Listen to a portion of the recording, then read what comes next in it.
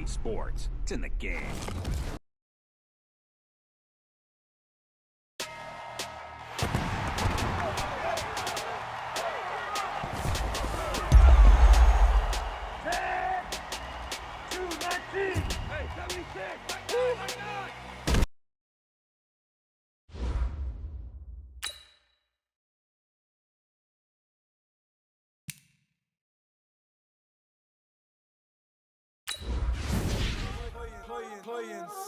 Ice on the wrist, fire on the wrist, roll on the wrist, watch how I flip, watch how I whip, roll on the whip, fire on the wrist, I never switch, ice on the wrist, fire on the wrist.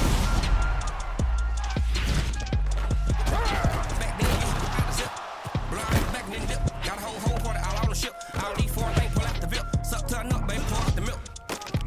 Blind back in the dip, got a whole party all on the ship. Suck turn up, baby, pour out the milk. In my pants, so you know how I drip.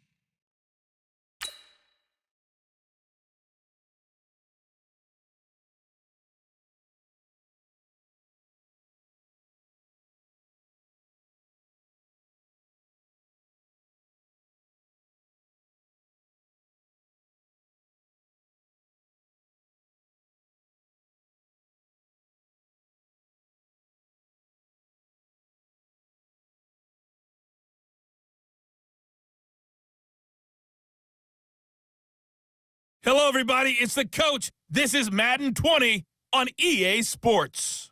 Up next, we've got what ought to be a great matchup between the Green Bay Packers and the Chicago Bears. With that, let's get out to venerable Soldier Field in Chicago. Standing by with the call, here are Brandon Godden and Charles Davis. Just a beautiful afternoon for football, Coach. They say summer is the time to live in Chicago. Well, that's extended into autumn as we are ready to roll under blue skies at Soldier Field. This was the scene a moment ago as the Bears emerged from their tunnel. Ready for football are they, and ready for football are we as the Bears get set to match up with Aaron Rodgers and the Green Bay Packers. Brandon Godden, Charles Davis, happy to be with you. And, Charles, we've got two teams who know each other extremely well. These division games, they tend to be battles. People scout like crazy in this league, but no one scouts more than within the division. Because if you win your division, you're automatically in the playoffs. That puts extra emphasis on these games, and they can't wait to get at each other.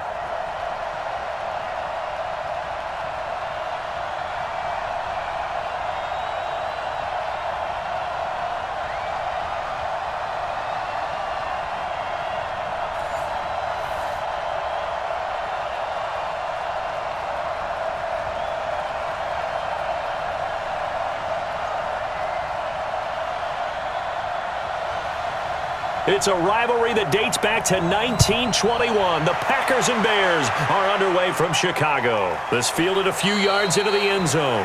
And no run back here. This will be a touchback, and it comes out to the 25-yard line. So here are the Bears now for their opening drive. They'll be led out by their 6'2" QB out of North Carolina, former number 2 overall pick. It's Mitchell Trubisky.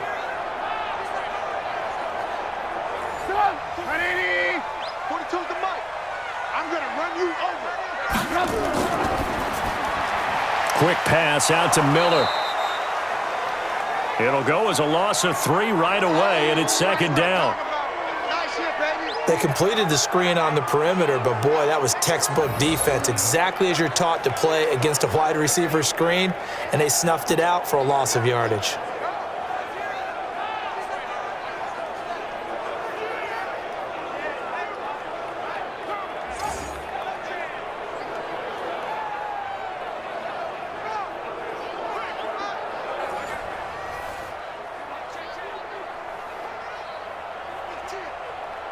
A 3-yard loss to start the drive. They'll look to make that up and then some on 2nd and 13.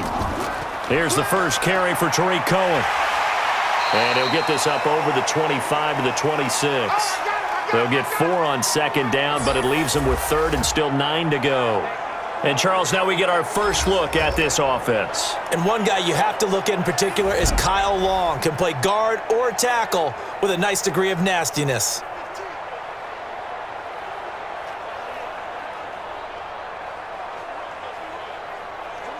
So trouble already here on their opening drive. This is 3rd and 9.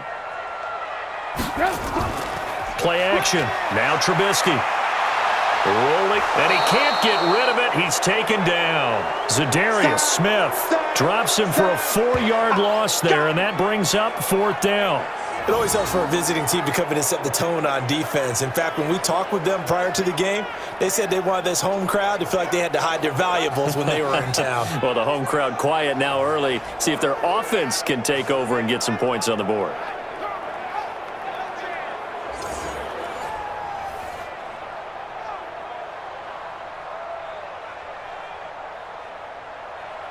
So on 4th down, on is the punter, Pat O'Donnell, to kick it away. Trevor Davis, deep for Green Bay.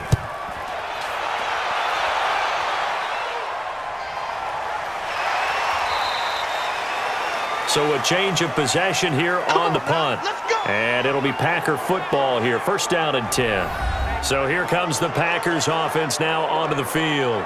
They'll be led out by their highly decorated quarterback, Aaron Rodgers. So pinpoint, so accurate.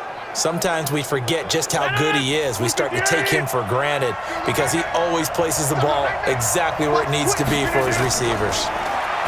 Throwing is Rodgers, and Graham's got it, complete. 5 yards on the catch there, brings up 2nd down. Quickly now, here's a look at the Green Bay offense. It's tough to be an offensive lineman in Green Bay because their quarterback, Aaron Rodgers, knows how to keep plays alive and often extends them for 3, 4, 5, 6 seconds. But David Bakhtiari, his left tackle, he does it as well as anyone could ever expect. Excellent footwork. Knows that the plays are going to stay alive for a long time. Often will get 2 or 3 blocks on the same play. 2nd and 5 after the 5-yard completion on 1st down. Now the man from UTEP, this is Aaron Jones. And they get him down, but not before he takes it across the 40-yard line. Give him 10 there, good enough for a Packer 1st down. Usually we see runs like this as the defense breaks down later in the game, but this guy is setting the tone early, running through all types of tackles and put the defense back on its heels.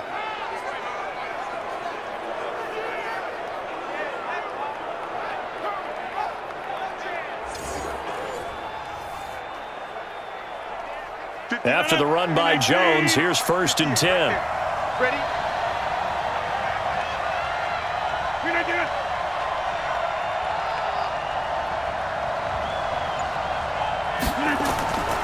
Now a handoff here to his running back. And he'll push this forward only to about the 42-yard line. Just a yard on the pickup there, and it'll bring up a 2nd and 9. And here are the Chicago defensive starters. Ha-Ha Clinton-Dix attracted a lot of attention when he was about to enter the NFL for his ability to play the football in the air. He's actually shown that he can tackle pretty well in the league, too.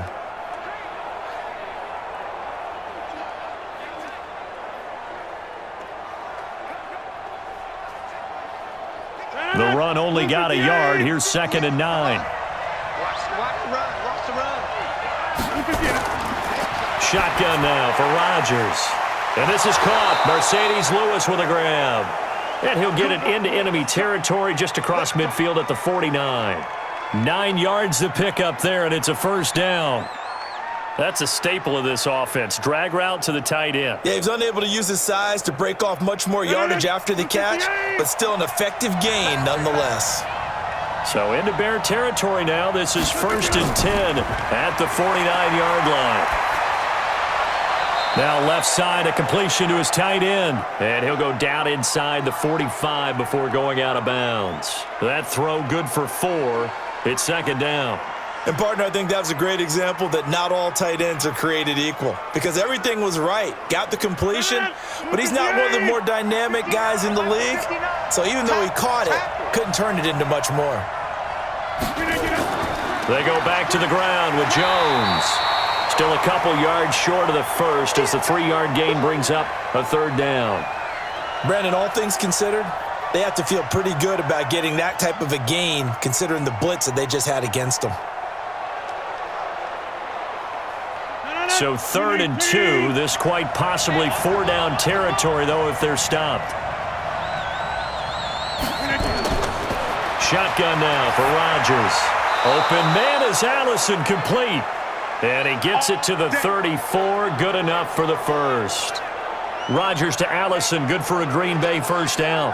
How about the start throwing the football? 4 for 4 on this opening drive. Oh, he's slinging it. And oftentimes when you talk about slinging it, you're thinking about a guy throwing it all over the yard, not necessarily accurately.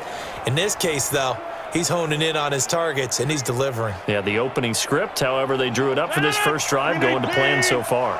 From the 34 now, here's 1st and 10. From the gun, it's Rodgers. Got a man, that's Allison.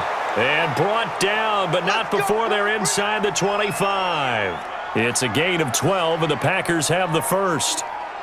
Well, they're piecing together a nice drive to start this one. Seems pretty scripted and pretty successful so far. And I think they did it without our help. Because you remember when we sat in the production meeting with them to talk about this, and hey, you know, how are you guys going to come out of the gate?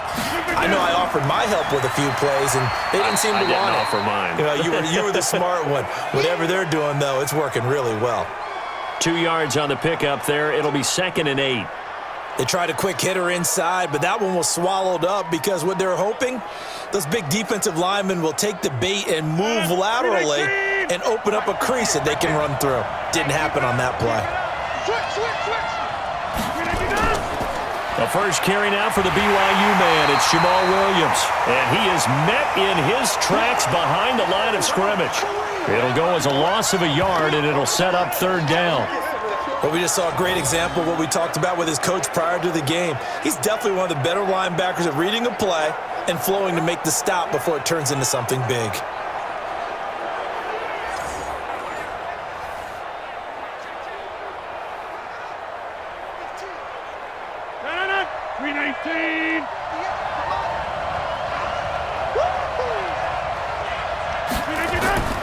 Throwing is Rodgers on 3rd down. He's got his man, Valdez-Scantling. And they are able to stop him, but he does take it all the way to the 2. They're able to convert on 3rd down, and that sets up a 1st and goal. Well, he did everything but get him in the end zone there, but now they're set up golden opportunity, strong opening drive, and they're knocking on the door. And the way that they did it, now look where they are on the field, all right? This is naturally set up for a running play, isn't it?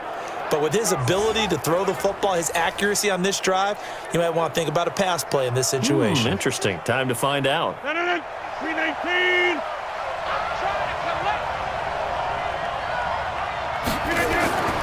Working from the gun, Rodgers. Looking end zone, but it's incomplete. Devontae Adams, the intended receiver. But it'll be 2nd and goal.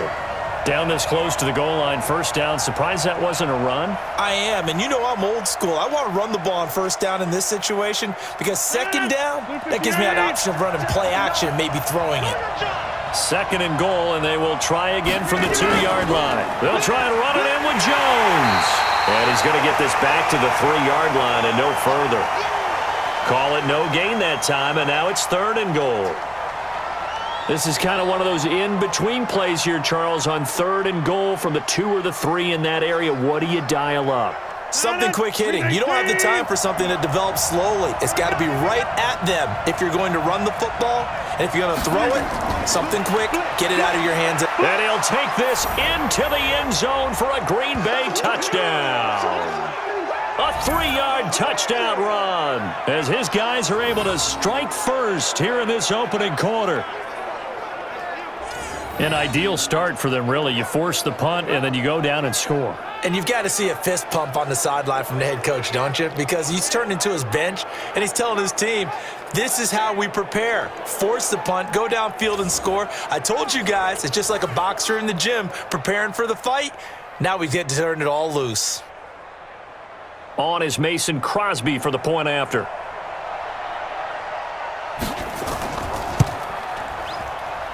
And it's good to make it 7-0 Packers. That one was an extended drive, 14 plays all told. And the last play in the drive was a touchdown run by Aaron Jones.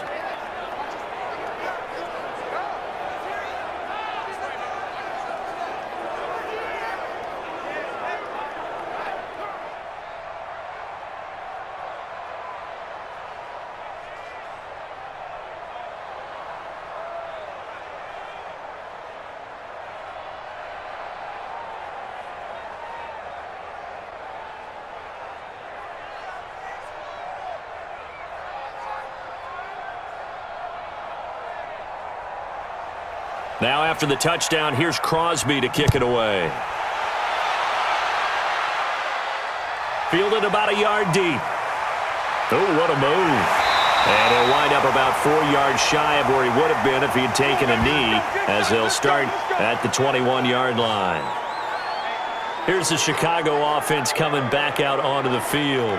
And on the first drive, 3 and out. And I know that these are professional athletes, but I would imagine sometimes you get the nerves at the beginning of a game still, don't you? Those don't ever go away.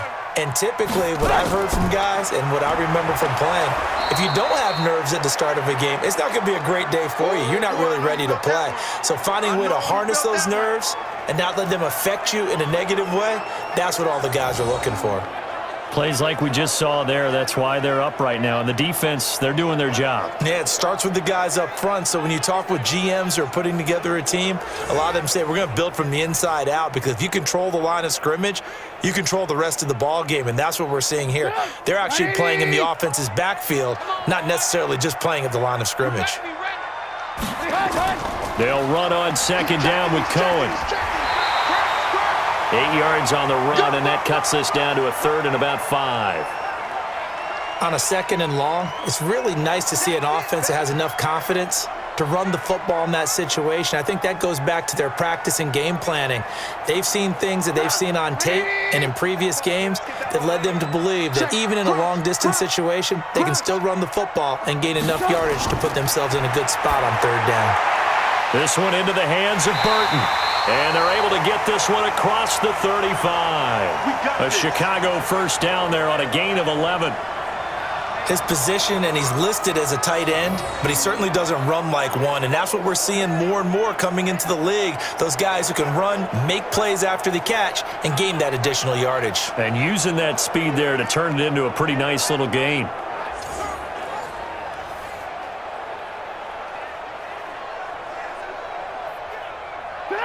Line of scrimmage, the 37 on 1st and 10. Here's Trubisky to throw. And his throw is going to be incomplete. He was trying to hit Taylor Gabriel that time. And it's 2nd down. And let's get a look at the Green Bay defense. Mike Daniels continues to get better and better with each year. A nice run stopper inside.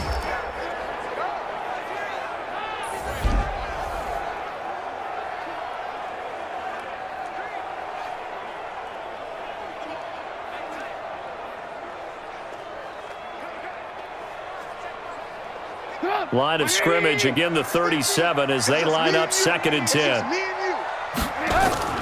The former Gamecock here. This is Mike Davis. And he's dropped right at the 40. Gain of 3.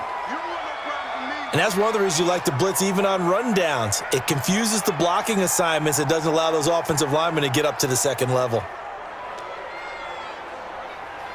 The Packers bringing in an extra member of the secondary here to try for the 3rd down stop. From the gun, it's Trubisky. Gets this to his running back, Tariq Cohen. And he'll be taken down, but not before he works it past the 50. A Chicago 1st down there on a gain of 11.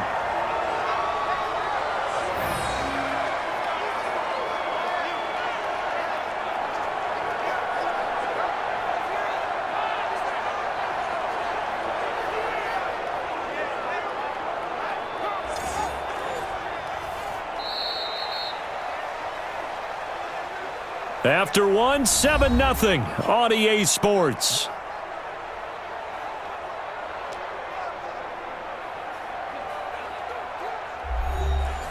So into Packer territory now. Here's 1st and 10 at the 49-yard line. You got 4. Able to slither by. All that, and it only nets him a yard. It's 2nd down. The goal of a wide receiver screen is get enough blockers in front to create a wall and let him pick his spot to run the football. How about the defense there, swarming to it and not allowing that to happen? Did not let him get downfield. 180! Watch tight. Tight end right. Hey! On 2nd down now. It's Cohen. He takes it down to the 42, a 5-yard run. And there's a run to be happy with. Good, solid yardage. He'll take that anytime you hand the ball to a back.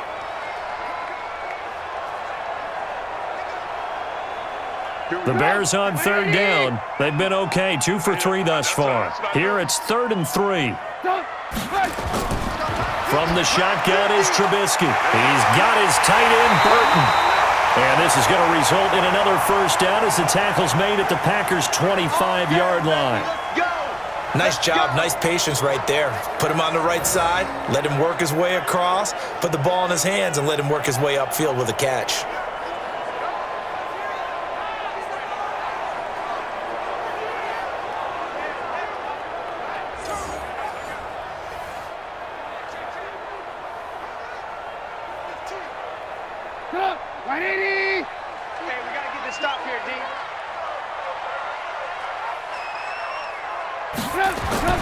On 1st and 10, it's Trubisky. Stepping up, he's going to keep it. Opted to run for it. The decision a good one. Picking up the 1st, getting 14 yards on the scramble. Partner, he was going through his progressions. Not there, not there. After about the 3rd one, he decided he better pull it down and run for it. And he slides down and avoids the hit for good measure.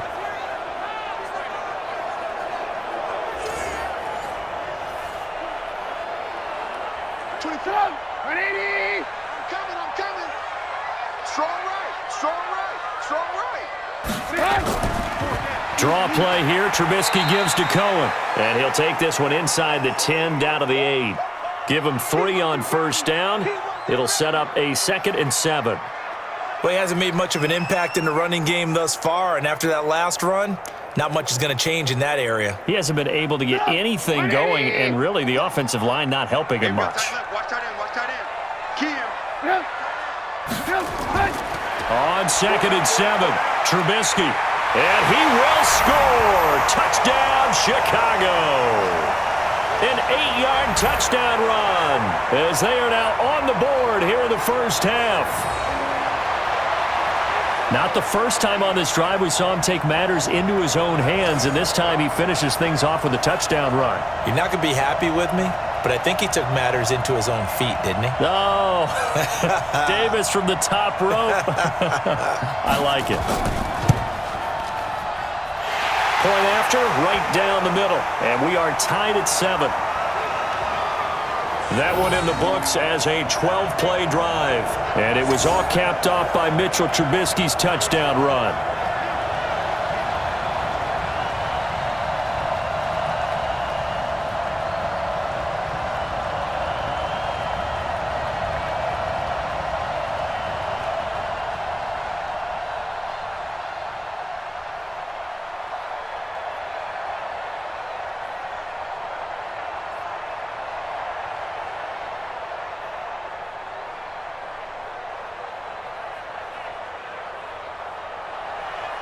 So all even at 7 now as they kick it away.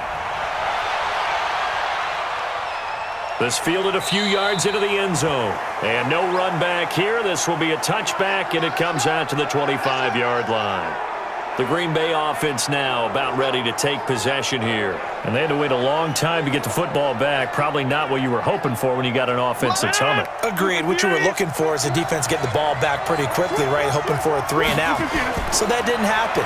You can't yell at your D for that. They've got to take care of their own business and reestablish themselves now that they're back on the field. And the first play of the drive there is incomplete. Had an open man that time, but ended up putting a little too much heat on it, don't you think, partner? Absolutely. Just needed a touch more air under it. Instead, he fired an absolute bullet. An incomplete pass leads to 2nd and 10 from the 25. Now Rodgers throwing again. And he finds his tight end, Graham. And they get him down, but not before he takes it across the 40-yard line. It's a gain of 16 and a first down for the green and gold. It certainly feels like there are more stars at the tight end position than there were even 10 years ago. And I think it's become more of a glamour position because of the ways it can hurt a defense, and guys want to be involved. They can be in line, close to the line of scrimmage. They can split out like receivers. But hands, route running, speed, and some toughness to go across the middle, you put it all together, you got a heck of a tight end candidate. On first down, Rodgers got an open man. It's Valdez-Scantling. 5 yards on the catch there, brings up 2nd down. An ex-teammate used to tell me all the time, I hate experienced quarterbacks because no matter what, you really can't hide what you're doing. And I think that right there, he knew right away where the blitz was coming from, where his primary guy was going to be, and he ended up going to a secondary target for a nice game. I was just going to ask you, that wasn't the primary target. He's so good at that, isn't he? I think he knew right away that he wasn't going to get to his primary guy. I think he read that as soon as he got to the line of scrimmage, knew where the pressure was going to come from, and said, I know how to beat that, and that's what he did.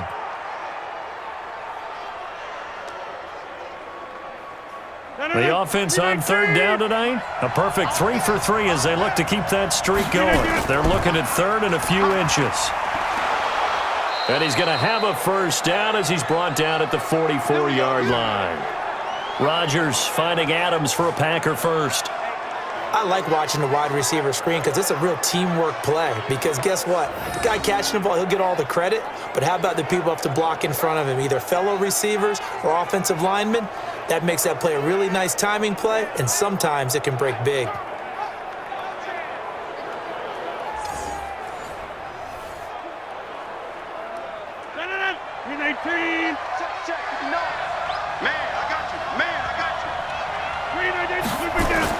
Now a first down carry by Jones. And he'll be brought down somewhat awkwardly here, and a late flag as well. I think this one's going to be a face mask. Officials so cognizant of that call nowadays, but that one looked pretty easy. Yeah, you're right. They took out of their hands having to wonder whether it's a 5-yard or a 15-yard, inadvertent or not. Now, it's a lot easier. You see it, you call it. And now it's 1st and 10. A big mistake, especially when you factor in the personal foul yardage. Into the red zone. It's Rodgers. Open here is Allison. That's complete. And he's going to get a solid gain of 9 before being brought down. 2nd and right at a yard.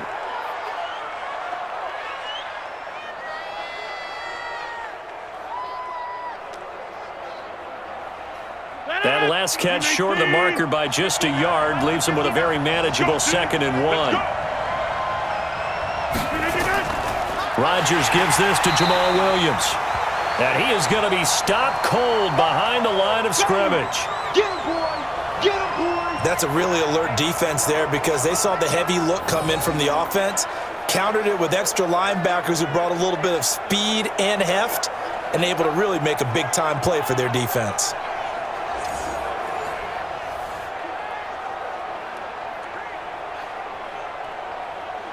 The Packers on 3rd down. A perfect 4 for 4 thus far. This time it's 3rd and 3. Operating from the gun. Rodgers. Blitz coming, and down he goes. The sack there by Roquan Smith. Man, he got in there so quickly, Charles. What could the offense have done to adjust and account for that? But what you're hoping is that you figure out and you see and get a clue that maybe there's going to be some pressure coming at you, and you change the blocking schemes. Maybe you go to max protection. The biggest one is maybe you bring your running back in to try and keep you clean. But in that case, that didn't happen. Zero accountability, and a sack resulted.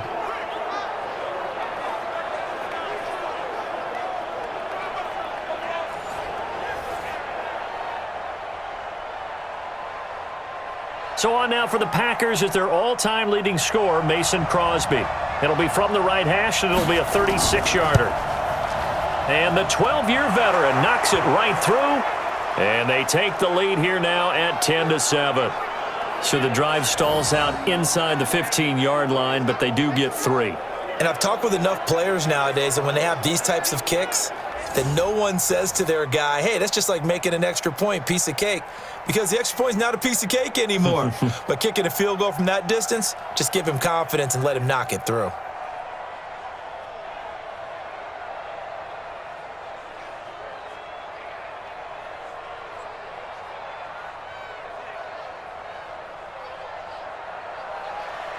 After the made field goal, now Crosby will do the kickoff duties.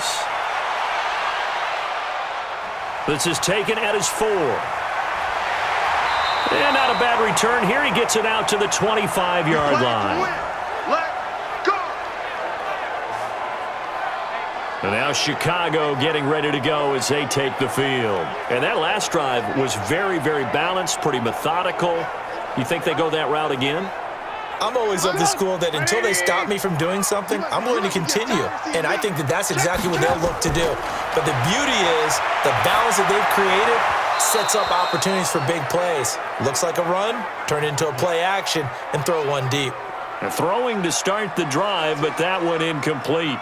Brandon, it looked like he had his hands on it for a moment, but let's face it, that was going to be a tough catch all the way because of the presence of the defense right there as he was trying to haul it in. Yeah, nice job to force the incompletion. An incomplete pass leads to 2nd and 10 from the 25.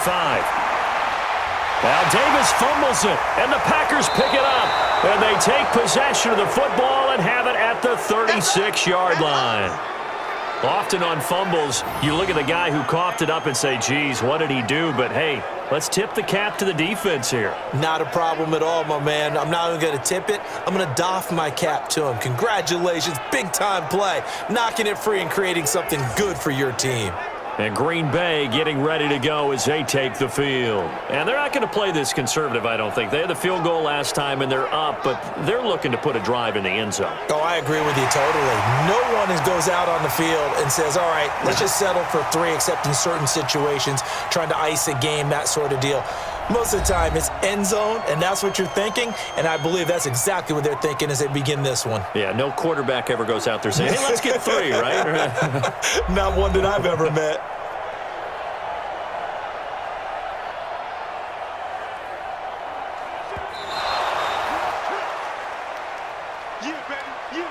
Line of scrimmage, the 37 on 1st and 10. 50, Mike's 50. Hey, man, watch the boot, watch the boot. Now Trubisky to throw. He's got Burton here. And this will be stopped at the 44. That one good for 7 yards. How about the timing on that one? Boy, they were in sync, weren't they? 3-step drop, ball's out of his hands, right to the tight end. Nice completion, just like they do it in practice. Able to get 7 on that first down pass play. 2nd and 3. On the carry, it's Davis. Just a yard on the pickup there, and it'll leave him with a 3rd and 3. That didn't appear to be a run blitz. He just darted in once he saw the run develop. That appeared to be a case of see ball, get ball. They don't need to run another play here before the 2-minute warning. Let's see if they do it anyway. Trubisky now to throw on 3rd down. Now Trubisky lost the football, and the Packers pick it up. He's got the lane, and there he goes. And he will bring this one back. A fumble return for a Green Bay touchdown. So the defense forces the fumble. They get the score, and a guy on defense becoming offensive there, Charles. And you know they love that. Any guy on defense loves to pick up the ball and have it in his hands and try and score himself. In this case, that's exactly what happened. He'll be singing in the shower post-game. Extra point try now for Crosby.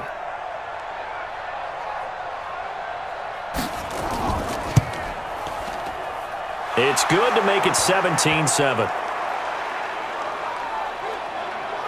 So not only the cough up, but then the pickup on the other side, the scoop, and the score the other way. The fumble return for a touchdown.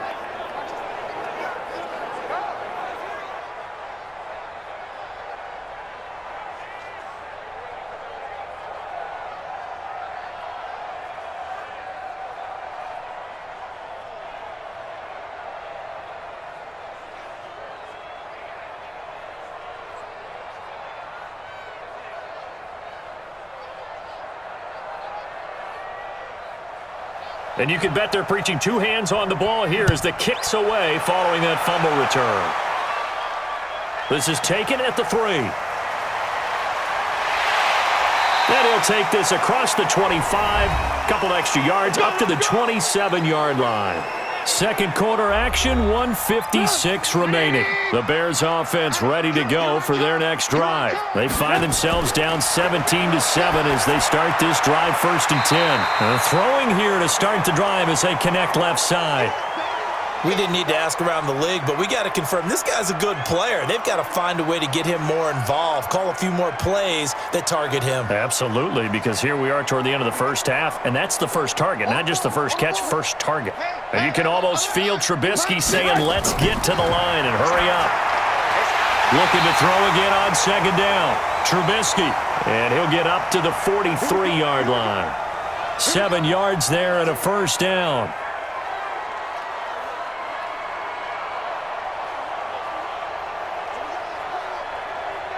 First down now, but that clock rolling. Play action. It's Trubisky. And that's going to be incomplete. Too tough to hold on to that one. It's second down. Easy to tell who they're targeting on this drive. He caught the first 2 passes, but then this time unable to hook up. But I don't think that stops them from continuing to go back to him, do you? No. I mean, they've got a plan. They're trying to execute it. And after that second catch, I saw him in the huddle. He said, hey, let's go back one more time. Didn't work there. To throw on 2nd and 10. Trubisky. He was trying to find Anthony Miller there, but now it's 3rd down.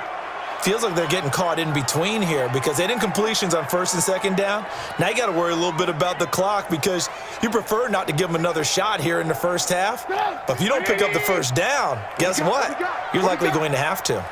Now they face a 3rd and 10 after back-to-back incompletions. Nowhere to escape, and he goes down. The Packers going to use one of their timeouts as they get the stoppage with a little over 50 seconds to go in the first half.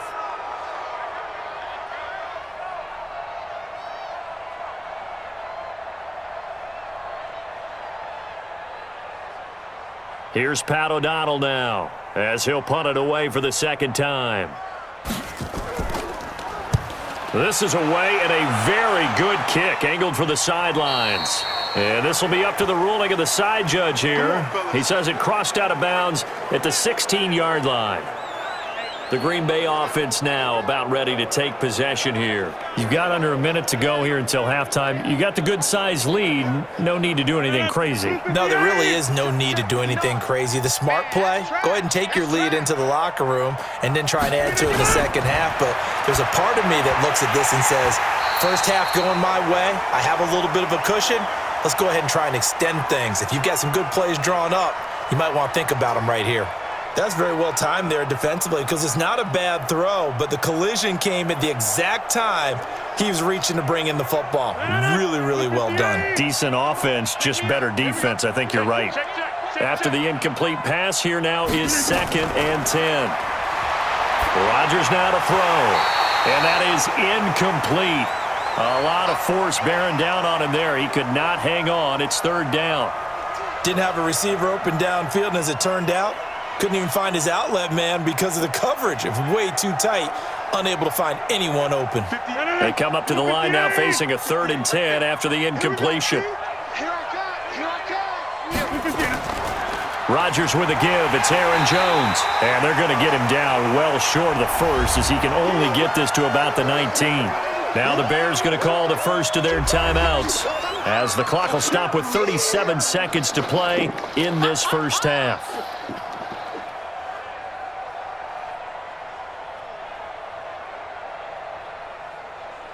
On 4th down, J.K. Scott ready to punt it away. Tariq Cohen is deep for the Bears. Oh, the Bears break through, and they block it. Now it's scooped up, and this is a live football.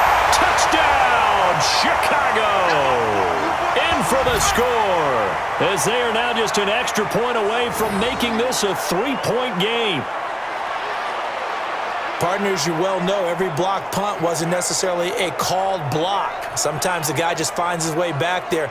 Doesn't matter. The play happens, and that one turned into 6 points because they handled it so well after the block. Pinheiro now to add the extra point.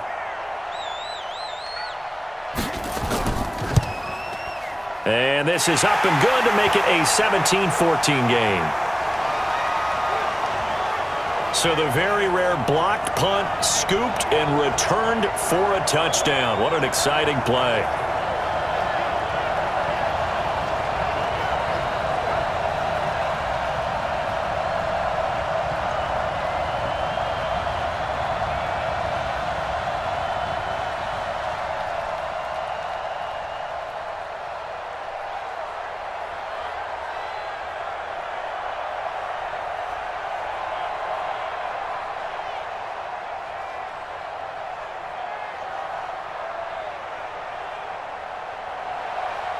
So just a 3-point game now as they send this one away. That's fielded in the end zone. And he won't return this one. He'll go down to a knee, and they'll start at the 25. And Green Bay getting ready to go as they take the field. You're under a minute to go here in the half. Field position not really in your favor, but still time to try and move the ball and get in field goal range. Yeah, you've got the lead. It's definitely a thought. Let's go ahead and try and increase it. But at the same time, I don't like the odds. I don't like where they are on the field. Got the lead. They've done well in the first half. Don't mess it up and go into halftime looking at each other wondering what if.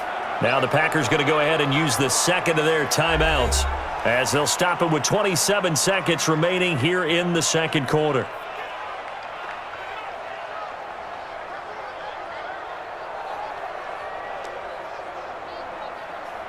The big play to start him out has him at the 45 already. From the gun, Rodgers. Nowhere to escape, and he goes down. Now the Packers going to burn their 3rd and final timeout as the clock will stop with 21 seconds to go here in the first half.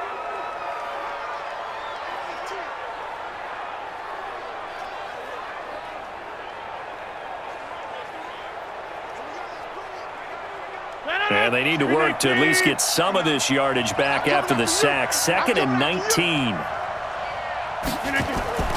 Now a draw play. This is Jones. A 4-yard pickup that gets him going forward, but still 15 yards left on 3rd down.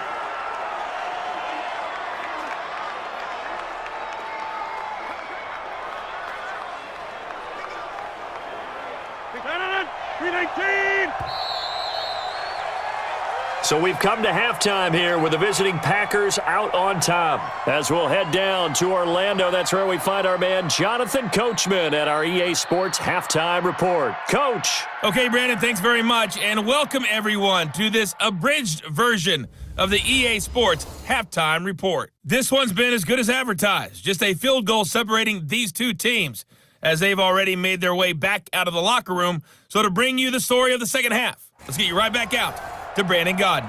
Thank you, sir. A field goal separates these two teams as we come back for this second half.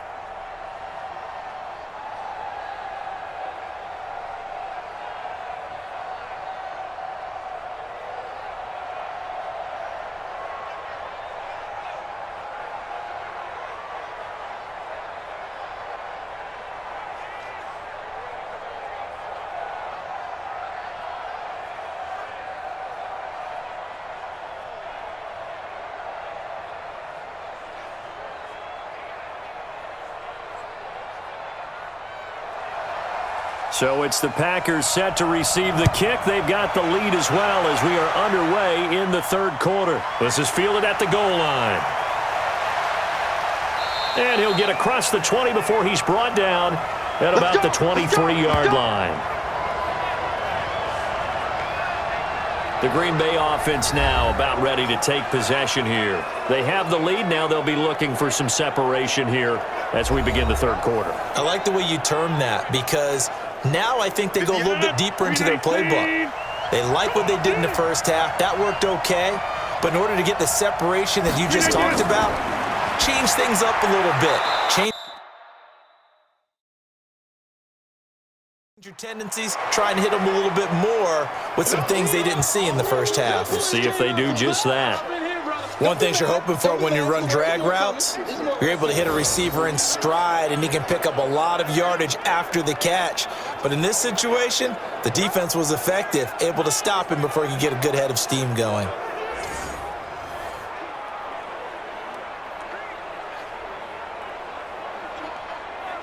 .4 yards on that last completion, so that sets up 2nd and 6.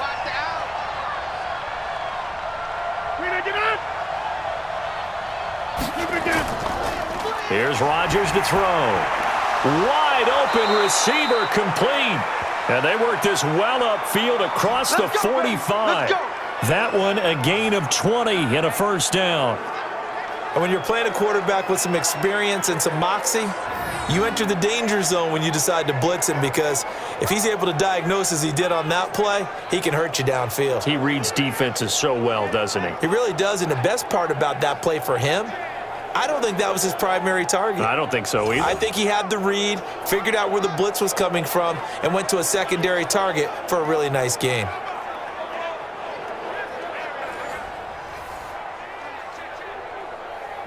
Rodgers now 12 of 16 thus far. It's 1st and 10. Now Jones.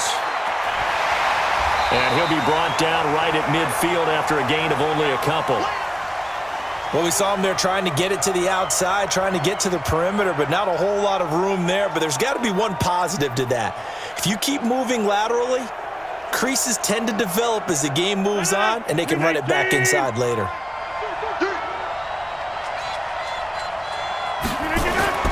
From midfield, here's Rodgers. He gets this to Devontae Adams. And he'll get it down here to the 43. The reception good for 7. It's 3rd down. In so many ways, throwing the hitch route is actually one of the safer things an offense can do. Get the ball out to the receiver as fast as possible, hope he's got man-to-man coverage, and hope that his athleticism wins on the perimeter. They'll try and run for it with Jones. And Jones is not going to have the first down as they stop him short. Call it no gain that time, and they're going to be left looking up at a 4th and 1. As usual, the hallmark of a good run defense, linebackers making plays near the line of scrimmage. Absolutely nowhere to run there.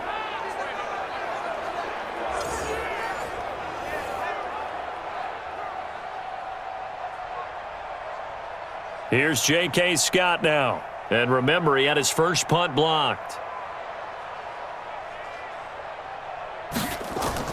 And now on 4th and 1, it's a fake. But he will not make the first down marker. That'll be a turnover on downs.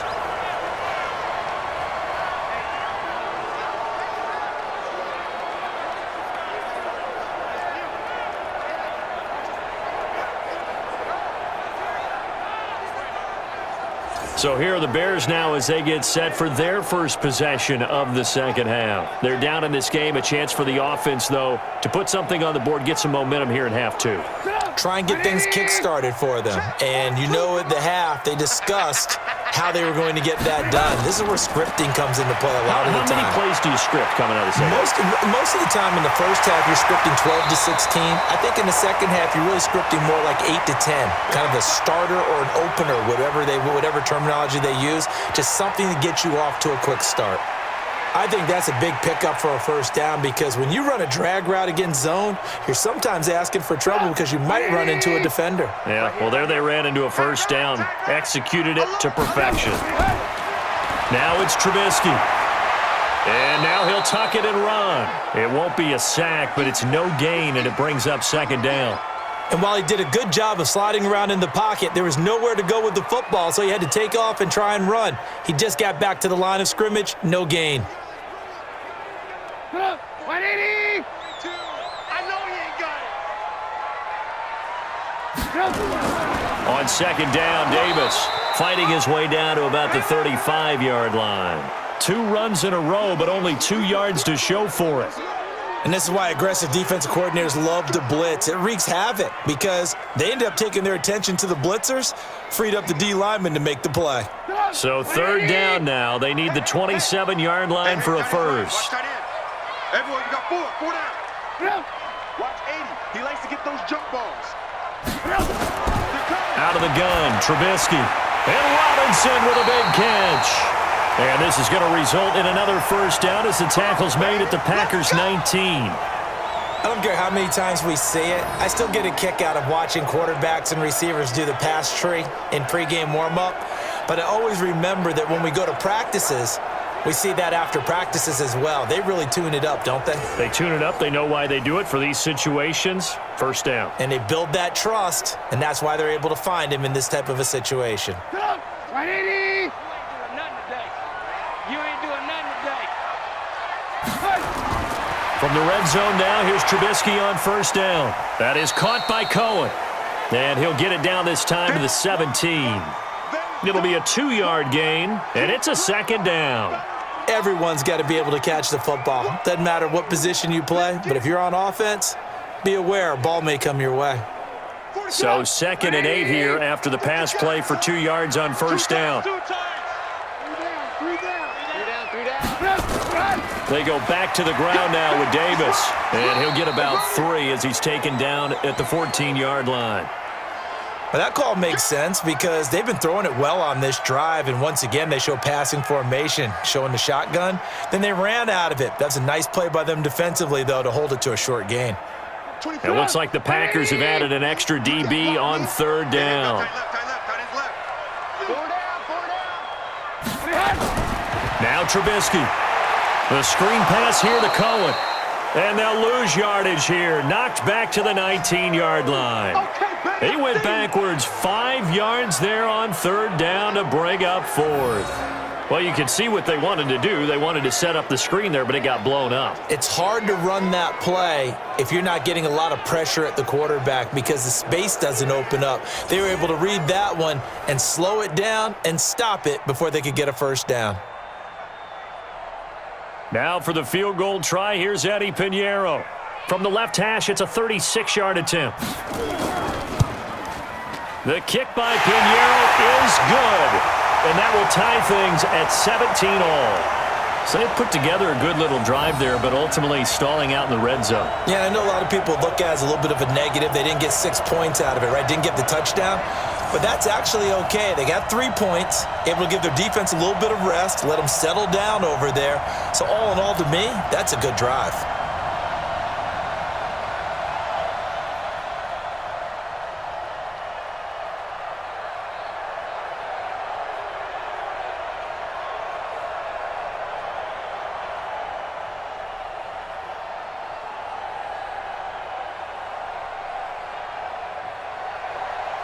So we're right back where we started, all even as the kick's away. Fielded about a yard deep.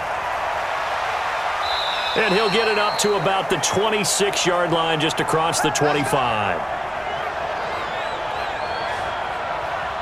And Green Bay getting ready to go as they take the field.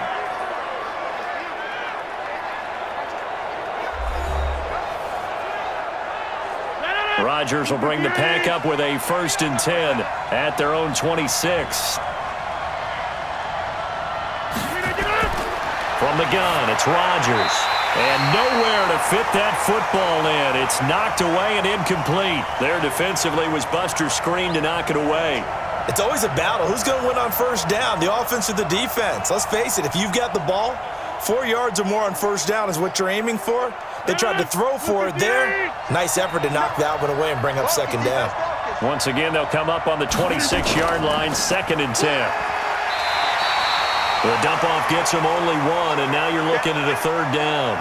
I know many people like to throw to the tight end, maybe in a little flexed out position because he creates mismatches with his size. But slot receivers do the same thing with their quickness, their speed, and their route running savvy. And it looks like we've got a dime set here defensively. 6 DBs in the game. Working from the gun, Rodgers. He's going to loft one deep left side here. And that is incomplete.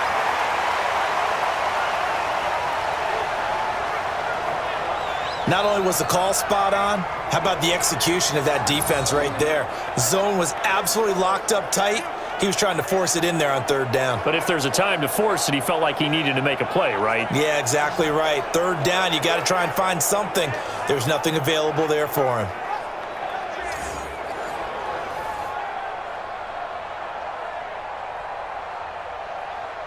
Here's J.K. Scott now. On for his second punt, and remember, his first one was blocked.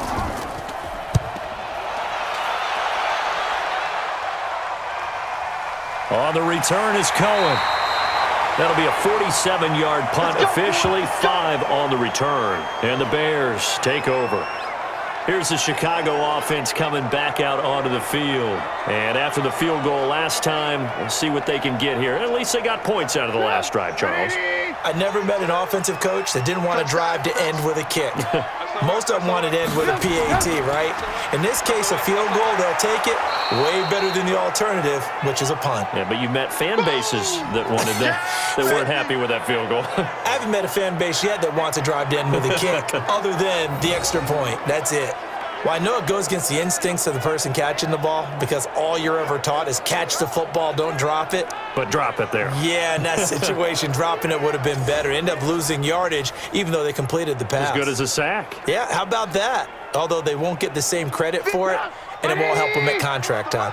A loss of a yard there to start out. That leads to a 2nd and 11. Here's Trubisky to throw. Sliding out of the pocket. He's going to take off with it. He'll end up getting 5 out of that, but now they're looking at third down.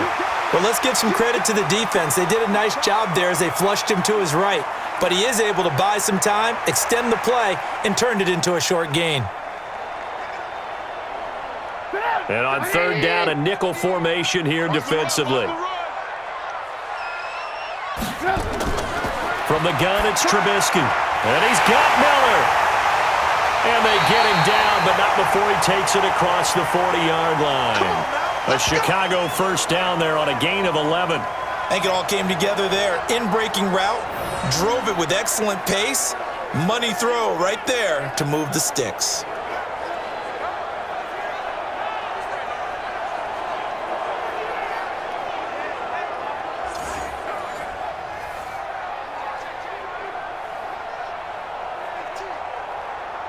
Trubisky now 12 of 16 thus far. It's 1st and 10. First down, a run with Cohen. And I think we've got a hold here. It's a 5-yard pickup for the moment. Let's see what our referee says. So on the big tight end, holding. Each and every year, we talk about very few tight ends coming into the league that are polished blockers or asked to do it a lot in college. So it's a constant struggle and a constant fight to learn how to do it without holding. A good pickup there of 20 yards. Let's go.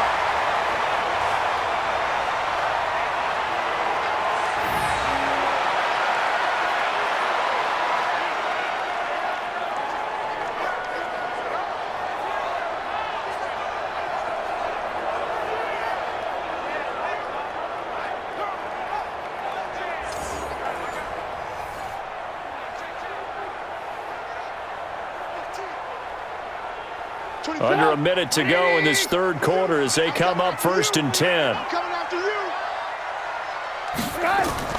Trubisky gives to Cohen. He'll get about 4 here, down to the 43-yard line. Tough first half for him, unable to put up the numbers he's used to producing. But with a guy like him, you and I both know it just takes a couple of explosive touches for him to make an impact on this game and on the stat sheet as well. The run got 4. Now they deal with a 2nd and 6. It's gonna be a long day. They keep it on the ground. This time it's Davis. And he is met quickly in the backfield. Down he goes, folded like a lawn chair. It'll be a loss of a yard, and they're going to have a third down.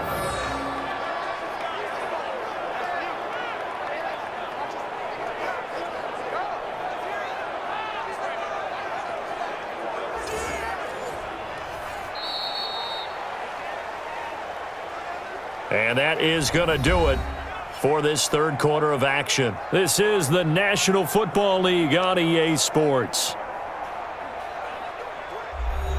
The Bears on third down, 5 out of 9 thus far. This is 3rd and 7. From the shotgun is Trubisky. Gets this to his running back, Tariq Cohen. And he got blown up, losing yardage on the play back at the 44.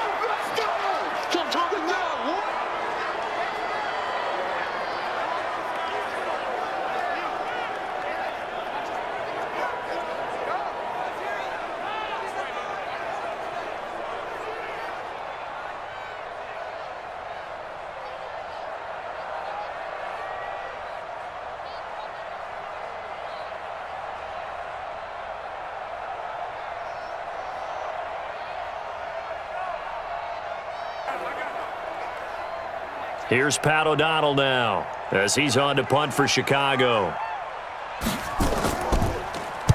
Averaging 50 yards a boot so far as this one's away. And that'll hit in the end zone. Much too much leg there. That'll be a touchback. Now trotting out there, the Packers getting ready to go. And a tight game after punting last time. See if they can get something going on this drive. As they head to the field now, with the game this close, you got to feel there's a sense of urgency for them going on offense right now. But they have to do it without letting panic creep in and affect their play. And he's able to get this one up to his 30 before he's out of bounds. 10 yards on the pickup there, and it'll be second down. Despite the blitz, they're still able to pick up a nice solid gain. The disadvantage of blitzing often alters the normal spacing and run fits and leaves creases like they were able to exploit right there. Let's go, D. Big series right here. We got to step it up. On second and very short, Rodgers. And Graham's got it. Complete. And they'll get it up just short of the 45 at the 44. 14 yards. Good for a Packer first down. Partner, it's a lot of fun watching the NFL now, isn't it? Because when the big fella runs routes, it used to be when we were kids, he'd run about 3 different routes, and that was it. Now he can run anything and catch the ball, as we just saw there. On first down, Jones.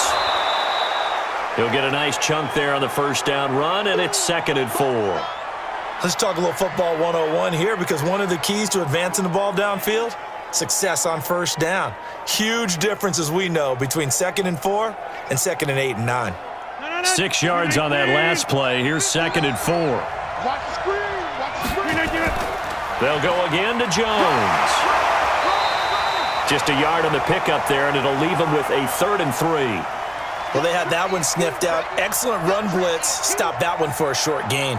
What makes a good run blitz a good run blitz? The ability to stay on task, to follow up your assignment, go to the gap you're supposed to cover, and not be deterred by anything else. Defense wins championships, baby. And they'll let their fullback try and push the pile. And he is tackled inside the 40, not quite to the 35. 13 yards, first down, Packers. Watching that run takes me back to something a famous old coach once said. Any player he wants on his team, he wants him to be agile, mobile, and most definitely hostile.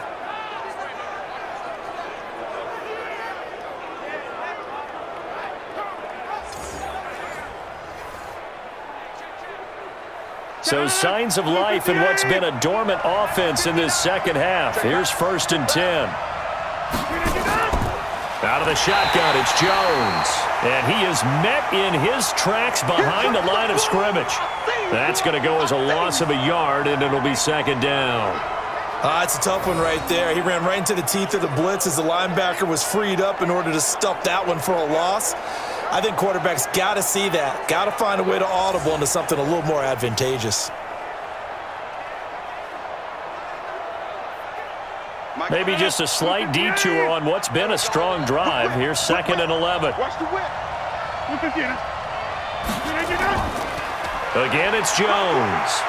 And he'll slice his way down to the 30 with a pickup of 7. That was play number 7 on this drive, and it got him 7 yards.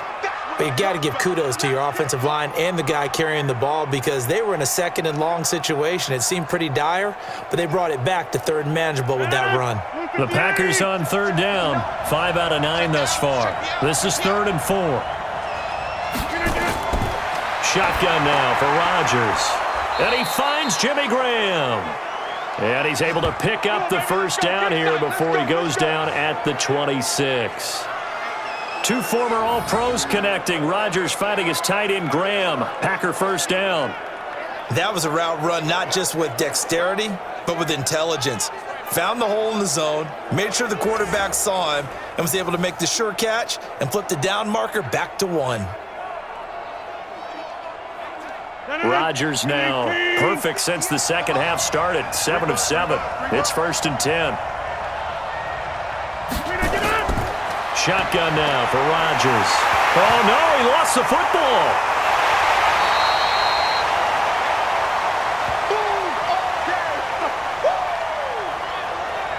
On plays like this where the ball comes free, it's often unusual for the team that lost it to get it back because this is the quarterback. The ball gets away from him. Everyone else is trying to execute what they're supposed to do on offense. They're usually looking in the other direction, downfield, or have moved away from him. In this case, though, a teammate is able to come up with the ball.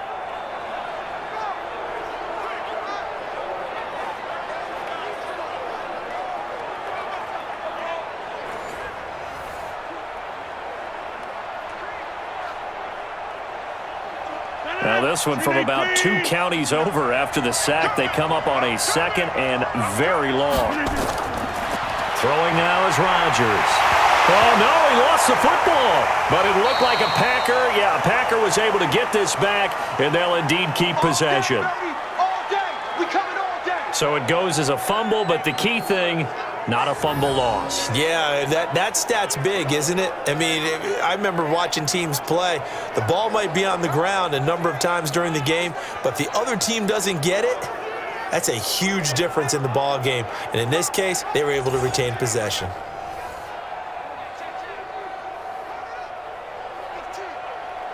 So 2 disastrous running plays, and now they face a 3rd and very long. Rodgers now. From the gun, he'll throw. Oh, the pressure too great, and he goes down once more. Khalil Mack. Who else? He's in there for his 4th sack of the afternoon.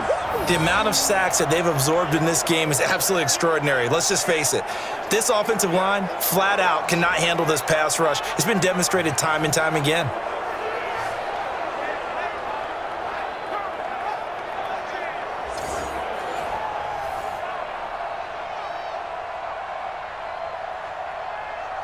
Here's J.K. Scott now. Remember, though, he did have one blocked earlier. And he uncorks a beauty. Best of the day. And did they keep it in? They did. They kept it in. It's down close to the goal line at the 1-yard line. You rarely call your punter a weapon, but he certainly was there. How about that? Pinning him down at the 1-yard line and helping out the defense in a big way. I'm telling you what, if I'm a defensive coordinator, I might be thinking safety right now. And now Chicago getting ready to go as they take the field. They're going to have to go at least 50, 60 yards here if they want to ensure that they don't have to punt the ball like they did last time. Yeah, so what you're saying is we're not playing to just get out of the shadow of your own goal line, right? You're playing to make sure the punter doesn't see the field again, so he's not picking up a couple of first downs. Oh, and he's not going to make it out of the end zone. The push too strong, and that'll be a safety. Well, I don't know if careless is the right word there, but bottom line, here in the 4th quarter, tie game, you can't do that. You sure can, Brandon, and not only do you give up the lead, now you've got to turn around, punt it away from your own 20 as well. So it's really a double whammy with time starting to become a factor.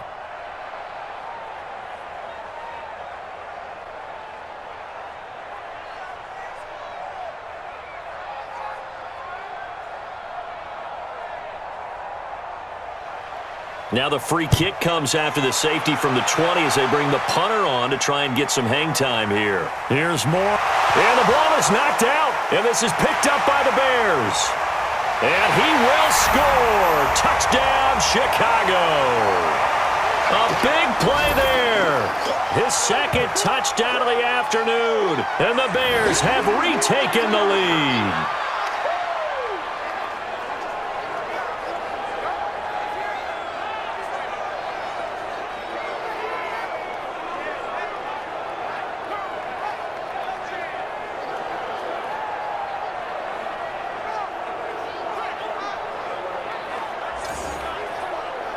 Pinheiro now to add the extra point.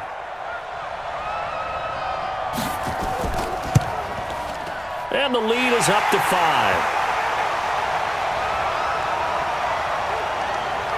The scoop and score, always an exciting play in football, and we witnessed it there, grabbing it off the ground and then rumbling it into the end zone for 6.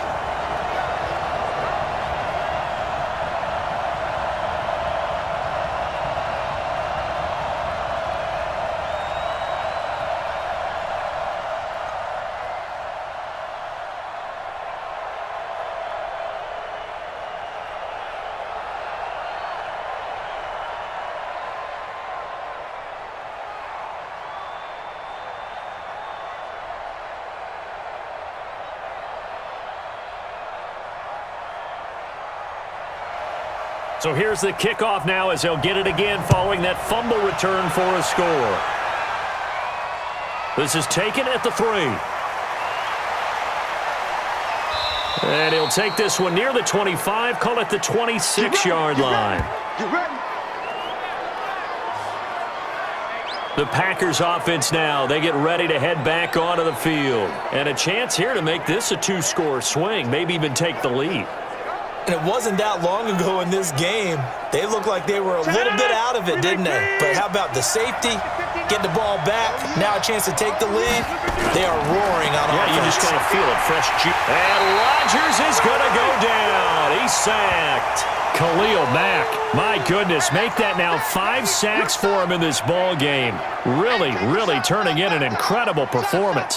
This has been a tough one for this offensive line. It appears almost like they've been on roller skates this entire game, the way they've been pushed around. 6 sacks given up in this one.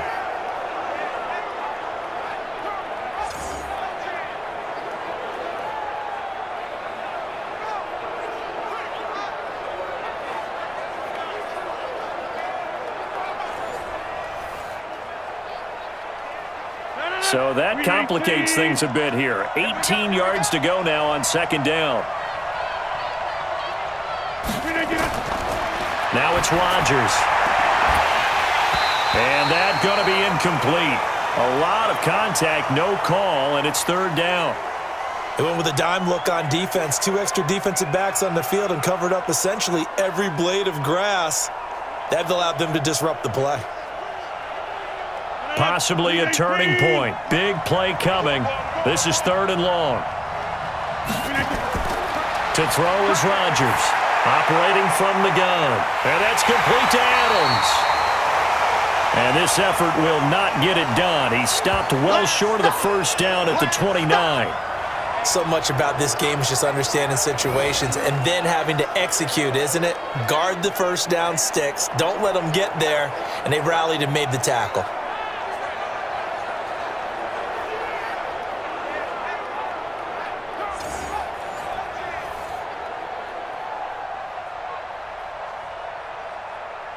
Here's J.K. Scott now as he's on to punt for Green Bay.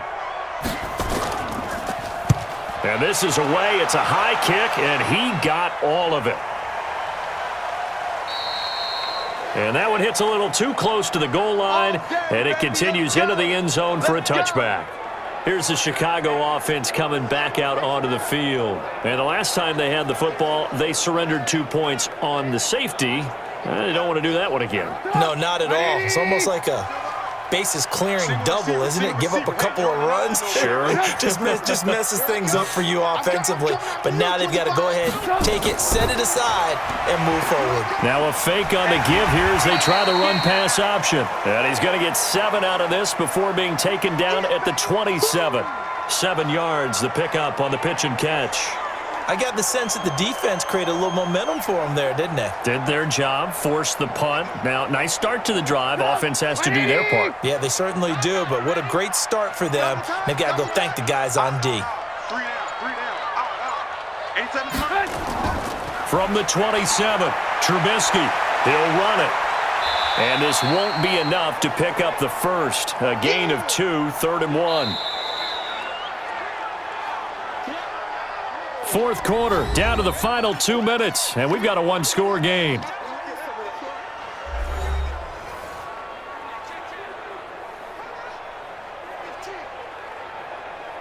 So the Bears with the football here as we welcome you back.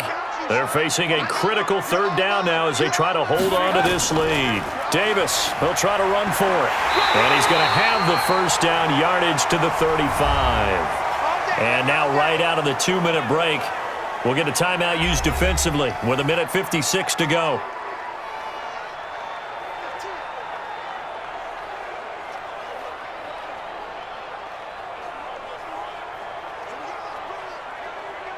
Not totally home free yet, but it's looking good as they come up 1st and 10. Under 10. Here's Davis now. And I think this defense knew what was coming as he is smothered behind the line. And whistles, and we're going to have another stoppage of play as they call the timeout on defense with 1:53 left.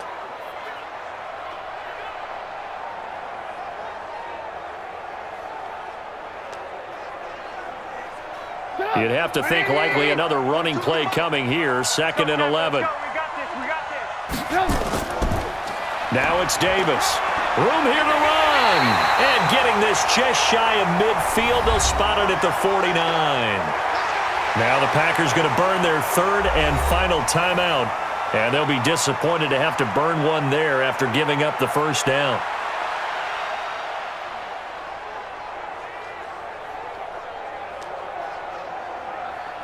Two first downs have them up near midfield now on 1st and 10. It's Davis on the counter. Oh, Davis lost it. It's loose. And this is going to be Packer football. So the defense there, opportunistic. It's nice to give them credit, isn't it? Because so many times it's more a matter of what the offensive guy didn't do. He didn't secure the ball, didn't cover up. In this case, let's just give credit to where it belongs. Knocked it free, made a big play. So now Rodgers in the pack. Down by 5. 1:44 to go. The late fumble gives him unexpected new life as they come up 1st down.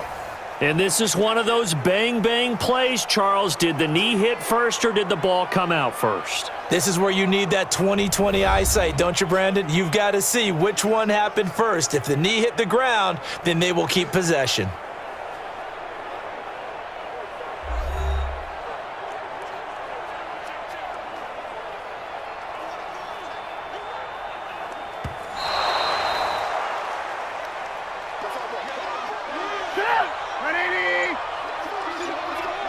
Partner, they're less than 2 minutes to go in the game, which means that this challenge was initiated by the fellas in New York.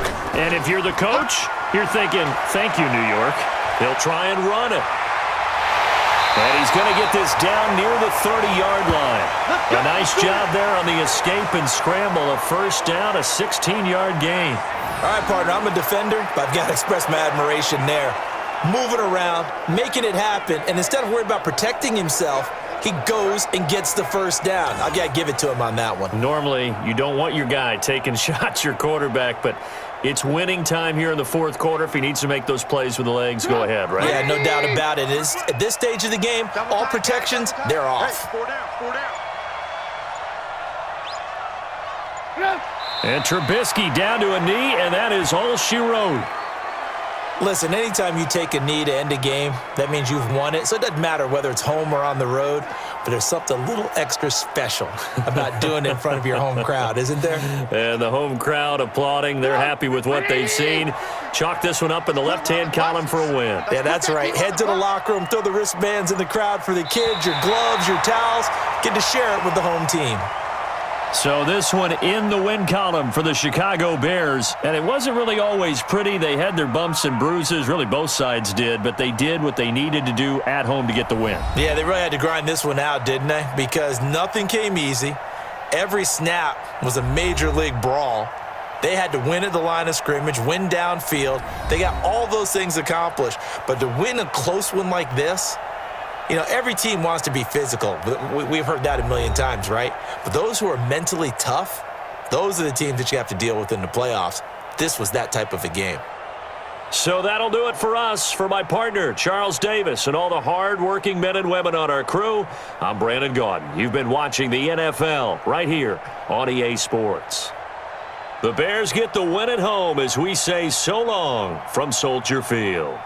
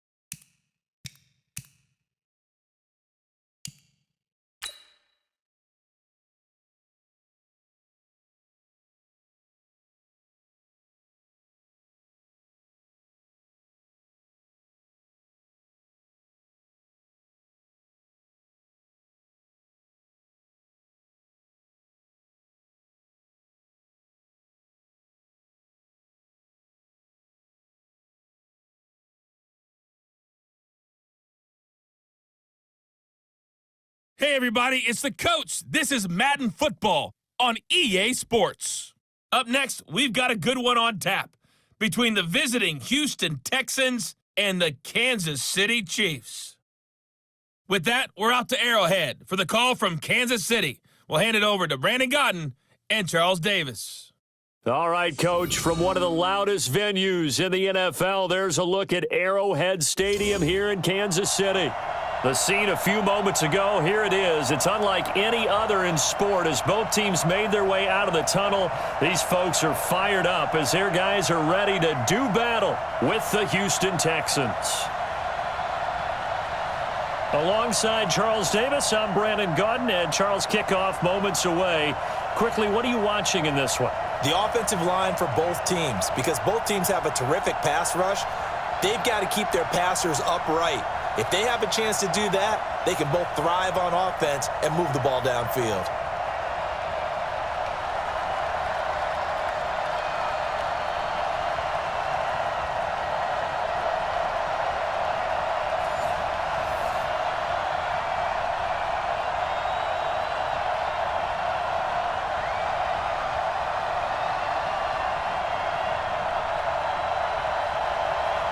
Here's the kicker, Harrison Butker, ready to get this one started. And into a sea of red, we're underway in Kansas City. This will be taken in at the 1.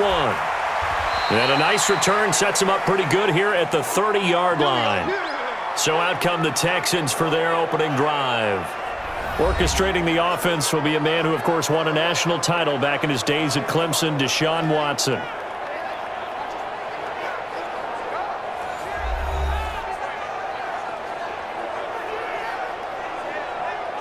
So 1st and 10 now from the 30. Watson. And this one complete to Will Fuller.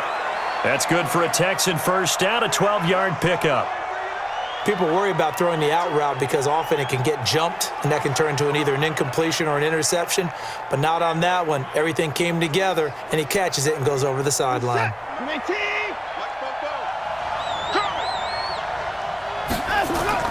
Watson on first down. And the coverage terrific there as that's knocked down and incomplete. Will Fuller was the intended target, and that'll bring up 2nd down. And let's take a look at the Texans offense. So let's all work together on this one because it's natural to just watch the football. But I want all of us to watch the center of this offensive line, the center and the 2 guards. They've got to be able to control the point of attack, and they didn't do such a good job on that last play. Plenty of opportunities to redeem themselves. They'll have to take advantage of that and start to make progress.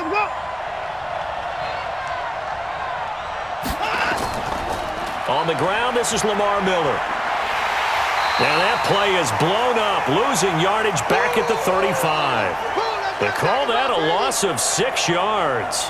And it's 3rd down now.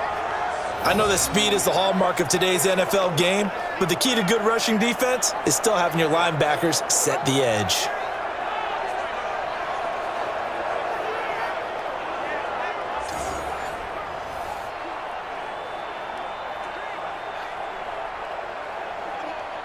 Now on 3rd down, an extra DB out there for the Chiefs.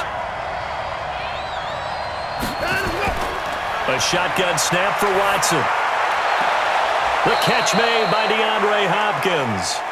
And he'll be out of bounds after getting this one across the 40. The completion good for only 6, and that'll bring up 4th. Timing is everything, and they work on this cut all the time. They work on all the timing patterns, and this time it paid off for them. Worked him to the center of the field, cut it to the outside, ball's delivered, gets both feet down for the completion. And the punt team on now as this one's sent away. And a nice special teams job here. This is going to be down inside the 10 at the 7-yard line. Absolutely love the flexibility of these punters. Their leg drive, able to get it way up in the air, and that allows the punt team to get down there and down it inside the 10 because they've had some time. Here's the Kansas City offense now as they get set to take over.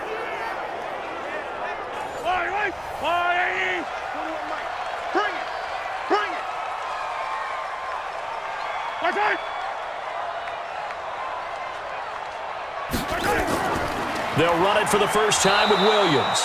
Trying to find a lane, but instead he'll get back to the line of scrimmage and no more. J.J. Watt, the one that gets him down. And he got off the end there very quickly to make that play. Yeah, it was almost like the bullet train, wasn't it? I mean, just zoom. Quick, quick, quick. And what a terrific play, holding them to no gain.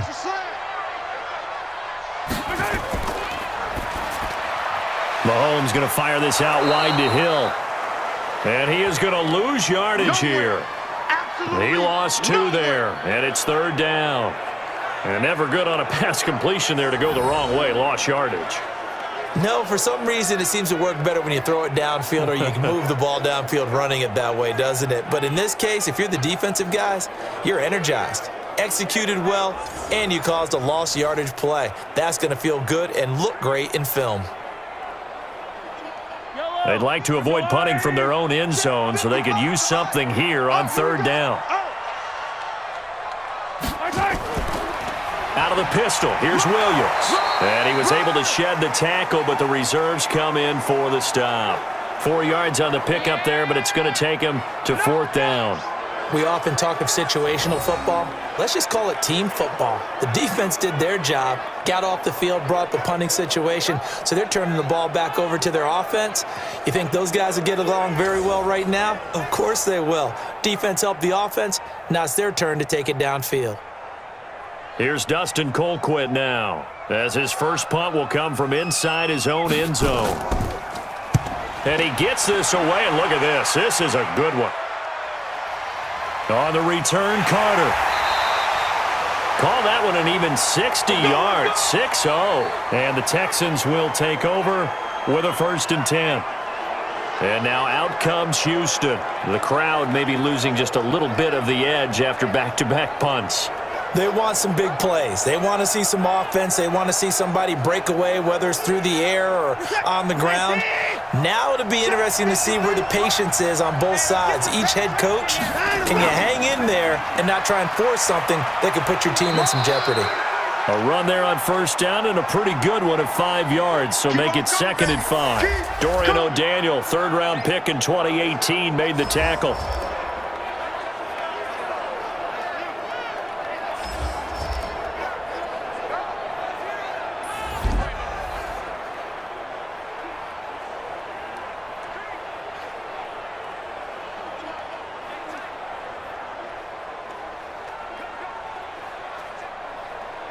After the pickup of 5, here's 2nd and 5. Go, go, go. Shoot. Watson going to give this one to Miller. And this time not as successful, as he'll get back to the line of scrimmage and no more. They'll say no gain on the play there, and now it'll be 3rd down.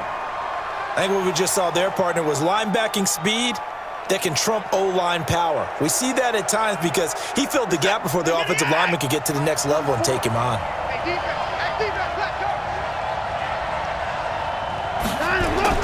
From the gun on 3rd, Watson. And an alley to run. He may try and run for this. Deshaun Watson, so multi-dimensional, able to scramble for the 1st. We just saw a nice example of why teams often bring in baseball guys to teach quarterbacks how to slide in key situations. You want to protect your franchise guy. Make sure he doesn't get hurt. He did exactly that on that play. A perfect slide to avoid the big hit and pick up a 1st down.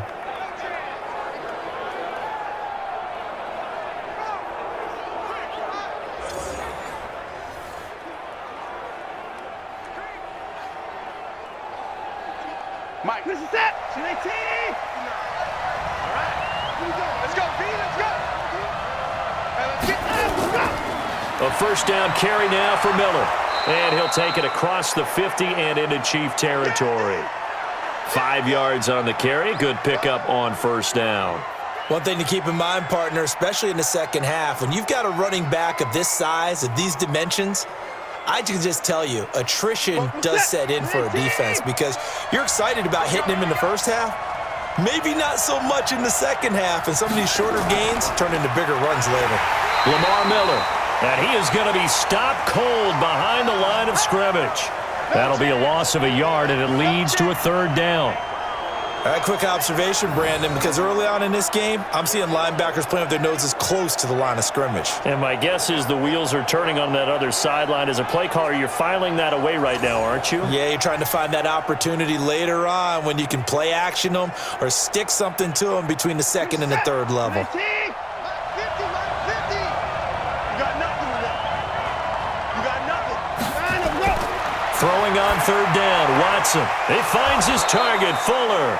And he'll be brought down with a 1st down as the tackle's made at the Chiefs' 36. All right, let's just go ahead and walk through this one pretty easily, right? Blast off the line of scrimmage, get downfield to a certain point, usually around 8 to 10 yards, turn around and make sure the quarterback sees your numbers and set yourself up for the pass. A well-executed curl route by Charles Davis.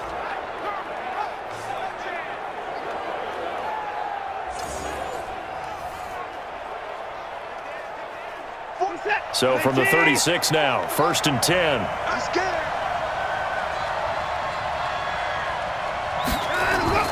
Play action for Miller. Now Watson. It's complete to Fuller. A fresh set of downs on a gain of 13 there for the Texans. Well, they obviously read man coverage their partner, and he got downfield, broke down the defender, made him What do you think. mean by that? He made him think he was going to run a different route. Probably thought he was going to take it upfield. Then he curls back inside for the completion. Keep tight end, keep tight end. 3 down. On first down, it's Watson. He finds Hopkins complete. A minimal gain there on the 8th play of the drive. It's a game of matchups, and that's why you take your receivers and move them around a bunch, especially your best guys. And when they work out of the slot, you often hear the coaches talk about how great it is because it gives you a two-way go. You can break out or you can break in. That makes it hard to defend. They only got a yard out of that last completion, and that makes this 2nd and 9. Watson with a give to Miller. And he is met quickly in the backfield. Down he goes, folded like a lawn chair. That backs him up 1 yard and brings up 3rd down. And the big fella stuffed that one up in a big way. I think doubling him has to be a priority because you can't move up to the next level if you don't take care of him first.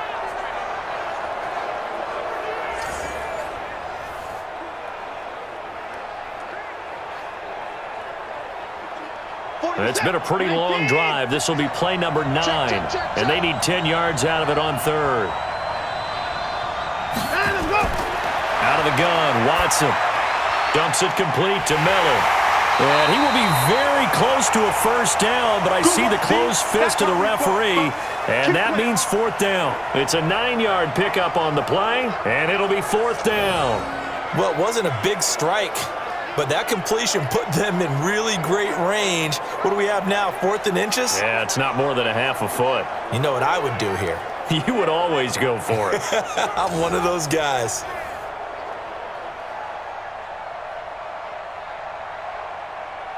So on 4th down, Texan kicker Kaimi Fairbairn comes on.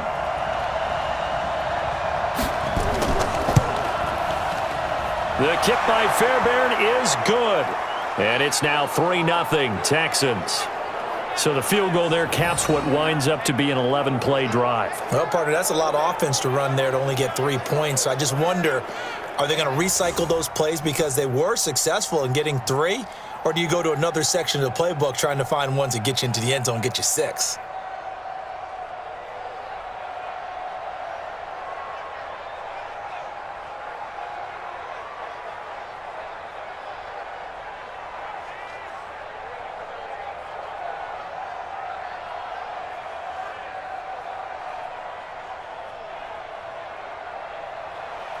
Fairbairn now following the made field goal. He'll send this one away. Fielded about a yard deep. And the decision to bring it out, a good one, as he's up a yard or 2 shy of the 30. And now here comes Kansas City. And they'll certainly be trying to do better than that first drive where they went 3 and out. And sometimes the first drive is just simply to settle nerves. You know what it's like at the start of a game with the emotion. Guys a little bit jumpy. But you do. Oh, you understand the same way. It's just like us calling one, right? Making sure we ease into the game, let it come to us. Well, you went and 3 now and they out. have that opportunity. No, you didn't go 3 and out. I went 3 and out on that first drive. I'll try to do better here. And he'll be out of bounds across the 30-yard line. 5 yards on the catch there, brings up 2nd down. Well, they're unable to convert that into much, but it's never a bad idea to try to get the ball into a tight end of his caliber's hands and see what kind of disruption he can cause. 2nd and 5 after the 5-yard completion on first down. On the counter, here's Williams. And he stopped immediately there. They'll say no gain on the play there, and now it'll be 3rd down. So nothing there that time, and maybe you need to look to the O-line. They weren't able to create any space. No, they weren't, and you know as well as I do, as many offensive line coaches we've ever met, I think that'll be addressed loudly when those guys get to the sideline. And they're usually loud and big. Now Mahomes. He is going to find Hill here. And he'll be out of bounds, but able to get it up past the 45. Give him 15 yards on that one. Kansas City has a first down. I don't care who you put on him. He's going to be a handful in one-on-one throws. Yeah, right now you're right. They're in man-to-man. Maybe needs some safety help. I would say that'd be a good idea. Double team him somehow. I'm going to have to make someone else beat me rather than let him shred my defense.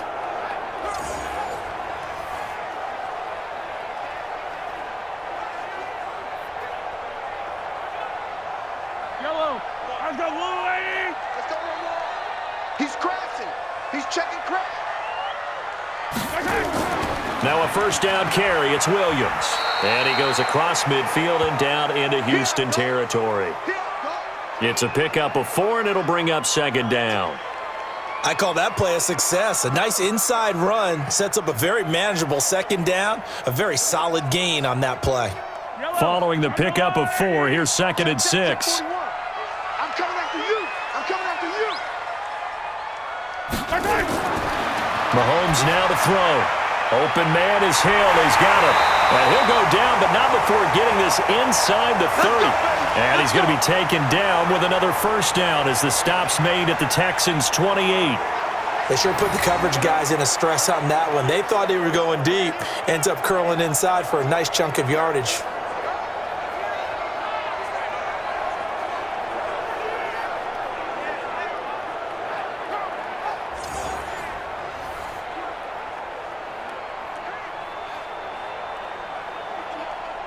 Yellow. 180. Let's go deep, tighten up.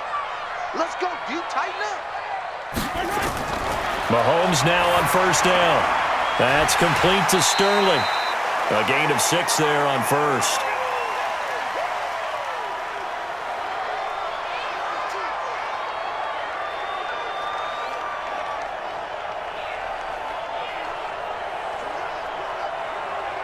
Six yards was the pickup on the last completion, so here's second and 4.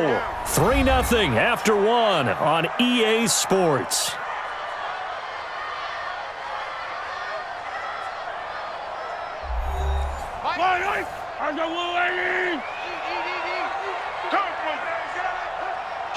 Kill. Off the draw, here's Williams. And he got half of what he needed there, 2 yards, and it'll bring up a 3rd and 2 more.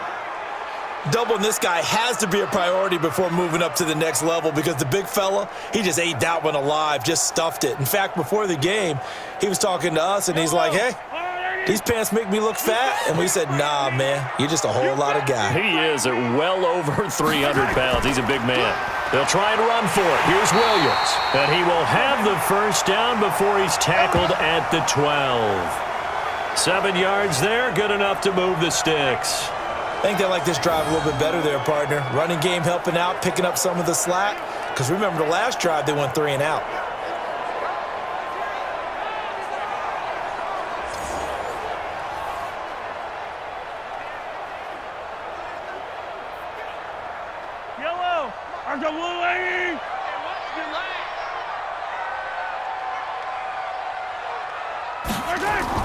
Throwing on first down is Mahomes. And the tip there altered the ball flight, and it falls incomplete. It'll be second down. Well, we're not playing 3 yards in a cloud of dust football anymore. I kind of get why those old school coaches sometimes didn't want to throw the football. Because if it's popped up in the air, it almost turns into slow motion, and both sides trying to get to the football, and you're holding your breath wondering whether it's going to go good or bad for your team. On second down, it's Williams. And once again, not much running room, if any at all. Call it no gain on the run there, and now they'll be looking at a 3rd down. And Brandon, every running back wants to use their speed in order to get out in front of things. Sometimes you just have to be patient, let blocks develop. On that play, that didn't happen. The Chiefs on 3rd down. They've been okay, 2 for 3 thus far. This is 3rd and 10. Mahomes going to throw. Toward the end zone, but that's going to wind up incomplete. That's a good job there creating the contact to force the incompletion. And now, since it's 4th down, that should set up a field goal situation. And a nice sigh of relief defensively to be able to hold them to 3. So on 4th down, Mahomes off, Harrison Butker on for the Chiefs field goal. And Butker able to put this one through. And that will tie us at 3-3. A dozen plays on that drive that ends with the field goal. Let's go ahead and break out some of the old chestnuts here, right, partner? Keep the ball in front, rally to it, and make the tackle, right? No big plays given up, no balls over your head. Bend, don't break. Hold on. Chestnuts? You like Come that on. one? What does that mean, break out? Just because you break chestnuts? I'm not sure about that, but I'm just going with why they said that. I have no idea.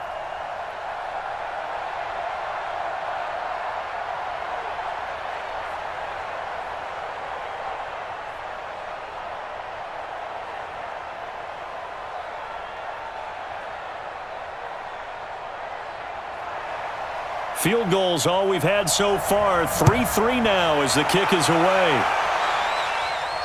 This one fielded at the 5. And he'll take it past the 25 and up to the 28-yard line. Out comes the Houston offense as they get set to take over here. And they had 3 points last time, but they didn't want 3 points because they were well within range of scoring a touchdown. We'll see if they can do better now. I'm with you on that one. Let's just go ahead and be frank about the whole thing. The only one happy about the 3-point kicker. Exactly. He put it through the post. That's going to help him at contract time. But that offense, they're thinking, let's get in the end zone this time. I don't know if that helped him at contract time. You could have kicked that one through. I don't know about that. Toe bash. I don't know about that. Toe bashed it. Super toe. Usually the offense has an answer to anything a defense throws at them, including a safety valve, and that's what they did on that play. They went there, but the defense still made an excellent play and held them to no gain. Had the completed pass, but for no gain, stopped right at the line, so it's 2nd and 10. They'll run with Miller. Call it a gain of 4, and it'll leave them with a 3rd down and 6 to go. Well, if you're a football guy, that's a pretty run because everyone is in sync right there. Obviously, the guy carrying the ball, but how about the people up front? Leverage, athleticism, they created some nice space for him. The Texans on 3rd down. They've hit 2 for 4 thus far. This will be 3rd and 6. From the gun, here's Watson. And an alley to run. He can run for it, and he will. And they get him down, but not before he takes it across the 40-yard line. Give him 10 that time, escaping the danger, running with it, and picking up a 1st down. Now, that definitely hurts because the mindset is getting a 3-and-out there, and they don't get it done. They give up the scramble and a pickup for a 1st down.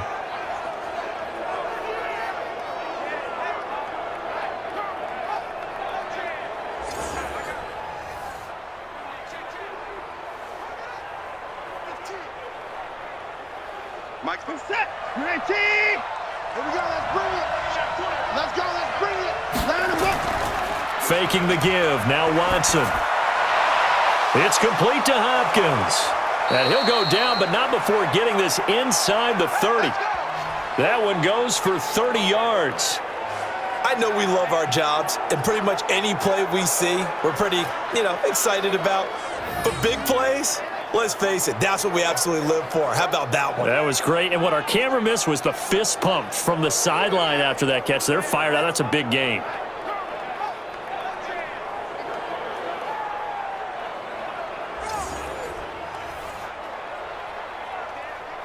So now then, the big play has them all the way inside the 30 now, 1st and 10.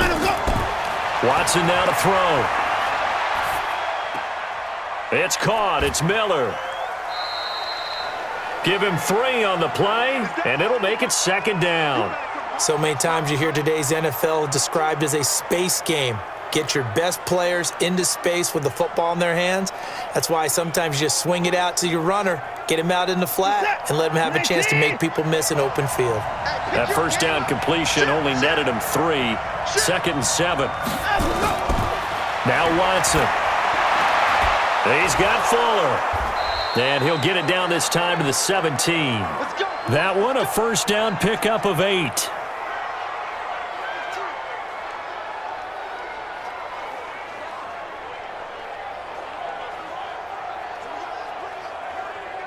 This offense finding its legs now. Here's another 1st and 10.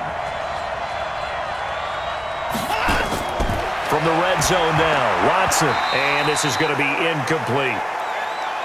Maybe a little over-anxious in the pocket there. He just didn't look comfortable on that throw. No, he didn't because it wasn't his normal fluid delivery. And I think you might have had it right. Wasn't really confident with what he saw downfield and almost felt like he wanted to pull that one back. So after the incompletion on 1st, now 2nd and 10. Throwing again is Watson. Looking middle, and it's incomplete. The coverage good that time by Kendall Fuller. So back-to-back incompletions.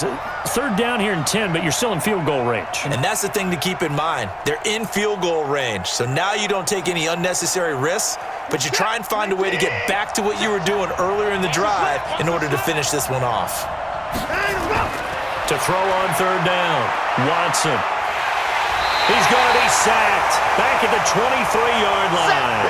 Colin Saunders in there to drop him for a 6-yard loss, and that will lead to fourth down.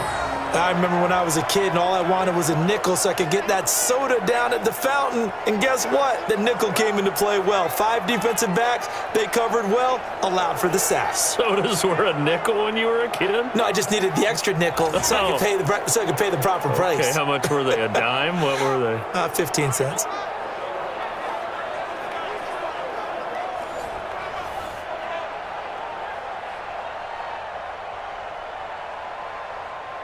And for the second time tonight, this field goal unit comes out here. He connected on his first. This time it's 39 yards away. The kick by Fairbairn is good. And they will take the lead here in this battle of field goals. It's 6-3. So we're trading first-half field goals. No breakthrough on the touchdown front. We got a 6-3 game. Yeah, and I know so many people look at a game through offensive eyes, right? They want to see how the game's played that way. You know how I'm going to view it, right? The defenses, to me, have responded well in this game. Like what I'm seeing from them, both of them hoping to keep it to field goals and not give up big touchdowns.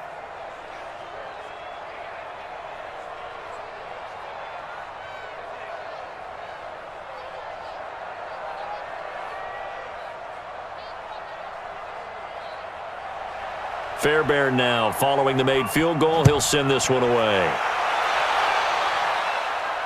That'll be taken in the end zone. And he'll elect not to return this one, so they'll bring it out to the 25 on the touchback. Now the Chiefs offense, they get ready to head on the field. And last time they got 3 points, but it was a chip shot field goal. And when you go to the sideline after a chip shot field goal, maybe the offense not too happy. It's a balancing act, isn't it? Because you're exactly right. They're none too pleased that they didn't punch it in for 6 points. But they also have to remember they did put points on the board. 3 points is 3 points. And in this league, you take points when you can get them. Not easily done. Give him 5 on the carry there, and it'll be second down. I call that play a success. A nice inside run sets up a very manageable second down. A very solid gain on that play. Ball on the 30. They'll come up with a 2nd and 5. On the toss, here's Williams. Officially, it will go as a 1-yard loss, and that's going to lead to a 3rd down. Another example right there how this defense really is winning the entire game at the point of attack. Yeah, right there at the line of scrimmage because they are dominating it. It allows their interior guys to get upfield and spill into the backfield. So how are you going to combat that? You know, people say bring in your tight end, keep him in. Your running backs, they have to step forward.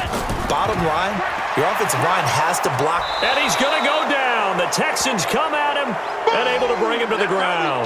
Zach Cunningham rolling in to get the sack. Now, we talk about players blitzing all the time. I often laugh and sometimes call it just straight-ahead pursuit.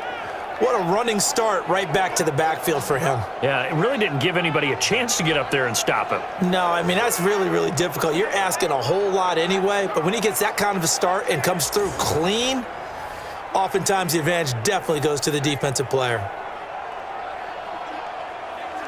Here's Dustin Colquitt now, as he'll kick it away for the 2nd time.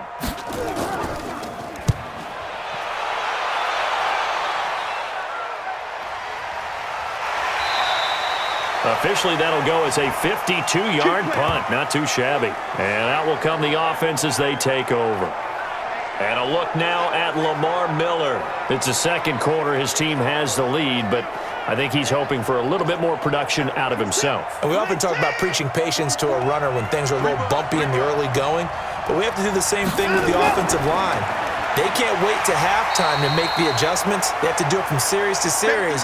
So those surface tablets come into play. Check out what the defense is doing and see if they can find a better way to run it. So they search for that patience here now. Officially nothing on that last run. They'll try again, 2nd and 10. Now a play fake, and it's Watson. Here's Fuller with a catch. And he's brought down after a very nice gain. A gain there of 21 yards.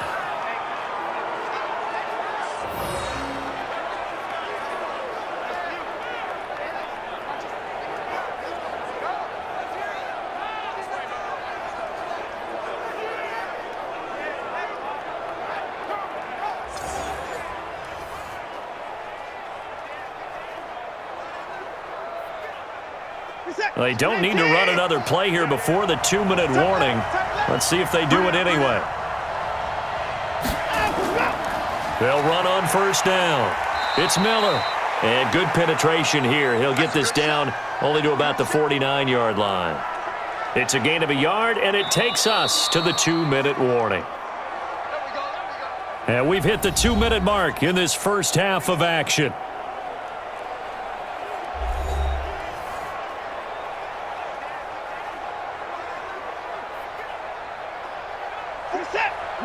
We remind you that coming up at halftime, we'll take you to Orlando and Jonathan Coachman. Coach will have highlights and analysis of this first half, one that's featured no touchdowns as of yet on either side. So his job's a little bit easier for this halftime report. Need to give the coach some highlights here. Yes, we do. They try to throw on second down, but this one is incomplete.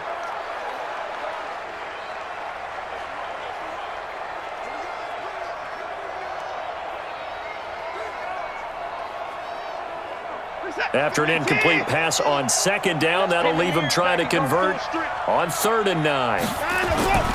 Watson.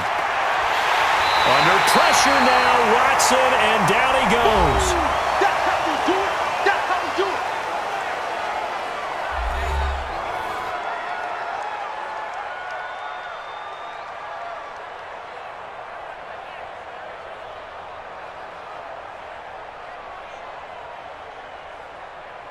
The Texans send the punter out as he'll punt it away for the second time.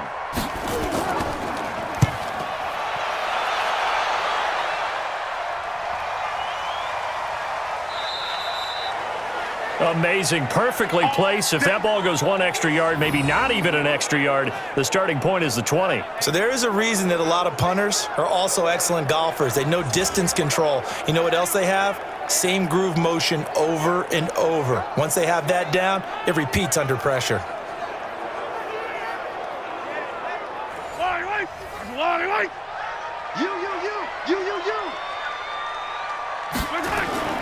They fake the give. Now Mahomes. He's going to float this one deep right side. And that will be incomplete. Would have been a big hitter if they had connected.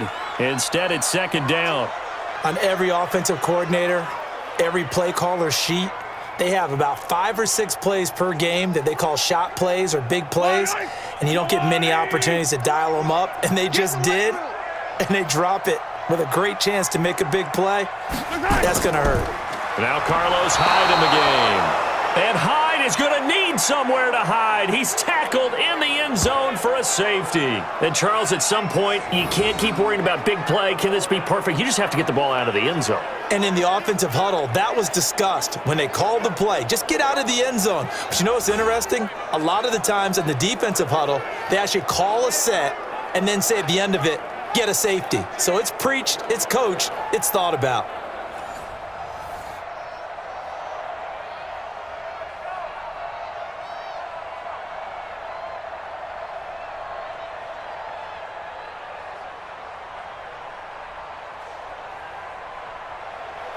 So free kick situation forthcoming from the 20 as they'll punt this one away. And an alley to run. Let's go, boys. Bring it up. And now out comes Houston. They're out in front. Last time they had to punt it away. We'll see if they can add to their lead now. They don't want to go out and punt it away again. This team now wants to get a cushion, put people away. They want to run their offense and have it end up in the end zone. So they'll come up 1st and 10 now from the 33. A shotgun snap for Watson. He completes this into the hands of Miller. It's a gain of 6 on the play, and that'll make it second down. And just in general, Charles, on a play like that, how tough is it for the defense to account for a running back essentially being a receiver downfield? It's very difficult, especially if the running back has skills like a receiver, and you're aware of that before the game even begins. So throughout your practice sessions, you're going to want to be aware of him. Where is he lining up? What can he do? What kind of damage can he do to us downfield? And who can match up with him without weakening our overall defense? You're exactly right. It's a tough task to match up to him. And now the throw going to Fuller, and he's got it. And he'll be taken down at the 46-yard line. Now the Texans will burn the first of their timeouts as they'll stop it with exactly a minute to go before halftime.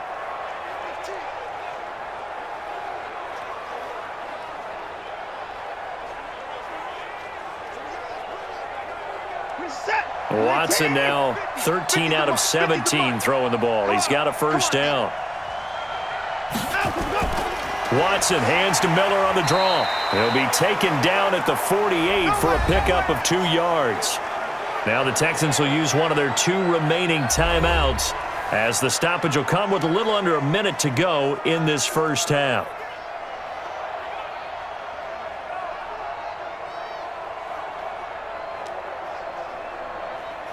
The last run got a couple. Here's 2nd and 8. To throw is Watson. Buying time to his left. Now he'll pull it down. And taking it across midfield and inside the 45. Nothing open downfield. He keeps it himself for 11 and a first down. Well, that was man coverage. So once he decides to run with the football, there's no one to account for him, and he turns it into a nice gain.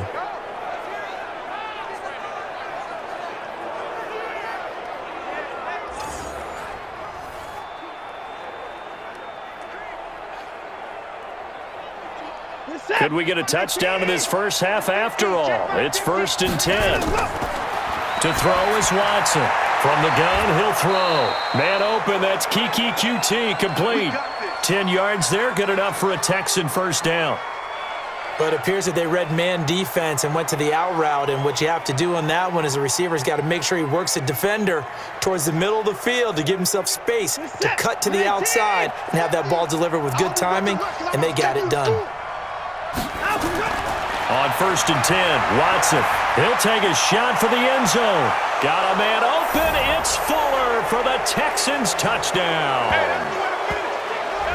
Will Fuller as the first half is winding down. And the Texans push further out in front. And that'll give them a 2-score lead here, but I'm looking ahead. They just want to hold it for the final moments here in the second quarter. They don't want to give up anything on the other side. No, not at all, because if they don't, it almost had the feel of an imposing their will score. And right now, they want to make sure they keep that and carry it into the second half.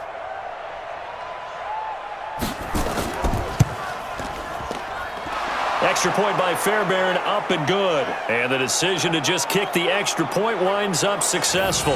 That time a 6-play drive. And the result, a Houston touchdown.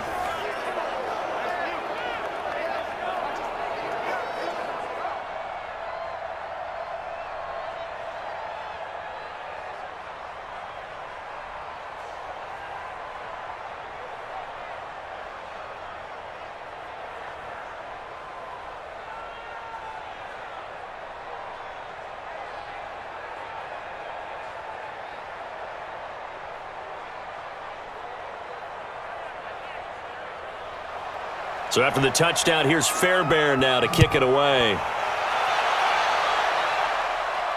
This fielded a few yards into the end zone. And not wanting to risk anything here late in the half, he'll just take a knee and they'll bring the football out to the 25. Damian Williams and the Chiefs ready to begin their next drive. He's had a good chunk of carries. Problem is for very little success. I don't want to put it all on his shoulders, but that's a big reason they're losing right now.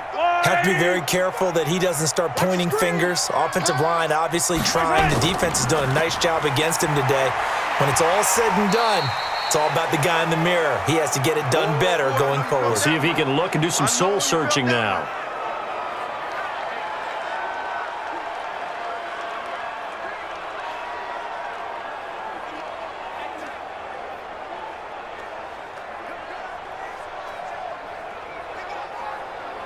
They'll come up now 2nd and 4 from the 31. Hey, they're scared.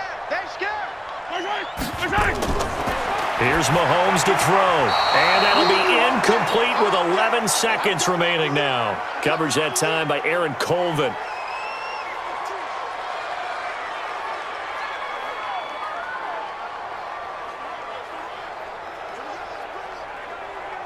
Now they face a 3rd down and 4 after that incompletion on 2nd down.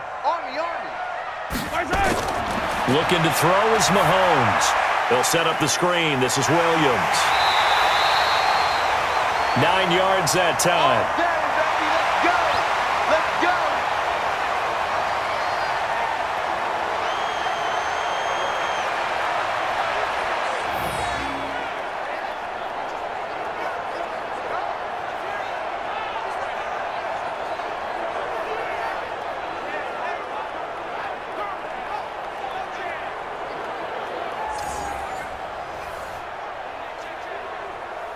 Mahomes now 6 of 10 in this first half. He's got his guys a first down here.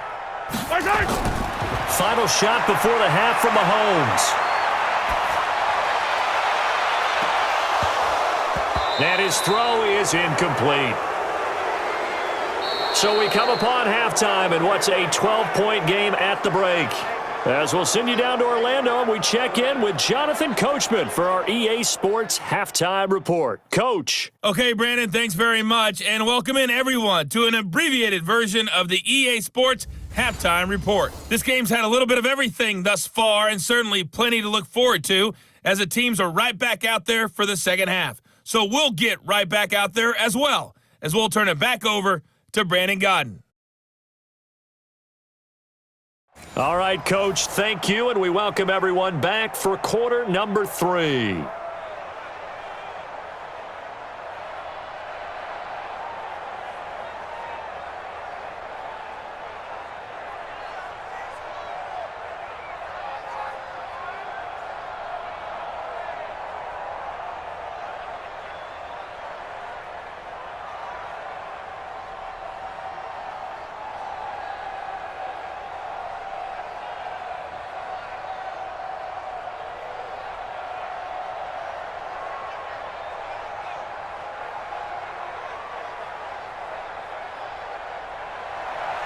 Both teams appear ready for the fight ahead, and we resume action here in quarter number 3. This will be taken in at the 1. And not a bad return here. He gets it out to the 25-yard line. Here comes the Chiefs offensive unit as they'll have it to begin quarter number 3. They have the ball here for the inaugural drive of the second half. Pretty big deficit, though. We'll see what adjustments were made in that locker room. And I never want to make something more important than it actually is, right? I don't want to create more hype than what is there. But this is I'm doing it, though. This is a really important drive. And we often talk about teams scripting plays to start a game. A lot of them script to start the second half, too. And they're scripting something that they expect to get them into the end zone and back into this game. We'll see if that script is a good one for them. The last run got 6, now 2nd and 4.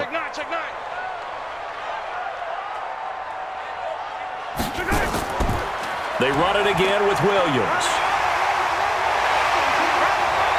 And they get him down, but not before he takes it across the 40-yard line. That one good for 12 yards into Kansas City first.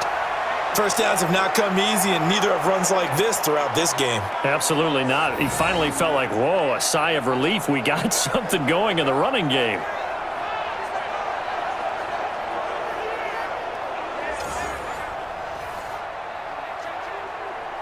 Yellow. Let's go on, 80.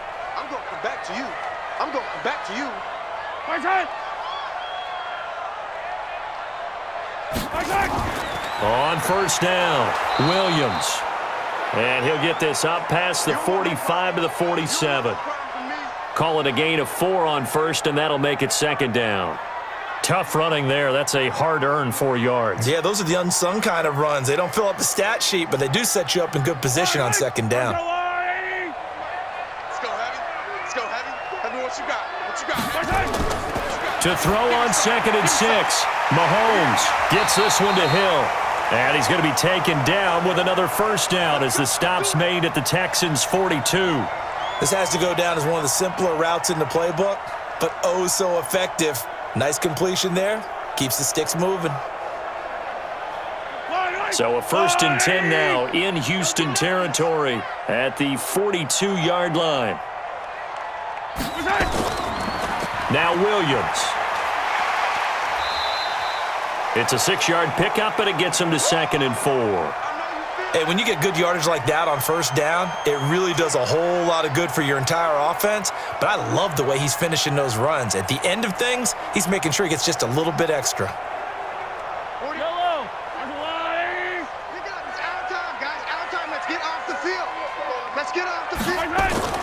From the 36, Mahomes toward the left sideline, but it's incomplete. Covers that time by Aaron Colvin. And we just saw another example. These cornerbacks have played tight coverage all game long. Might start wanting to think about a few double, triple move routes to try and shake their guys free. Because you're right, they have had no room to breathe. This offense in desperate need of a conversion as they come up on 3rd down. Now Mahomes. It's complete to Williams. Well, this is going to depend on the spot, but it's not a very generous one. He looks to be about a yard or so short.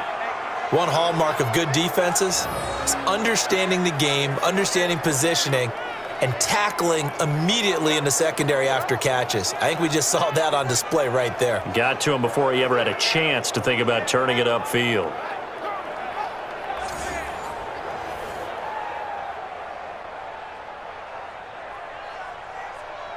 And for the 2nd time tonight, this field goal unit comes out here. From the left hash, it's an even 50-yard attempt. And this is good. He got just enough to clear the crossbar as he drops it in from long distance. And the lead is down to 9. It's 15-6. So a favorable bounce that time, to say the least, and he's able to convert the field goal there from long distance. Yeah, the guys behind the end zone didn't need to hike the net up for this one. That thing was a dying quail, but he finds a way to boink it off the crossbar and make it drop through.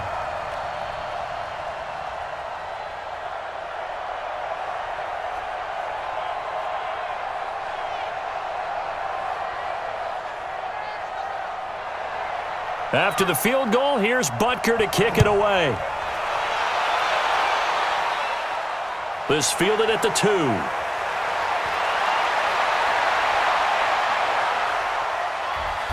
And he's going to take this all the way down inside the 40. Well, whatever the relationship was between the special teams and the offense, it's gotten a heck of a lot closer after a return like that. The special teams just keep setting them up. The offense thinks they'll go out there and knock them down. Set to take over again, Deshaun Watson and this Texans offense. He's had one of those games that any quarterback loves, not only being able to complete some passes, but some deep passes. And it's pretty to watch. I mean, it's an absolute joy to see, but let's face it, we got to give a little bit of credit where it's deserved, right? Well, the protection's been great, if that's where you're going. Yeah, protection's been phenomenal, but how about how it's been spotlighted, right? Our producer, Christian McLeod, our director, Kyle Burt, the rest of the crew, what they put together with these images and pictures, if you're an offensive lineman, that's what you're taking with you to contract time. They're going to have a lot to take to contract time if this continues. Now, that was not a bad scramble there on first down. He didn't force it, nor did he throw it away. He was able to take off, and now he made it a very manageable 2nd and short.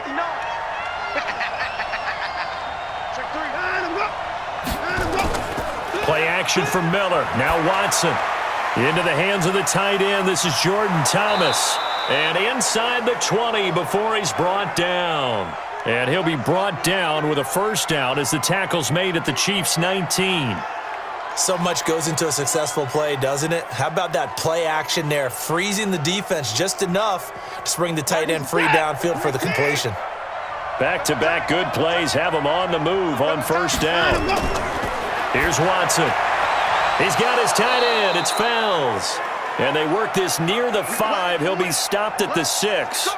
Another nice gain, 13 yards that time, and another first down.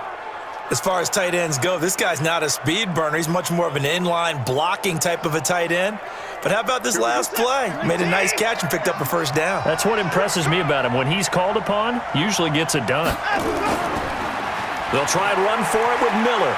And he'll take this one in for a Texans touchdown. A 6-yard touchdown run. And the Texans push further out in front. And they're able to run it in. It started with a battle in the trenches. They won there, and they got in for 6 points. And that's going to be a tough one for the defense to deal with. They've got to go to the bench now and figure out how we're going to slow down this running game, because on that particular play, they had no answer. Bill O'Brien with a call here. We'll go for 2. Too little, Cupcake. Back to throw, Watson. Nowhere to escape, and he goes down.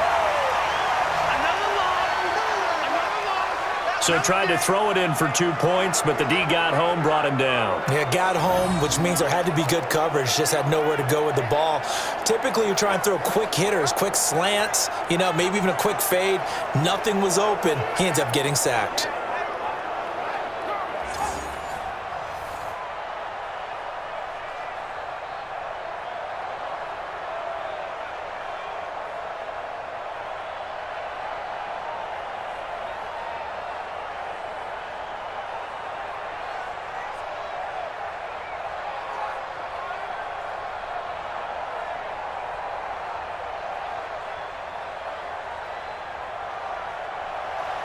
So after the touchdown, here's Fairbairn now to kick it away. Fielded about a yard deep. And he'll be brought down at the 23, make it the 24-yard line. Here's the Kansas City offense now as they get set to take over. And fortunate to get points on the board last time. They had to hit a really long field goal to do so. The kickers in today's game are so good and so skilled and hit from distances that we almost start to take them for granted, and we can't do that. That's a long field goal that they got 3 points out of. They've got to feel good about that, and they better make sure they love him up because he's helped them out. Yeah, now we'll see if that offense can put 6 on the board here. We'll see. Nice rhythm throw there on first down. He located his tight end, made a nice easy pitch and catch. Hoping he can break a tackle or two. Wasn't able to do that there, but still good yardage. Able to get 7 on that first down pass play. 2nd and 3. Now Mahomes on the bootleg. That's complete to Sterling. And they get him down, but not before he takes it across the 40-yard line. It'll go as a gain of 10 and a Kansas City first down. And the tight end is certainly a position built to move the chains because they can control space underneath. If they've got good hands, then, of course, they're a dynamic target. But one other thing is they're right in the sight lines of a quarterback on just about every play. And that makes it easier for the quarterback to pick him out and deliver. A little bit of space there for the first down run as that's going to get him about 5 yards. 5 yards is the tally on first down. That brings up 2nd and 5.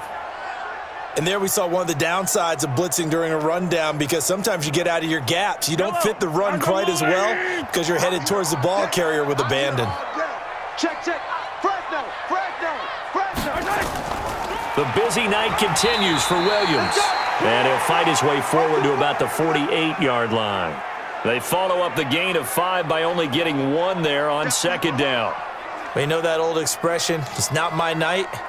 It hasn't been his so far. I don't know if the legs are a little bit heavy. Sometimes having to hang out all day and play doesn't exactly play to your advantage, but it's been a tough go for him. Every time he looks up, somebody's there defensively. That was the same case on that play. That one complete to Hill. And, boy, he is very close to a first down, but from where they're spotting that football, he's going to be a foot or so short. If this were baseball, we'd call this small ball. Instead of pushing it downfield, they throw a short pass trying to pick up the first down, but the defense rallies to the football and stops him short, bringing up a 4th down.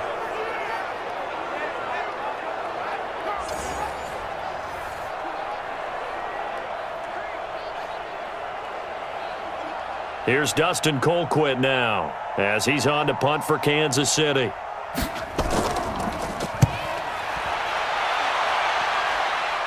And this will depend on the spot as it sails out of bounds. And they'll say it sailed out at the 10-yard line. The field position game, such an overlooked facet, Charles, of an NFL game. But this offense, they're going to be pinned back. What an ideal punt. An ideal punt, and it leads to that term complementary football. Because them doing that puts their defense in a great spot, doesn't it? Gives them a chance. If they want to be aggressive, try and maybe get a safety out of this whole thing. It puts them in that position. Now it's Watson, a bootleg. That's caught by his tight end, Jordan Akins.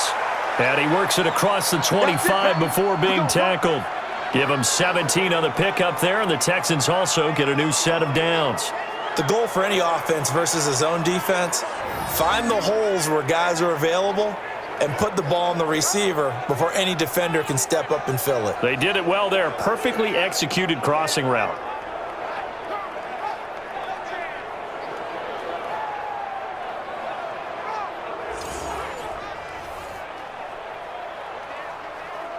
Set. Get that quarterback, D-line. They'll run on first down. It's Miller. And he'll get about 3 here as he's out to the 30. In the first half, he was held in check on the ground, but despite that lack of production, they still have the lead. Yeah, and they've got to feel fortunate about that. If they could actually get production from their lead horse, that would help open up this offense and widen this margin, too. Get ready, get ready, get ready, and go! From the 30 on second down, Watson, open man is QT, complete. And they get him down, but not before he takes it across the 40-yard line. A fresh set of downs on a gain of 13 there for the Texans.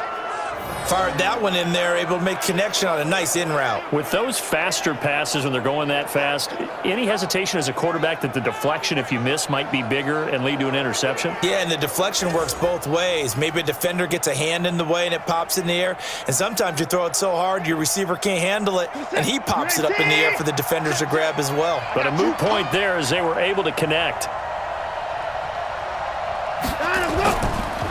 They'll go with a draw. Watson hands to Miller. And he'll take it across the 50 and into Chief territory.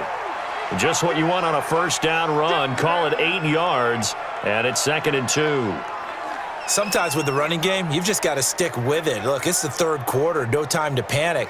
But that also doesn't mean you just do it the same way you've been doing it the entire ball game. Maybe change up some blocking assignments or run a few different plays, but stay with the overall essence of the running game.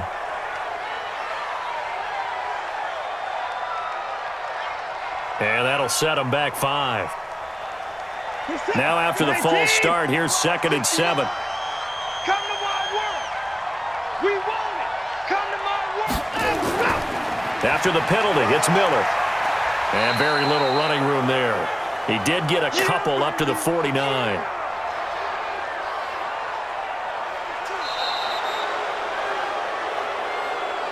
And that is going to do it for this third quarter of action. We'll return with more after this. This is the NFL, and it's on EA Sports.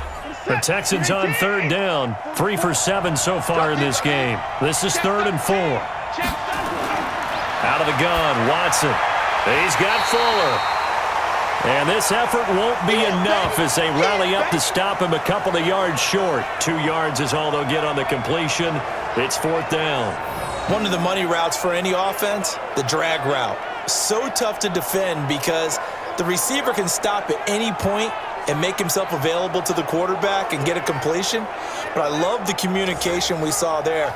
All the defenders pointing out the receiver, where he was going, and then they're able to rally to the ball after the catch and stop him short of a first down. The Texans send the punter out as he's on here to punt it away. And no return here. Where will they spot it? They say just outside the 20-yard line. And now here comes Kansas City. And down on the scoreboard, certainly needing to avoid what happened on the last drive, punting the football. Sense of urgency has to take over for them here. They know the score. They know the situation. And by the way, the punter no longer exists for their offense. That's how they have to treat this drive. They need points. Big time. And throwing to start the drive, but that one incomplete. This defense was definitely alert to the possibility of the deep ball, and they were more than ready for it. They've got the lead, fourth quarter. Maybe can expect more passes like that downfield. So after the incompletion, 2nd and 10 from the 22. Here we go. Mahomes now to throw. Open man is Hill. He's got it. And he'll be upended here after a pickup of 3, getting it out to the 25. You got the big lead defensively. Willing to give him that underneath stuff, right? And this is why you work on your tackling. Tackle them after the catch, inbounds, keep the clock running. Just go ahead and bleed the game out that way. The last catch did get 3, but they're still left needing 7 yards on 3rd down. And Robinson with a big catch. And he's able to get it to the 33. Good enough for a 1st down. The quick slant, good for 8 and a 1st.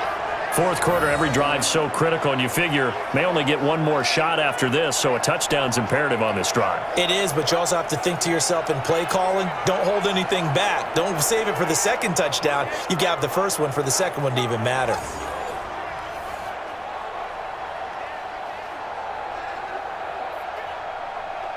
So they'll come up 1st and 10 now from the 33.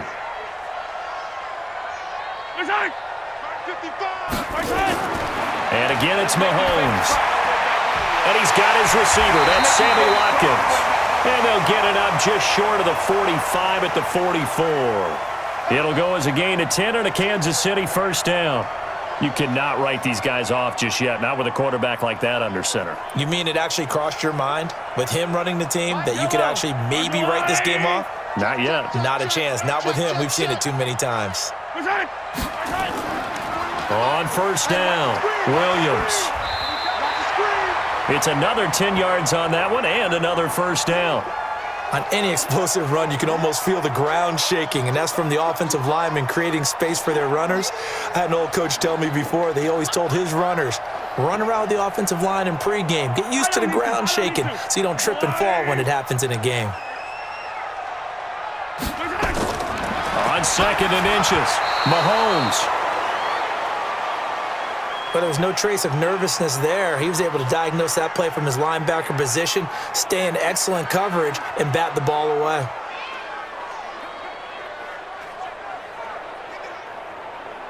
The offense on 3rd down tonight, not quite 50%, 4 for 9. They're looking at 3rd in the nose of the football. From the gun, it's Mahomes. And he's caught on the sideline, but he's not going to have a 1st down. They say he was out of bounds, so a big call there that brings up 4th. Perhaps they overthought this one a little bit. They've been running it real well on this drive, and it was 3rd and short, okay? They decided to throw the football incomplete. Yeah, they might have thought just a little bit too hard about that play selection.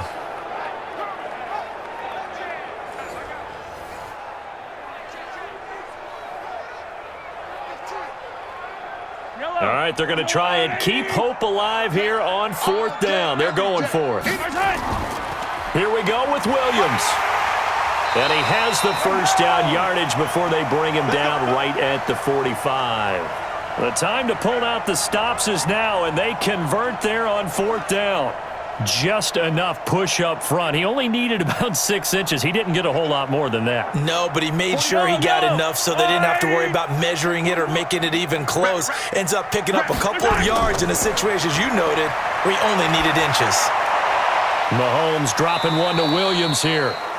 Give him 2 yards on that play, and it'll bring up a 2nd down. One thing I think that's safe to say defensively, the tackling's been really good. And because of that, it's been very, very hard for them to move the ball because you're not getting the benefits of run after catch. They're tackling them almost on the spot. That means they have to run extra plays, harder to move it. To Thompson on the draw. And they're able to get this one past the 30 down to the 25. 1st down for the Chiefs. Solid chunk of yardage, 17 on the play. We'll definitely see some open running lanes, and he's taking advantage of it right now, but that shouldn't be a surprise. Defense has the lead. They're playing for the pass first. 55, Mike. Keep it up, defense. Keep it up, guys. Throwing on 1st down is Mahomes.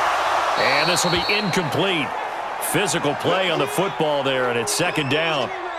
It is tough to complete pass against zone defenses. The windows that you see open, they shrink pretty rapidly. How about being able to hit a moving target against a zone before the next guy can get there and make a play on the ball? Not easy for any quarterback, no matter the situation, and there the defense won the battle. On 2nd and 10, Mahomes looking left sideline, incomplete. This drive, which was going so smoothly, all of a sudden it's a little bit of a roadblock here with 2 straight incompletions. Yeah, apparently this defense has had enough. Apparently they're saying, no more. We're making a stand right here, right now. But it is 3rd and 10. They've got to get after him one more time. This offense was on the move. Now 2 straight incompletions have them looking at 3rd and 10. Shotgun snap to Mahomes. He's got it to Williams. He got out of bounds. That's a good thing, but still short of the first. And now, since this brings up 4th down, the defensive play caller, grab your nerves, because now you don't want to be so amped up that you give them a 1st down by getting out of your lanes, but you also don't want to just lay back and let them have it easily. They're not ready for this. They still playing. Mahomes going to go on 4th down. And this is caught. That's Watkins.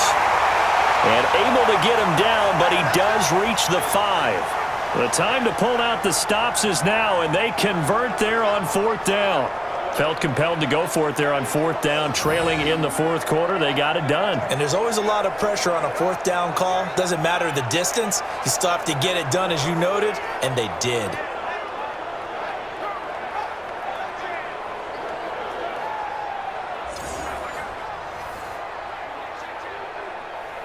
First and goal, and they got to be thinking a chance to get right back into this football game.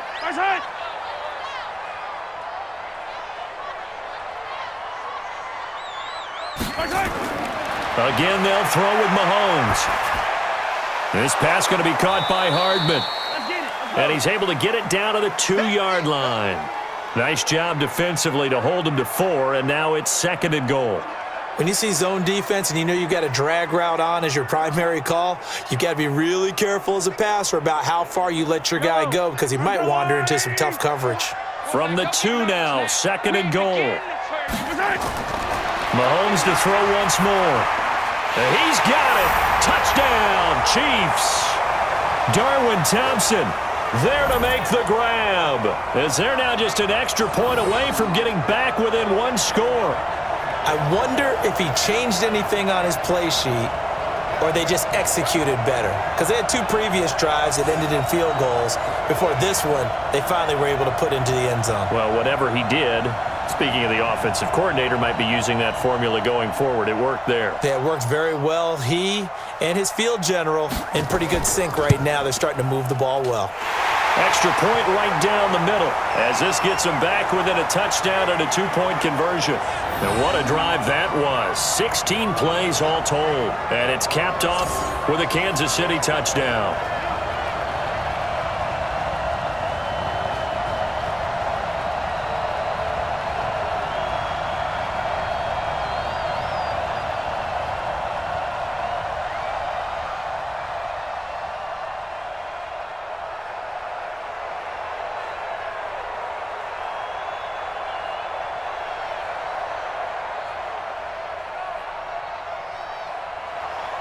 Now after the touchdown, here's Butker on to kick it away. This will be taken in at the 1. They'll bring it back to just about the 25, call it the 24-yard line. Out comes a Houston offense as they get set to take over here. They're holding on right now to that slim advantage in a 1-score game, and you hear a lot about 2-minute offense and 4-minute offense. Obviously, the 4-minute offense applies here. How do they run that effectively? Yeah, really what the 4-minute offense is you're just trying to grind the clock. So you want consistent gains, steady gains. Doesn't have to be big plays, but it has to be plays that gets 1st downs and keeps the ball away from your opponent. But certainly throwing the ball is in the mix here. It certainly is. Just make sure that you're careful with it. And again, get those 1st downs, keep possession of the football.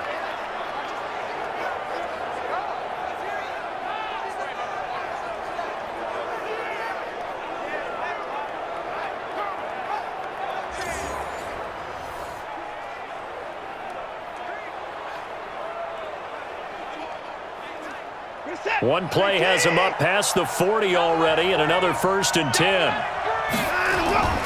Faking the give, now Watson.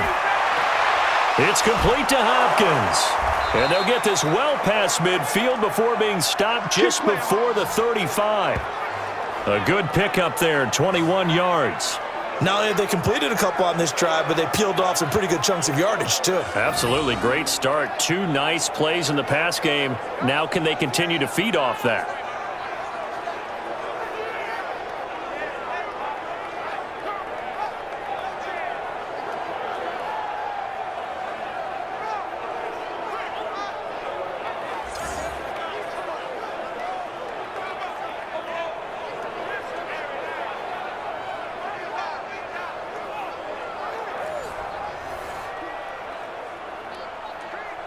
Back-to-back good plays have them on the move on 1st down.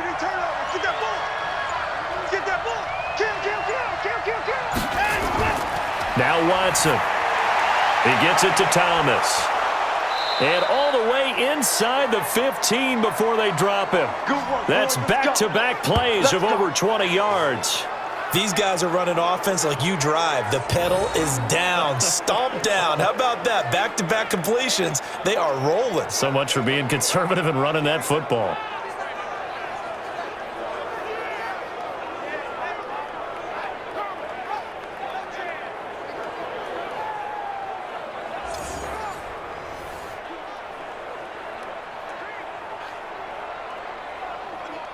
Coming up to the line, and they will need to run another play here before the 2-minute warning. Let's get off the field, D. They'll run on 1st down. Miller. They stopped after only a yard, taking it down to the 14. Yeah, baby.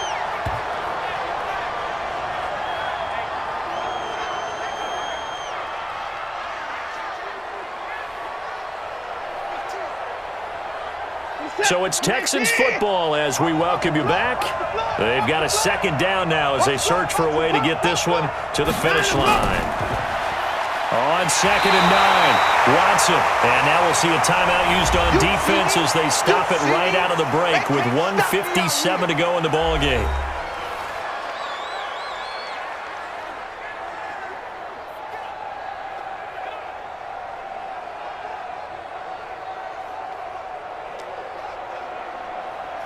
Following the sack, it's now 3rd and long for Watson and the Texans.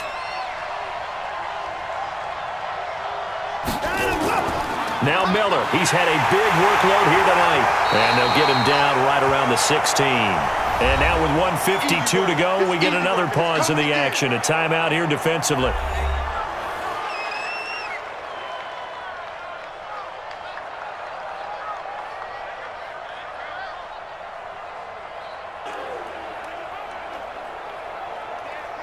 So on 4th down, out trots the kicker in a big spot here. This to make it a 2-score game. Fairbairn able to put this one through. And that will bump the lead up to 11. So that's a big one. Obviously, Charles makes it a 2-score game. His 3rd field goal of the game, able to knock it through. Yeah, not exactly free and clear yet, but as a defense, you get to play a little bit looser, don't you? Because you do now have a little bit of a margin of error, don't you?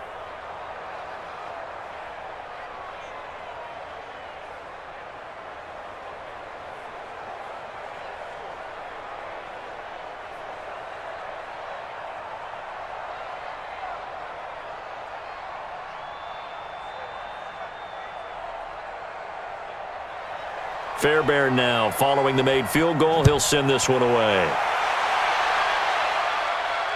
This fielded at the 2. And he'll take this across the 25. Couple extra yards up to the 27-yard line. Out comes Patrick Mahomes and the Chiefs offense. And after the slow start, the numbers show he has really straightened things out. How often sometimes is that you come into a game and the defense is game planned a little differently than you expected? More often than maybe people realize, so adjustments are often a big part of each and every game, and it's not just getting to halftime.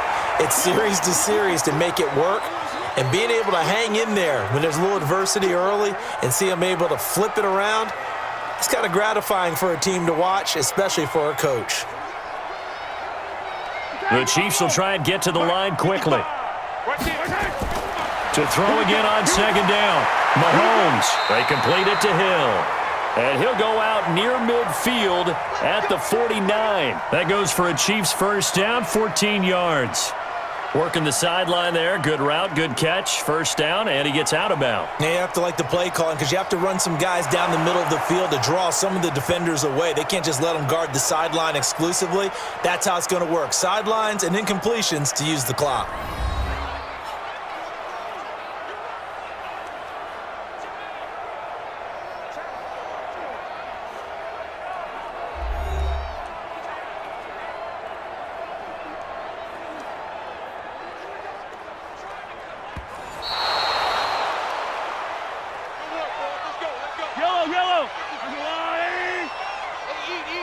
So the challenge comes in inside of 2 minutes, and it gets overturned.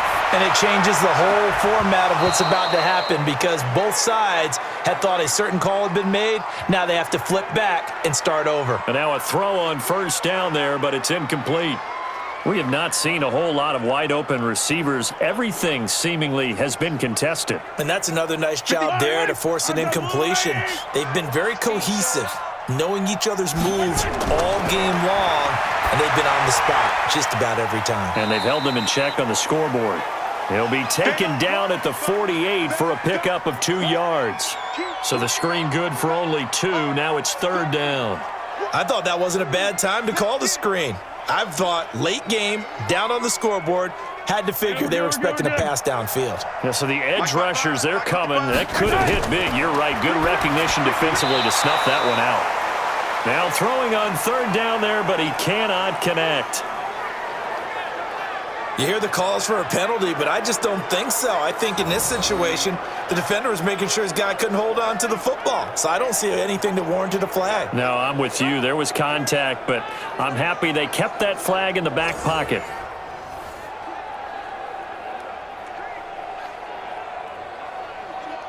And they're indeed going to go for it here on fourth down. So trailing here in the last quarter. Let's see how this plays out. Mahomes throwing on fourth. Complete. The tight end, Kelsey. And he is tackled inside the 40, not quite to the 35. Give him 13 yards there and a Kansas City first down. Fourth down, trailing in the fourth quarter. They felt compelled to go for it, and they got it. Well, I'd look down at my play sheet, and what I would find, plays that have been successful throughout the game that have worked at the distance you need, and that's exactly what they got done. Now a desperation throw deep, and it's caught. He's got it for a late touchdown. Well, probably a little too late. It would take a miracle of epic proportions if they're going to pull this one off. Okay, game on. Don't go anywhere yet. You got a one-score game now. Probably going to rely on the onside kick coming up. Yeah, they have to. It's not a high-percentage play, but it's better than not having a chance at all. And that's when you put your leapers and your flyers on one side, get that high hop, and hope that one of the guys can come up with it. And on the other side, get that hands team ready. No doubt about it. Here we go now as we get set for a big two-point conversion. They'll look to run for it with Williams. But he will not get in here. He's stopped up short of the goal line, and this will remain a 5-point game. So the defense gets the stop. I know it's situation to situation, but who has more pressure there, offense or defense, when they go for two? I truly believe it's the defense has more pressure because the offense has an entire playbook wide open from the 2-yard line. You can run it, you can throw it. So defensively, I think most teams are going to be aggressive and force the issue and try and bring pressure.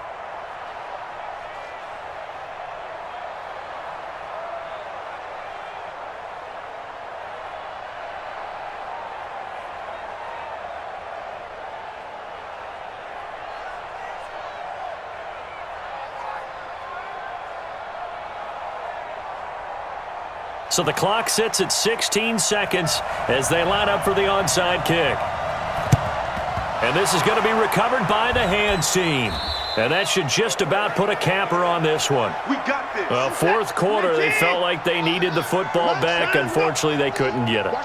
And I know we brought analytics into the game, and someone has said here that the data says that when a team's expecting an onside kick, 80% of the time, the team expecting it, they do actually recover the ball, which is what we saw here. I just wonder if that number is much more of a anecdotal type of a number. Kind of like when the coaches tell us, well, when you score on special teams, 93% of the time you win the game. I'm still waiting to see that number is empirical. We got 3. We got Down to a knee goes Watson, and that should just about do it for this ball game.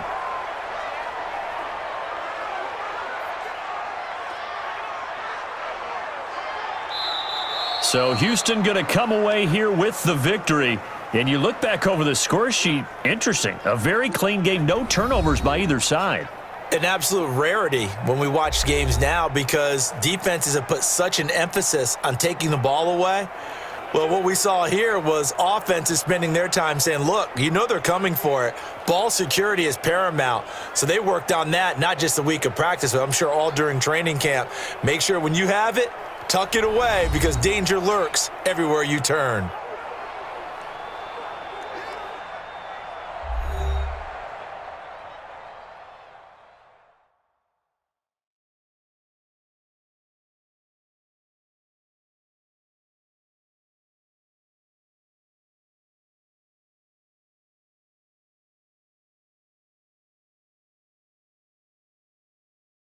So that's a wrap for Charles Davis. I'm Brandon Gaudin. And this has been a presentation of the NFL on EA Sports. For more, check us out at easports.com. With that, we say good night from Kansas City.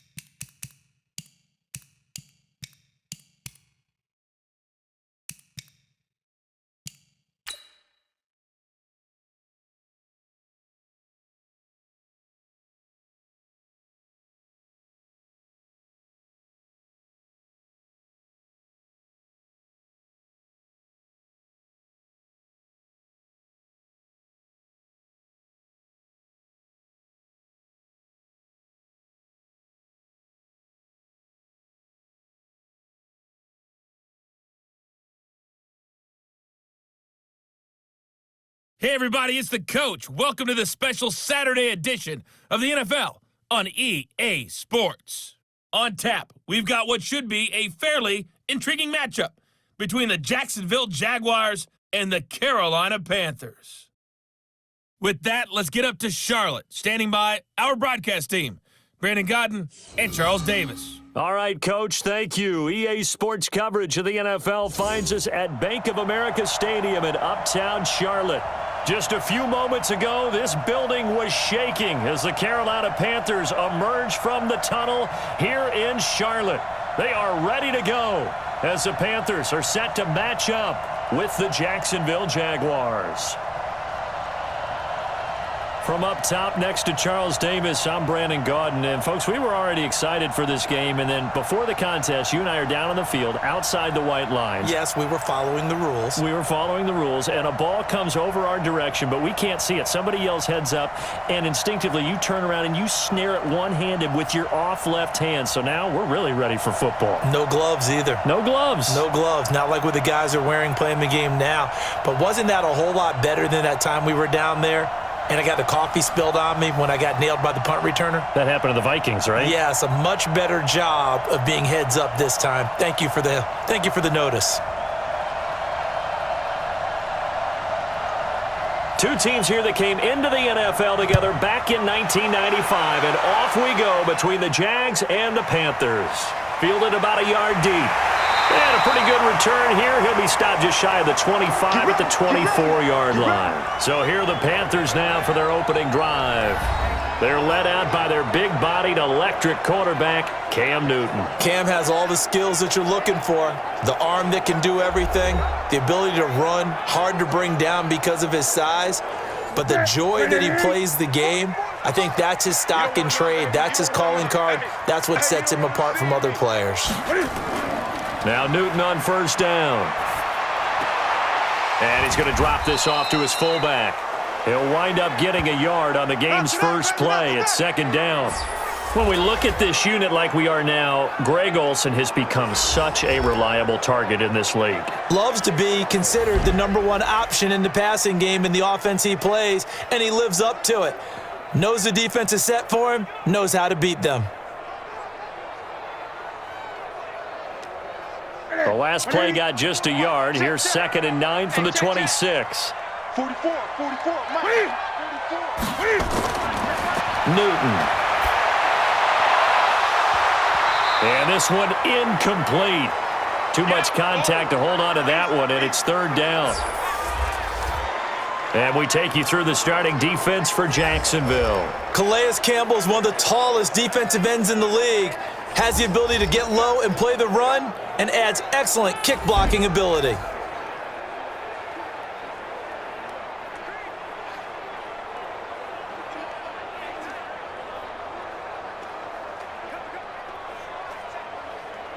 So trouble already here on their opening drive. This is 3rd and 9. Out of the gun, Newton. He's going to loft one deep left side here. And unable to connect, incomplete. Now give them credit, they took their shot, but it's going to bring up 4th down. Well, that certainly looked like something that they discussed all week in practice getting ready for this one. Take the big shot right out of the gate. At worst, you'll open up the defense a little bit, loosen them up, have them back on their heels. So on 4th down, kicking it away here, Michael Pilardi. Back deep for the Jags, D.D. Westbrook.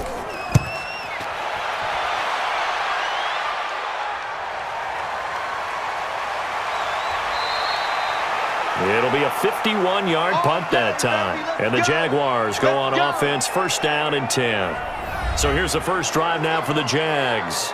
They're led onto the field by the former 3rd-round pick back in 2012, and that's the quarterback, Nick Foles. Love his build, love his arm. Had a Pro Bowl season with the Philadelphia Eagles, looking to scale those heights once again. Foles and the Jags come up now 1st and 10 at their own 25-yard line. On the ground, this is Leonard Fournette. And the reinforcements come in as they're going to stop him behind the line.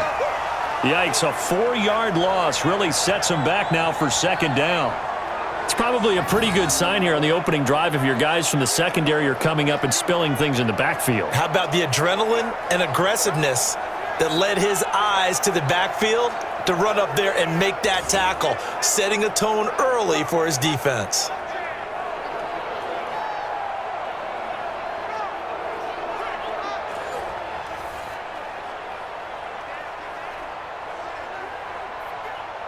Well, the first play of the drive lost 4. Now they'll look to move it forward here on 2nd and 14. Now Leonard Fournette. And they work this well upfield across the 45. 27 yards there, a 1st down. I know that play went to the left side, and that's what it was designed to do, an outside handoff there. But how about the whole offensive line being involved? Seal the left side where the play was going, what they call play side. But how about on the back side? Just taking care of business to make sure no one can get there and disrupt it. Is the biggest key the left tackle? Without a doubt. Control that edge. Get out there. You want that left tackle. If you bring your tight end over there, either way, control the edge of the line of scrimmage, you got a chance to rumble. They will get 4 yards here on the first down run, and that'll make it 2nd and 6. And this O-line, it is the lifeblood of the offense. They establish the tone. Mean, nasty, physical. They can't wait to get after people. That allows the rest of the offense to feel confident.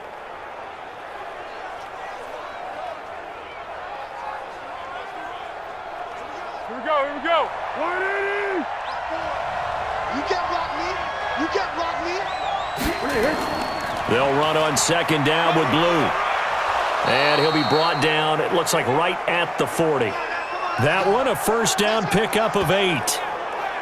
That O-line, they cleared a big hole there on that run. The athleticism of offensive lines continues to evolve, and we're seeing it here. Not only are they controlling things right at the line of scrimmage, but they're able to get upfield to get to what we call the 2nd and the 3rd levels. You know, get to linebacker spot, the secondary spot, getting all the way downfield with their blocking, which helps keep the running back clean. They'll try to continue that trend here this afternoon. Now Foles off the play fake to Fournette. The Panther rush too strong. They get there and take him down. Brian Burns. He's the one that got home and takes him down for a loss of 9. Sometimes I watch games and wonder why they use play fakes on certain passing situations, because it's not going to fool anyone. I don't know if that was the case here, but the end result was the same. No one fooled. The quarterback was hit.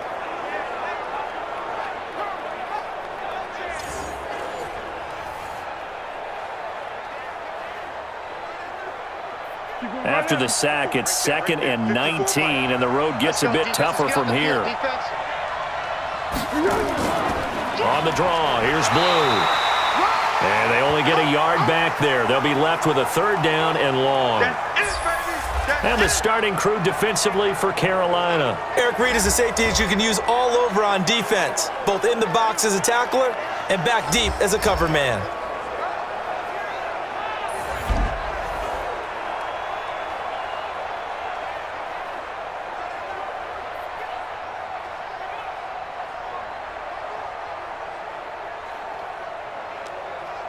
The Panthers turn to their nickel set here as they get ready for 3rd down. Now Foles. He hits Blue. They do get 10 back, but still a ways to go on 4th. That's certainly playing down in distance very well by the defense, isn't it? Take whatever you want underneath, by all means.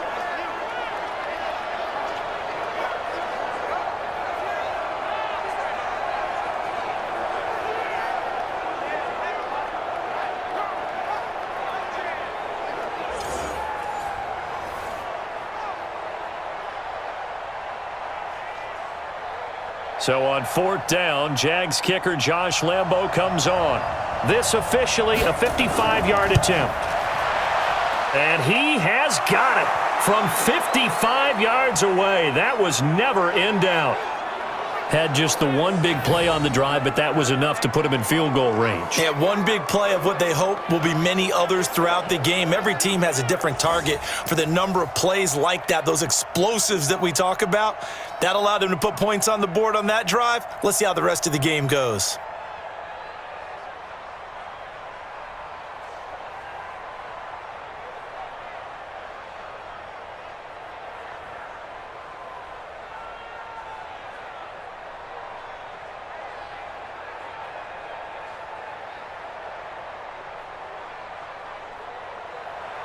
Now after the made field goal, back out Lambo to kick this one off.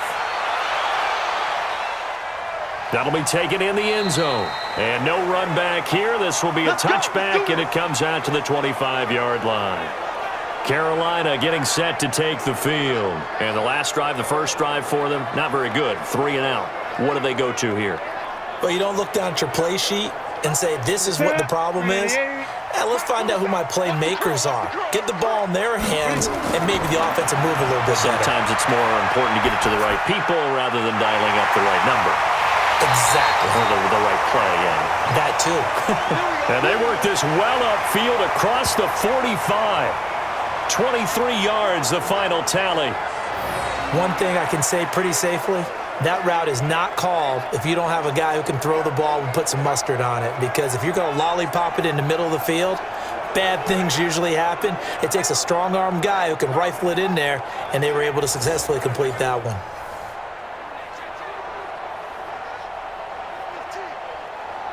So one play, and they're already just shy of midfield. Bound to lose one. The shotgun snap for Newton. He'll get this to McCaffrey out of the backfield. The ball's out. McCaffrey lost it, and the Jags grab it. There he goes, right side. And he brings this one back. A fumble return for a Jacksonville score. Even the great ones, some of the best, they're not immune to the fumble, and here it really hurts them. If the ball gets away from any runner's body, that's when the defense pokes at it, swipes at it, swats at it, and finds a way to create a big play for themselves.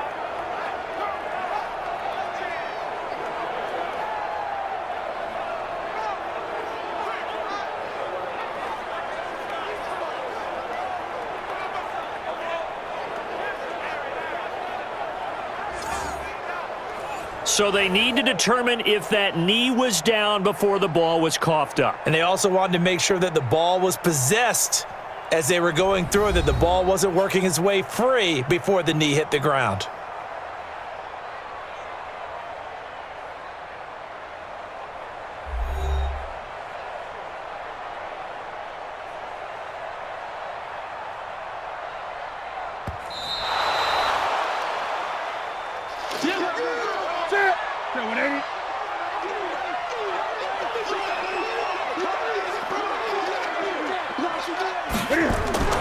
First carry of the game for Christian McCaffrey. And he'll take it down shy of the 45 at the 46. 4 yards on the pickup there as it'll leave him with a third and about 4 more for a first. Well, if the coaching staff's doing a good job upstairs, they'll file away what they just saw from the defense right there. They sold out to stop that running play. I'd say keep that in mind. They want to try that again. Go play action, hit them over the top. From the gun on third down, Newton. And he finds a man. It's Olsen. And he gets this inside the 35-yard line. 13 yards, first down, Panthers. 3rd and 4 is always a tough call. Maybe a little too long to run for it, but not too long to hit him on the quick slant. And that was well executed. Found the window and zipped it right in there.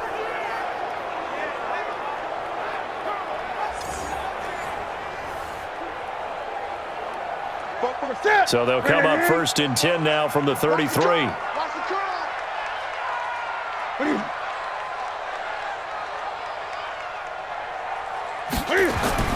This is Newton off the play fake to McCaffrey. And he's going to keep it here. Shrugs him off. And inside the 20 before he's brought down.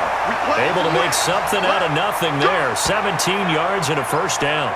So an instance there of Cam being Cam. We know he can use his legs.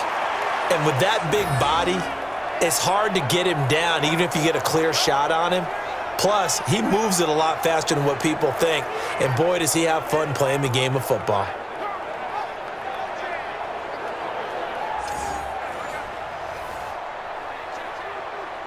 The first red zone opportunity for the Panthers thus far. They come up 1st and 10 at the 16. Newton going to hand it off to McCaffrey. And he is swallowed up right at the line of scrimmage. Officially no gain on the play, and it's 2nd down.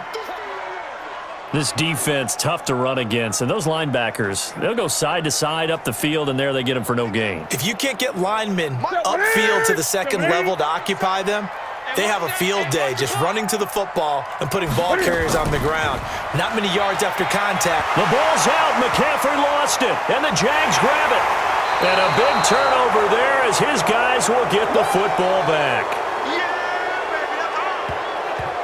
The psychology of the game never ceases to amaze me because you would think there would never be a fumble from what we hear from coaches all the time, right? And how much they practice not fumbling. Practice it, preach it, talk about it all the time. You would think no one would ever turn it over. Yet they are humans out there running around, and we just saw another one. Opportunistic by the defense. And out now comes Jacksonville as they get ready to go. They've got a 3-0 lead and the football as they start 1st and 10. Foles and the Jags come up now 1st and 10 at their own 13. They'll start out here with a jet sweep and able to break one tackle but then quickly brought down. Credit him with a 1-yard gain there to make it 2nd and 9. Well, we saw him there trying to get it to the outside, trying to get to the perimeter, but not a whole lot of room there. But there's got to be one positive to that. If you keep moving laterally, creases tend to develop as the game moves on, and they can run it back inside later. On 2nd and 9, Foles. Man open is Keelan Cole, complete. And he gets this one just shy of the 35 to the 34. That one a gain of 20 and a 1st down. That was a nicely run slant route, and what the receiver's trying to do is make the defender think he's going upfield for a deeper route and then breaks it off, usually after about 3 to 4 steps, and cuts towards the middle of the field. And now what he's trying to do is use his body to keep the defender away from the football and give the quarterback a really nice target. From the 34 now, here's 1st and 10. Here's Foles. And the catch made here by Marquise Lee. And they bring him to the ground just shy of midfield. That one a pickup of 15 for Jacksonville.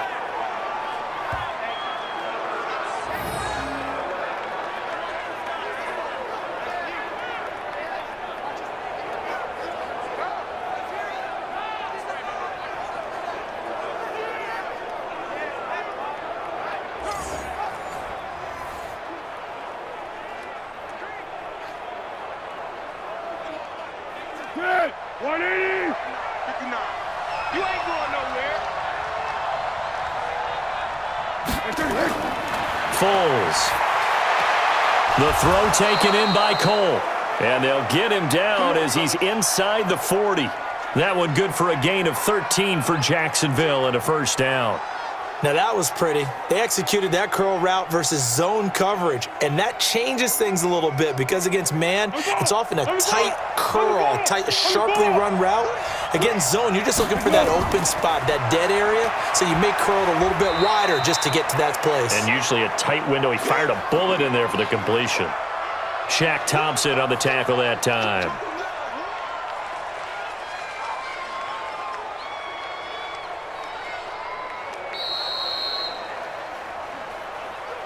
Three 3-0 after one on EA Sports.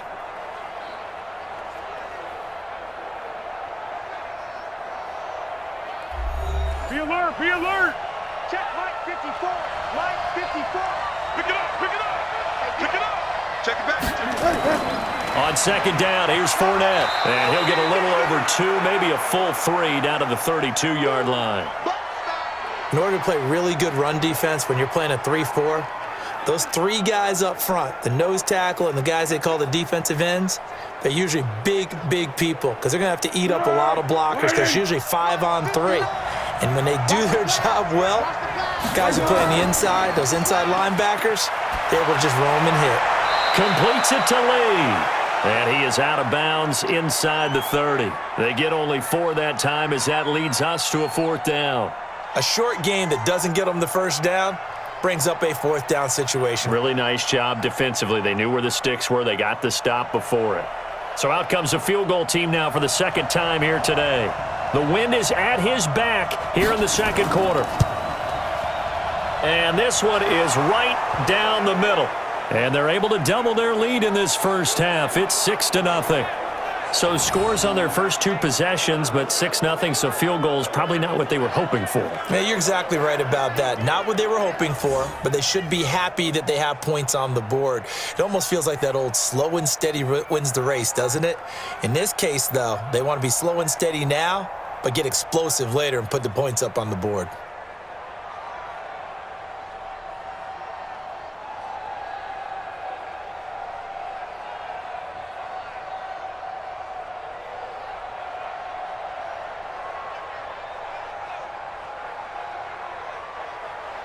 Now after the made field goal, back out Lambeau to kick this one off.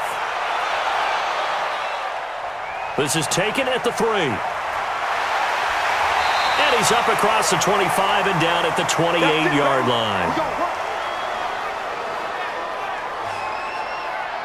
Christian McCaffrey and the Panthers about set to go on offense. And for him, it's been pretty limited involvement down on the scoreboard. Maybe time to turn to this guy. And you know me well. Winning games to me means starting with the running game and continuing to press the running game.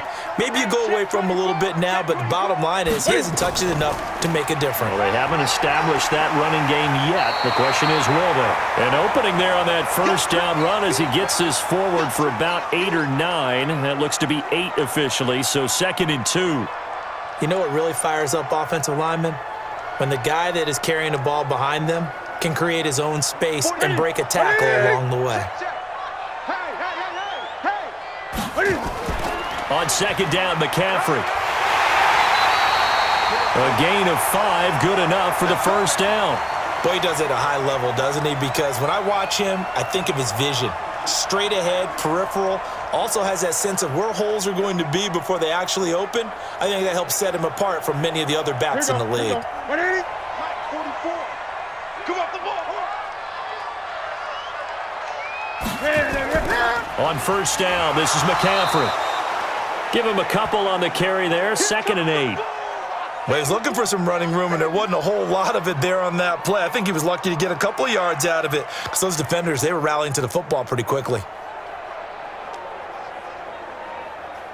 The last run good for 2. Here's 2nd and 8. Let's go. Let's get this ball back for the offense. Let's go. They'll try the air now with Newton. And that's complete to McCaffrey. And he'll be taken down, but not before he works it past the 50. The Panthers have the first. It's a gain of 12. Good route, good pickup for first down yardage, and that is a tough one to cover. The angle route, because a running back getting out of the backfield, if you're trying to cover that, especially if you're in the linebacker spot and you're seeing this play develop, he heads out towards the flat first, and that often gets you to overcommit running in that direction. Then he cuts back up inside you into the middle of the field. That's what we just saw there for a nice pickup. Throwing on first down, but this one winds up to be incomplete. It's a lot of contact going on there, and in the end, unable to keep 2 hands on the football and bring it into his body. Everything looked pretty good until the finish. So now 2nd and 10 after the incompletion on first down. Throwing again. Newton, he'll buy some time right. And now he's going to use his legs. And he's got this down to the 35. And he's going to have another first down as the tackle's made at the Jaguars' 35. Man, defensively, that hurts. They got him out of his rhythm. They had him hemmed in, but somehow he was able to tuck it away and get away for a gain.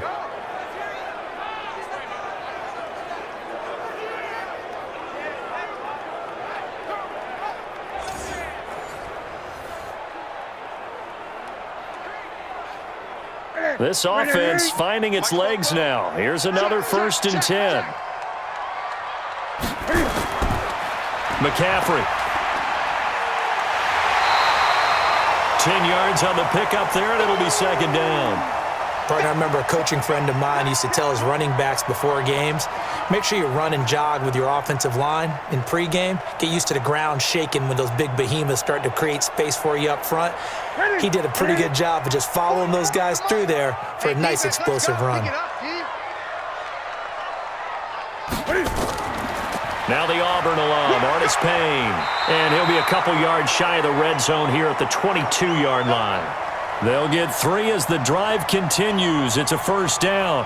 2nd and inches is oftentimes an invitation for an offense coordinator to take a big shot downfield because he feels like he can come back on 3rd down and pick up the first down. But sometimes you just don't want to break tendency. Stay with what you are, stay with who you know, and go get the first down. That's exactly what they did. Newton's pass is on target to Moore. And he's taken down after a gain of 3 as they move it from the 22 to the 19. The completion good for 3, and it's 2nd down. Always laugh when people say, what's the toughest route to defend? And I'm like, any of them, especially if it's a good receiver. That makes things very difficult. But when you're running a drag route, something short, shallow, going through defenders, using guys almost as screens in order to get open, that makes things tougher, guys trying to get to the football.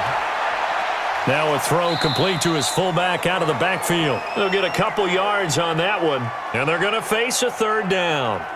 Now, that's often a surprise for the defensive guys when they see the big fella slide out of the backfield and catch the ball.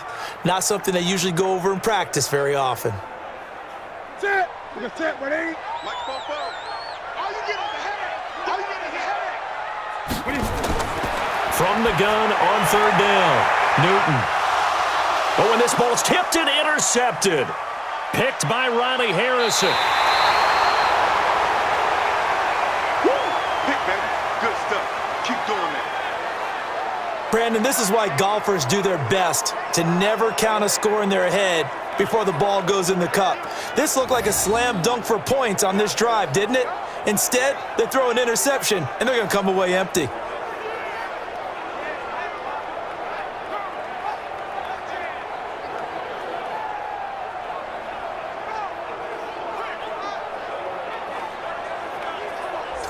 Out comes the Jacksonville offense as they get set to take over here. And their two drives thus far both led to points, albeit both field goals, so the lead just 6-0, but the ability to move the ball is evident. Well, that's, heartening, as they say, but it's not what they're about. What they're about is putting the ball in the end zone and putting sixes on the board. So if you're the offensive coordinator, you like what you're doing, but you don't love it. You've got to find a way to ring that bell. Then you can have a little self-satisfied grin. Right now, a little more determination is needed.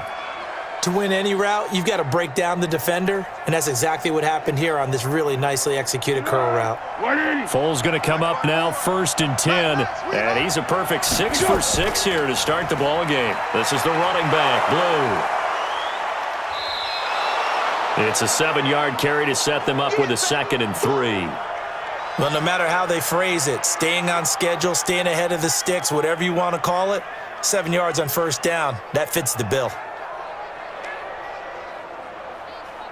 A good run got 7 on 1st. Here's 2nd and 3.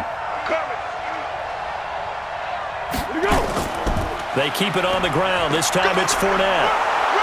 And he'll get it out to midfield. Looks like, they'll spot it right at midfield at the 50. A gain of 5, good enough for the 1st down.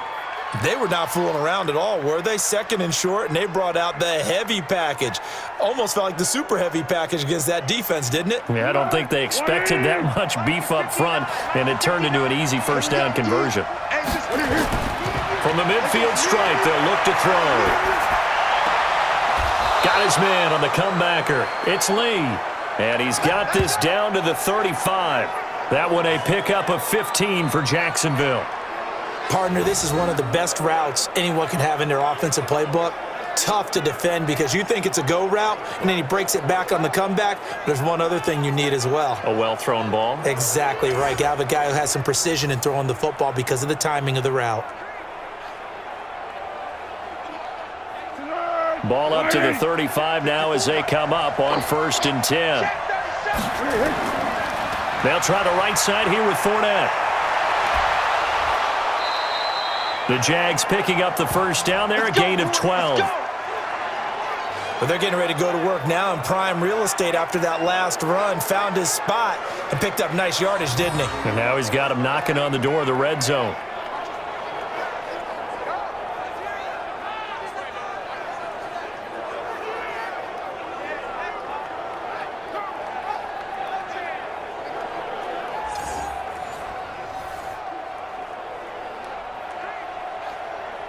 They don't need to run another play here before the 2-minute warning.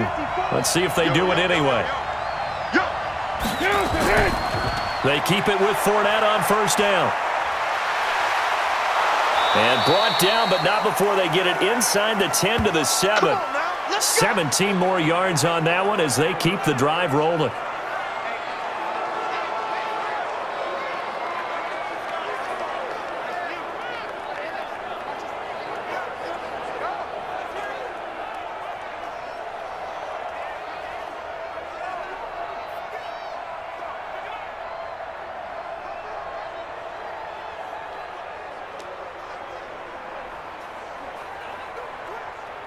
Let's go.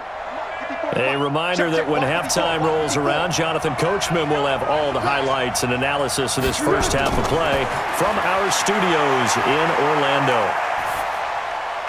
This will be caught at about the 6. And he's brought down right at the 5-yard line. Give him 2 on the play. He'll get only 2 there, and it's 2nd and goal. I know most of the time when the ball's in the air, you're thinking wide receiver, tight end, but running backs, they can be a big part of any passing offense nowadays. And the ball smack dab on the 5-yard line. Here's 2nd and goal. Come on, QB, come on.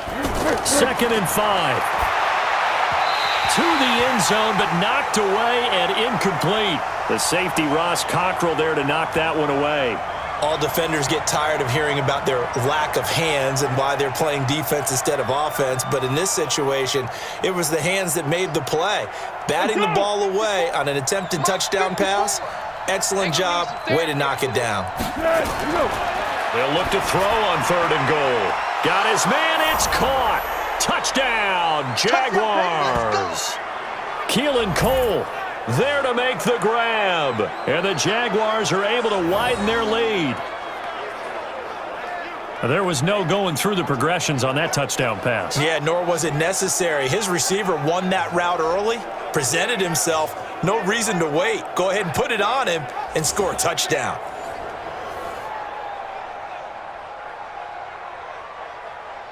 Josh Lambo now for the point after.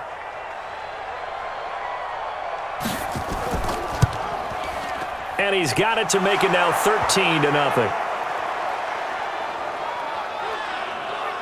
That time a 9-play drive, and it results in a touchdown for Jacksonville.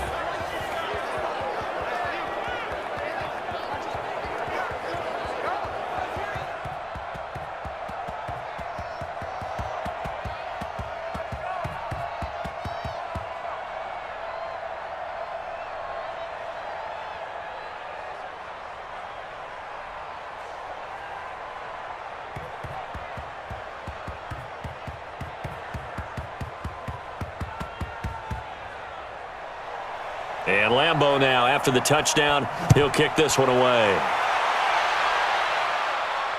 This will be taken in at the 1. And he'll make it across the 20 as his guys will set up shop at the 23-yard line. Here's the Carolina offense as they get ready to take over here. It was still more than a minute to go in the half. Time to try to mount a drive. And I would think that they would have to. This is today's NFL. You got to push it whenever you get an opportunity. You can never have enough points with the high-powered offenses that you face. And analytics will tell you, try and score when given the opportunity. 10 yards on the pickup there, and it'll be 2nd down.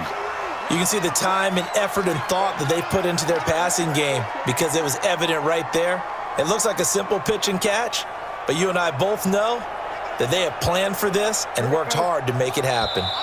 Now the Panthers going to use the first of their timeouts as they'll stop it with just over a minute to go before halftime.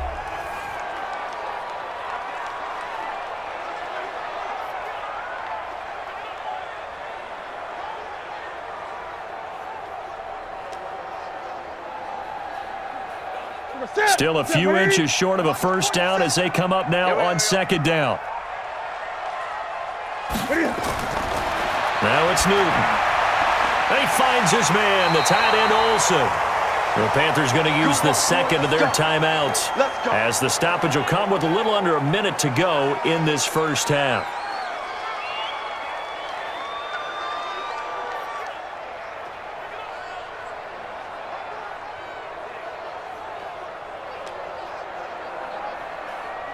So from the 39 now, they'll come up on a 1st and 10.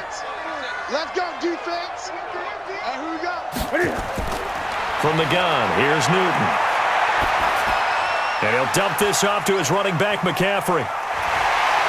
And taking it across midfield and inside the 45. 19 yards there on the catch and run. We can talk all we want about football being a game of strength and brawn. It's also a game of mismatches, and they're trying to create one there, getting it to their back out of the backfield to make a bigger play. As we often say, get it to him in space, let him use his leg. Yeah, if he can get a matchup against a linebacker or maybe a defensive end dropping out in a zone blitz, he's going to win that battle just about every time.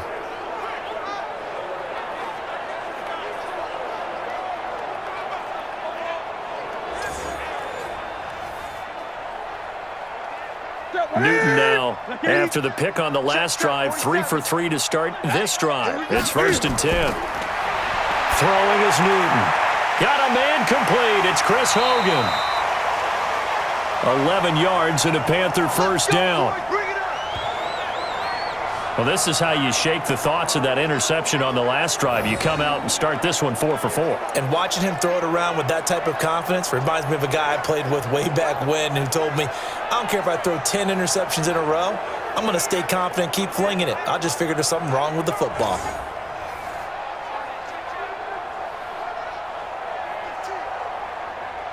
Hey, 780. Check my 47. I got one. Now a first down throw for Newton. And they've got the hook up. This is Olsen. And he'll work it inside the 30 to the 29-yard line. Now a timeout signaled for, and they'll get it with 10 seconds to go before halftime.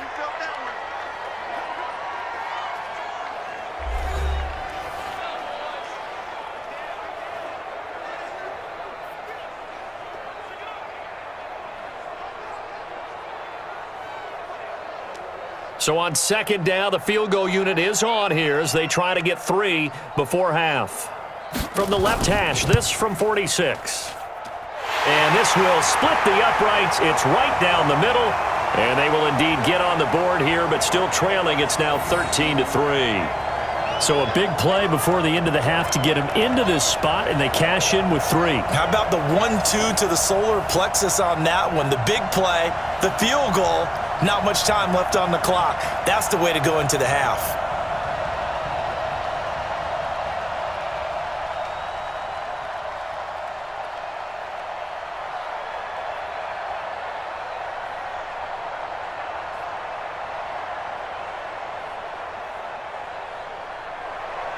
After knocking through the field goal, here's Gano back out there now for the kickoff.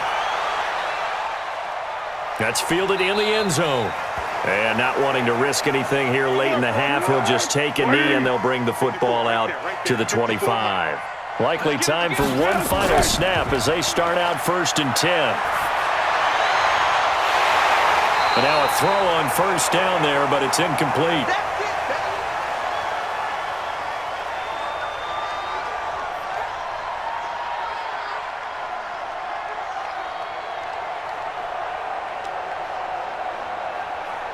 An incomplete pass leads to 2nd and 10 from the 25. Watch the screen, watch the screen, watch the screen, watch the screen.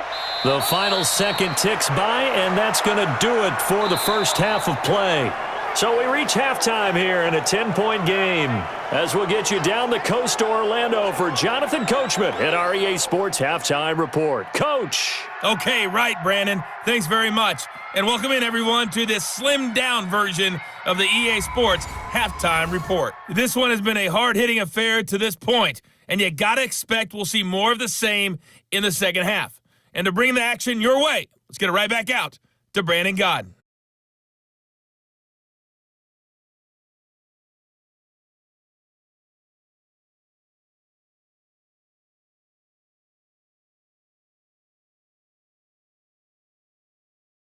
All right, Coach, thank you, and we welcome everyone back for quarter number 3.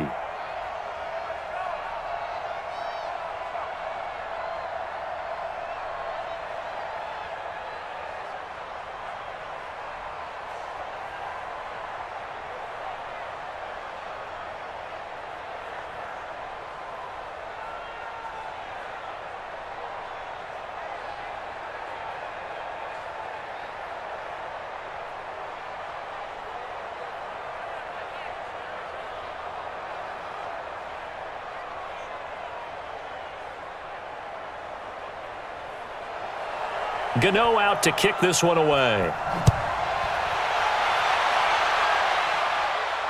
This is taken about 7 yards deep. And no run back here. This will be a touchback, and it comes out to the 25-yard line. Out come the Jaguars now as he'll go on offense first here in this third quarter. They built a good first-half lead. Now they have a chance to add on to it. And what I'm thinking is that the offensive staff spent the entire halftime just working with them on, here's what we think they're going to do to attack us in the second half. Nice first half that we've had, guys, but be prepared for some change-ups. We're going to see them when we kick it off in the second half. See how they handle any adjustments that might be made defensively. 11 yards there for Jacksonville and a first down as well.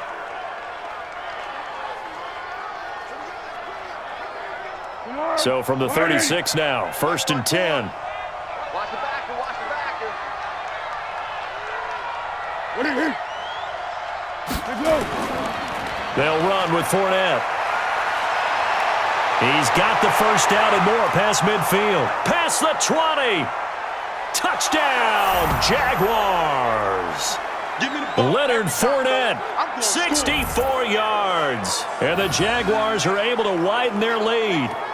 Always important to get the first score of the second half. Now you start to pull away a little bit and get some breathing room going. And now we find out about the fortitude of the group that's behind, because they were counting on getting into the game a little bit more, right? Maybe they get the first score. That doesn't happen. It looks almost insurmountable, but it's not. Let's see how hard they play the rest of the game. Lambeau to add on the extra point.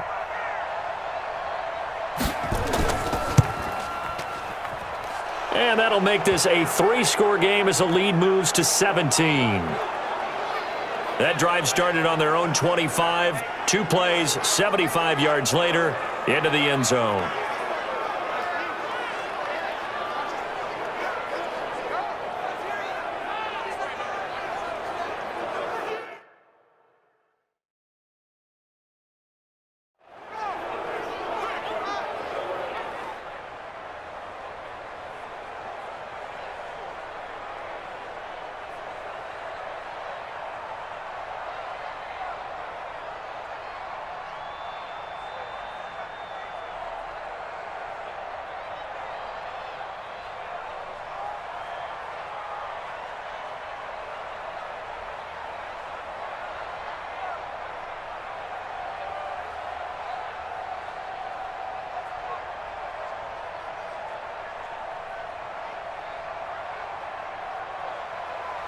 And Lambeau now, after the touchdown, he'll kick this one away.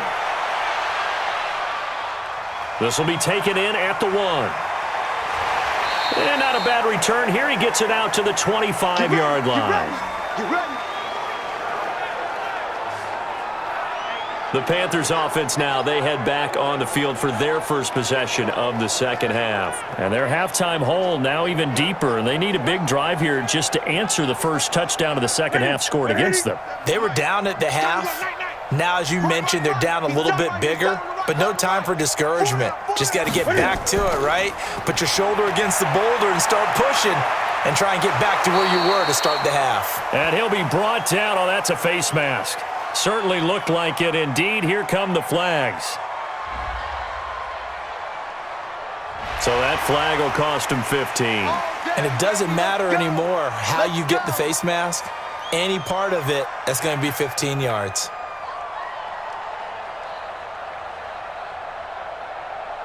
Now it's 1st and 10. A big mistake, especially when you factor in the personal foul yardage. Play action. It's Newton. Rolling to his right. He's going to take. The ball comes out. And the Jags grab it. We gonna shut y'all down. When I see a play like that, I come back to risk-reward. I don't know about you, but is it worth it at that point, whatever you're going to pick up, to either take the hit, and in this case, lose the football? So should have gone down. I mean, hindsight's always 20/20, but that's the safe play. You're exactly right. Hindsight's really never wrong, is it? Because you can analyze it, but I think ultimately you got to look at it as a first option, taking care of the ball, getting what you can, and that's it. Don't worry about any more. So 2nd and 8 here after the pass play for 2 yards on first down. And he's going to find Hogan here, complete. Sometimes the most effective routes are the ones that you run in the backyard, and you probably ran them when you were 5 years old. How about a little curl there against zone? But the key to it is finding the open spots in the zone. How a linebacker or a defensive back will widen to give you space. Find that area and let your quarterback hit you. Newton looking to throw on 3rd and 1. And the throw there going to be incomplete. Sometimes it's just not your day. There's another failure right there on 3rd down.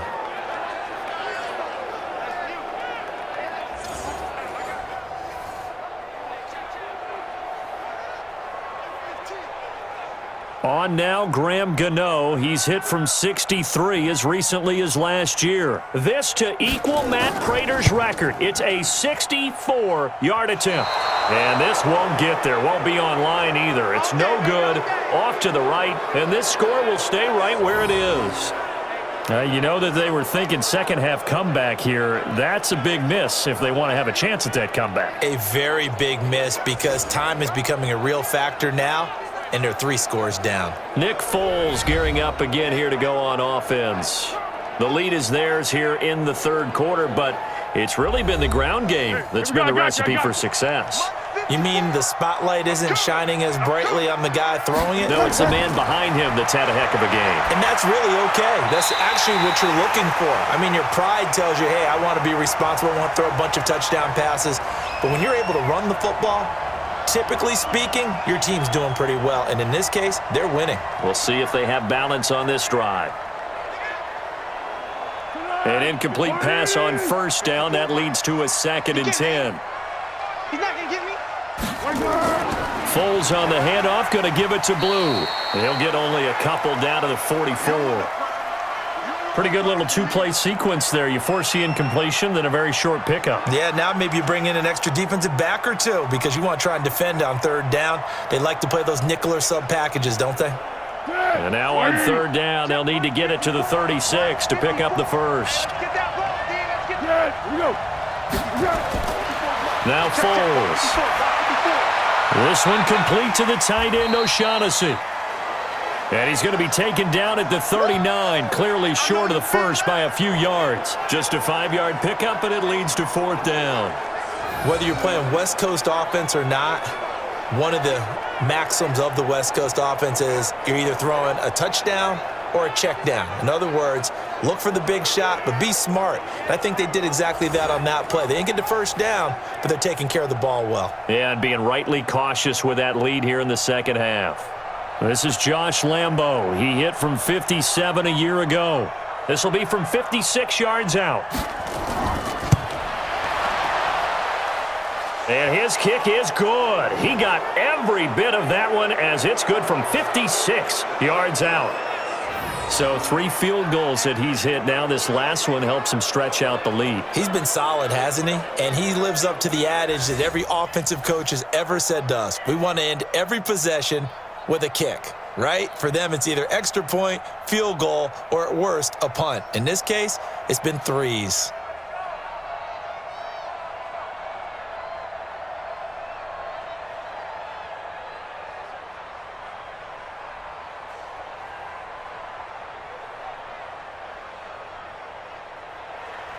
Now after the made field goal, back out Lambo to kick this one off. This one fielded at the 5. And he'll take it up past the 25 to the 26-yard line. Now the Panthers offense, they get set to come back onto the field. And the last go-around for them, they tried that really, really long field goal, couldn't connect. And in retrospect, I think a lot of people would say, well, why would you try one that long? You hurt yourself in field position. The ball comes out, there. That only helps the other team. But I look at it as maybe it was a double shot of confidence. Confident the kicker could make it. And even if he missed, confident in their defense that they could hold him. Just a 1-yard pickup on the play, and that'll make it a 2nd down. And we see another pitch and catch there to the running back. This position just continues to evolve. They become just as critical to the passing attack as a lot of receivers, tight ends, because their ability to make people miss in the open field can really generate big plays for an offense. A very good move, but for a short gain out near the 32. On any running play that's called, they're always hoping that it's going to break big and go the distance.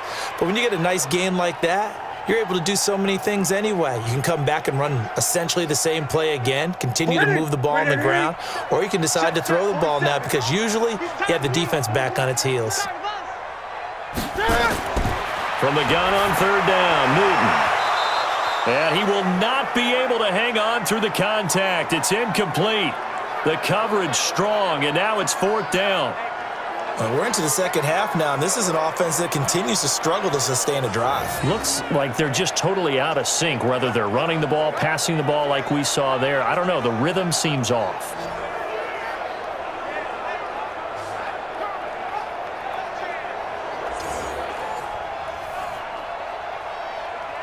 Here's Michael Pilardi now as he's on to punt for Carolina.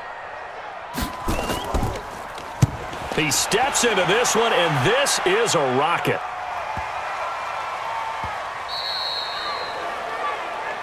Let's go. Let's do this. Gearing up for their next possession, Nick Foles and the Jags. They haven't had to rely so much on the passing game. It's really been a team effort in the running game that's kept them successful and has them in the lead. I like that, too, the team effort, because when I was growing up, one guy carried the football, right? You stuck it in his chest 20 to 30 times a game, and he was the heavy volume, heavy dose guy. Now, you spread it around, different people touching it, and in this game, it's proven to be effective. Yeah, spreading the wealth has been very effective. Well, there wasn't much there with that hitch route. They didn't gain what they expected, but sometimes when you call a hitch, you really don't have an alternate to go to. You don't have a second route to throw it to, so sometimes you have to rifle in there and hope for the best. Well, they'll run it here on the jet sweep.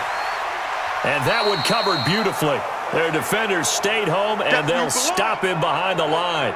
It'll go as a loss of a yard, and it'll set up third down. I like the idea to mix it up from time to time because, let's face it, you can't be predictable. But the execution was a little lacking on this one, right? They might want to go back to the drawing board with that call.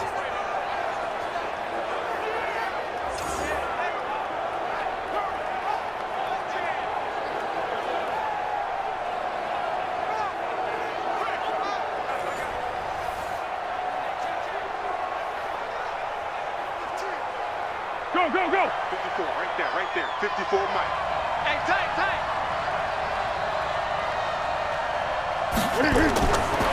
Looking to throw. And that will be incomplete.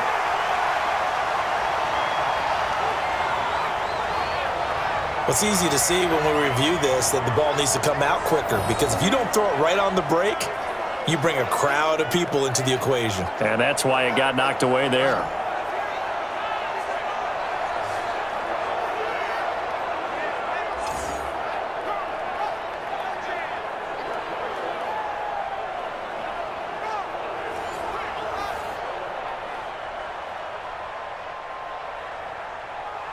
Here's Logan Cook now. And the way this offense has moved the ball, he hasn't been needed till here in the third. This is away and a very good kick angled for the sidelines. And no return possible here as they angle this one out of bounds. Carolina getting set to take the field. And with this deficit, you can't have too many more drives like the last drive where you had to punt it away. You know what I would tell my offense right here? The punter doesn't exist, guys. He doesn't even exist. He's not a team anymore. I just cut him, all right? So you've got to go out and create some offense for us here and give us some points. No way does that guy get on the field on this drive. Poor punter. Yeah, it wasn't his fault. But, hey, listen, there's got to be casualties at times. We're trying to win a game. If you're a selfish player and you're throwing the ball, you're cool with the completion.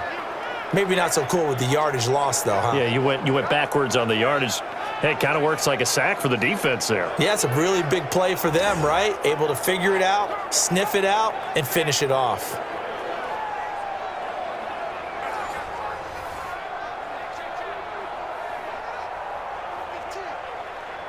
So the opening play of the drive goes backwards. Now they'll come up on 2nd and 12.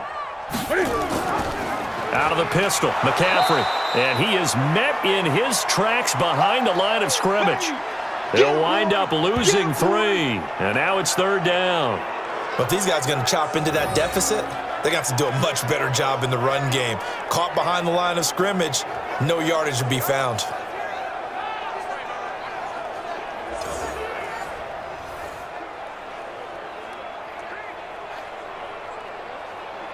This offense in desperate need of a conversion as they come up on third down. A shotgun snap for Newton. And open here is Hogan. He's got it. And they get him down, but not before he takes it across the 40-yard line. It's a Panthers first down, 17 yards on the play. Nice catch right there. Brings to mind the sentence, when in doubt, find your veterans. He used to laugh back in the day when they would call guys like him crafty veterans. You get up in your 30s, you're still playing receiver, but you're around that long at that position, you're doing something right. Just remember this. When he was young, he thought the crafty veteran was simply a guy who couldn't run anymore. Now he understands a little bit better. Newton now 6 for 6 since coming back out of the locker room. It's 1st and 10. Out of the gun, Newton. Thomas has got it, complete. And they'll get to him after a gain of 7 to the 47. Brandon, perfect defense in this situation would have meant that there was an incompletion. They would have picked it off. Okay, so they gave up the completion. But I really enjoyed watching how the defense stayed in sync, stayed in great communication. And as he dragged across each zone, you see him pointing, communicating. There he is, and they passed him off to each defender. Ended up making a nice play, even though it was complete. Throwing again on 2nd down, but this time it's incomplete. And attempted a deep ball there. They didn't get it. But, boy, they're going to need a few of those to actually hit in order to get back into this game. Good thing they do have a little bit of time here still left in the contest. Decent-sized deficit, but not one that they can't manage. So the incomplete pass on the last play, and that leads us to a 3rd and 3.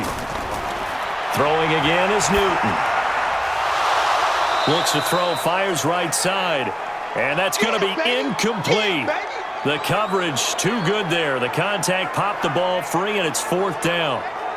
We saw this a lot in the first half, and it continues. These receivers just not able to get much separation. So that means they have to win the 50-50 balls. They've got to go up with the defender and find a way to start coming down with them. And this time, contact and another incomplete pass.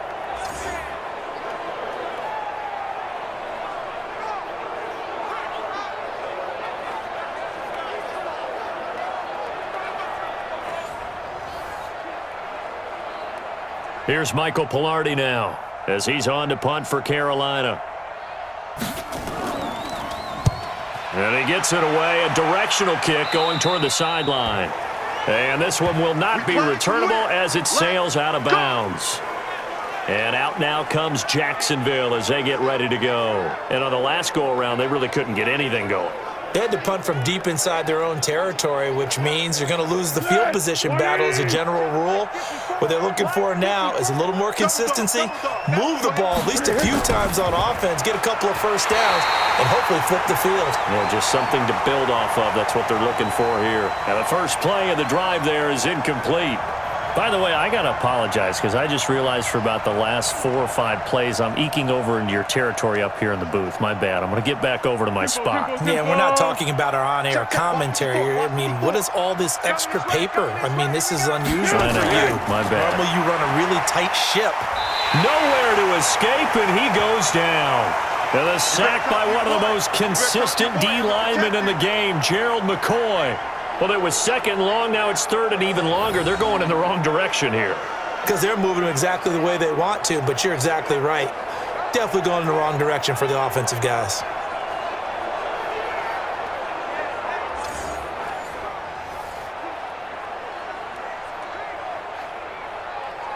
After the sack, they'll come up now 3rd and long. Yeah, I wouldn't be surprised to see them run the ball here just to try and get some space. No run call here. They'll look to throw instead. And he goes down. It's a sack. They get him back at his own 3-yard line. Off the edge, Mario Addison gets the sack. Well, if an offense is going to throw the ball in this part of the field, any pass rusher will tell you that's his favorite part. Gets a chance to get after the quarterback. It's almost like a reverse red zone. They can create points using their defense, and this time they take their man down.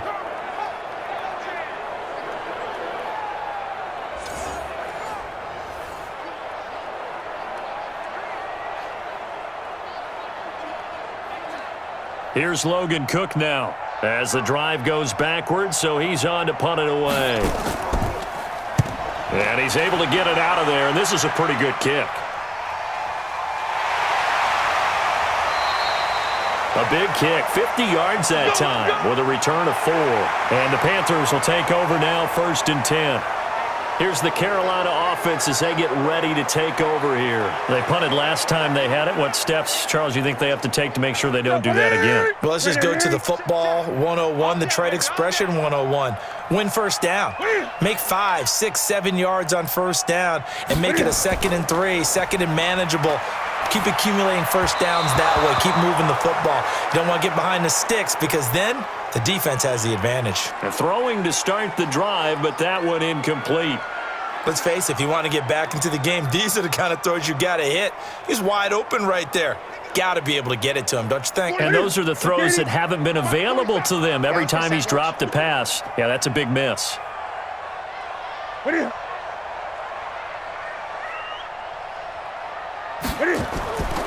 Now a run with McCaffrey. And he spins through. And now they're going to get him down right at the line of scrimmage.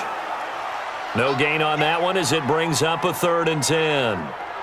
Defensively, though, they had a chance there to hit him for a loss. Couldn't get it done. Looked like someone was able to knife into the backfield, but he wasn't able to get him down. But his compatriots, they were able to grab him at the line of scrimmage and not let him get any further downfield. Throwing on 3rd down, Newton. Nowhere to escape, and he goes down. Calais Campbell finding his way home for the sack. Sack City, baby.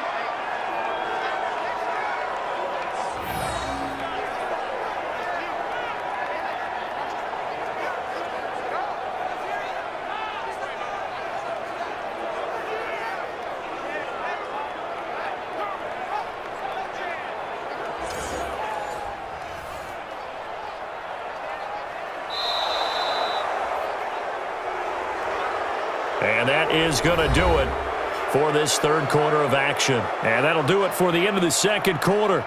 This is the NFL, and it's on EA Sports. A critical one here if they're going to have any shot at this thing. So they'll go for it on 4th down. Now Newton. He's going to air one out.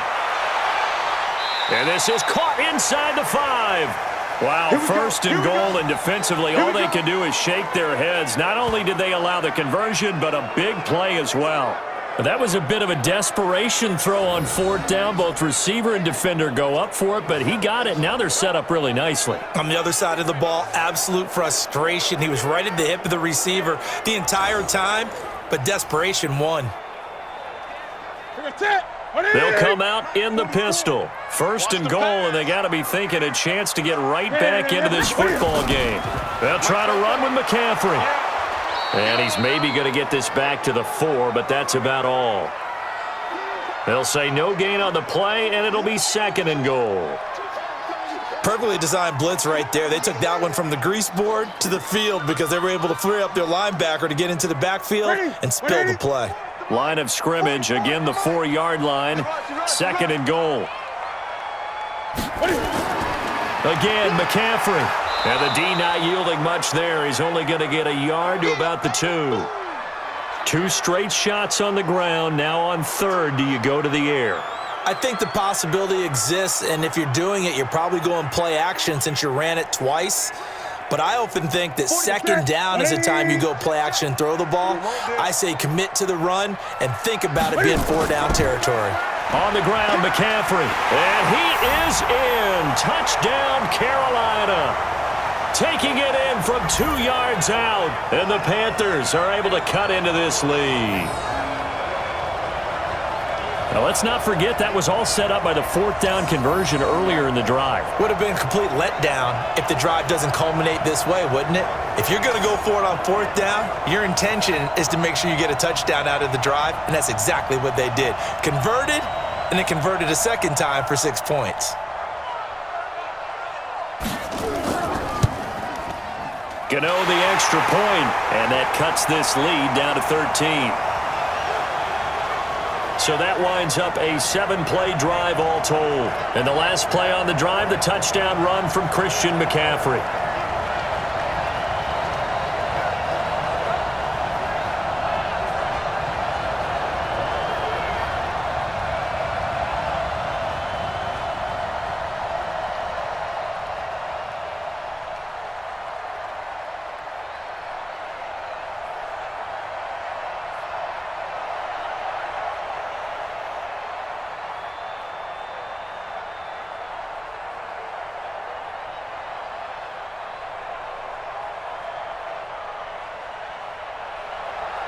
Gano now following the touchdown here to kick it away. This is fielded a couple yards deep. And no run back here. This will be a touchback, and it comes out to the 25-yard line.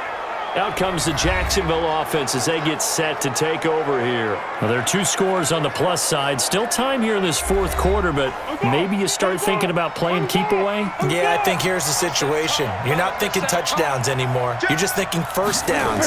To keep up with your theme there, playing keep away, first downs, they can't touch the ball. He's got his tight end, O'Shaughnessy. He'll be dropped after a gain of about 6 across the 30 to the 31. A gain of 6 there on first. Another nice pickup through the air, and I think a lot of people might expect them to run the ball in this situation, Brandon, but with this lead, they're electing to throw the football. Swings, slants, quick outs, things that they consider safe. They'll come up now 2nd and 4 from the 31. Here's Foles. This one complete over the middle to O'Shaughnessy. And he'll be taken down, but not before they work it across midfield. That one covers 24 yards. It's a first down. I don't know whether I want to be a fly on the wall or not when they hear the explanation of how one of the bigger targets on the field, the tight end, can be that wide open and uncovered downfield. Who blew that assignment? Somebody did. No doubt about it. There's no way you're not going to account for him. Foles now a perfect 8 for 8 to start the second half. Not bad. 1st and 10.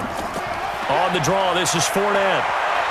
And past the 35, he'll be dropped a yard or 2 shy of the 30. A 14-yard first down pickup for the Jaguars.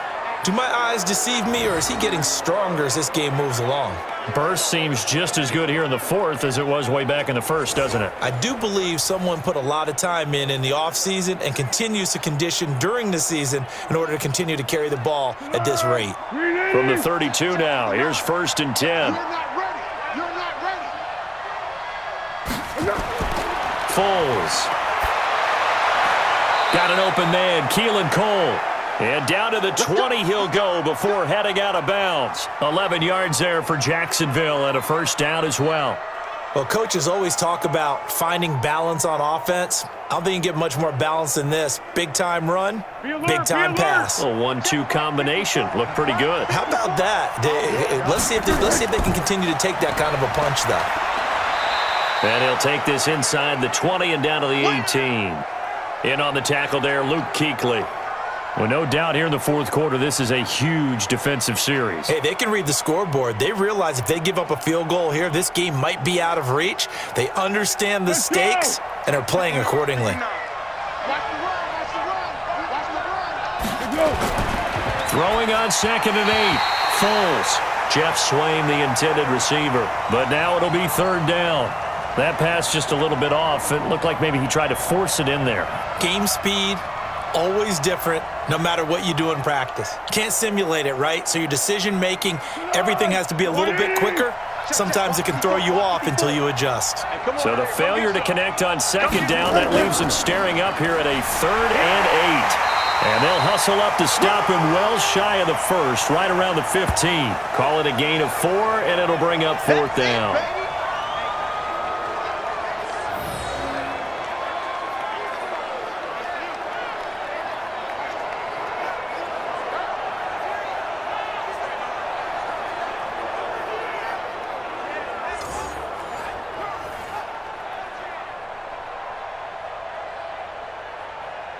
So they'll turn to the kicker again. He's been a busy man thus far. The kick by Lambeau is good, and that will extend their lead even further. So they settle for just the 3, but clearly right now anything helps trying to salt this one away in the 4th. Without a doubt, obviously a touchdown probably would have been the final nail to finish this thing off, but they still ate up time, got points. So while it's not mission accomplished, it's darn close.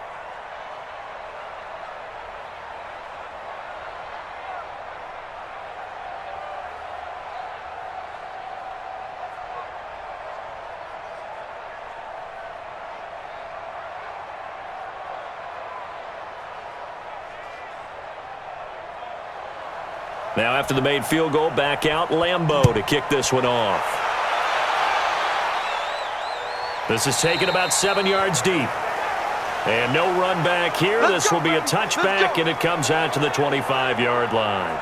The Panthers offense here, they get ready to head back on the field. And that last drive, a long drive, but not just that. They had a great air attack going. Do they stick with that? I would think that they would, because if they were confident enough to do it on the last drive, starting backed up in their own territory, why would you change anything? They've got to be confident about what they're presenting and continue to do so. Yeah, because the secondary, they really look clueless.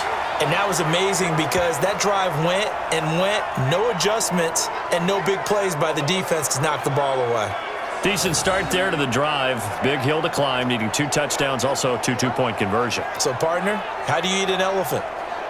I don't eat an elephant. Who eats elephant? But if you do it one bite at a time. Okay. That's the way they've got to play this, one play at a time. Yes, there's urgency, but they have to be careful as well. Let's go with like a 50-ounce ribeye. One bite at a time. All right, I'm with you. On first down, it's Newton. He finds his man, the tight end Olsen. And he takes this one down almost all the way to the 30. 25 yards that time. So there on that play, offensively, they ran the crossing route. Defense was in zone coverage. So as a former DB, how tough is it to defend that? It's really difficult because your natural inclination is to chase the receiver and maybe leave your zone. So you have to have discipline in order to talk to your other coverage guys and let him know that that receiver's crossing from your zone to the next zone. He's coming your way. Make sure you have him. And then when the ball is actually thrown, secure the tackle. When they're moving on crossing routes, if you miss a tackle, it usually results in a big play. Newton on first down. And that's caught. It's Hogan. And he's brought down, but not before he reaches the 8-yard line. 2 chunk plays in a row. The last one was over 20 yards, and so is this one. Defensively here, you've got the cushion, but back-to-back pretty big pass plays there. Bend but don't break, but are they bending too much? I think that they are. To me, it'd be like playing basketball, and you put up a token press. Make sure you get up there and make them eat up some time. Make it a little bit of resistance so they can't just run it right down your throat.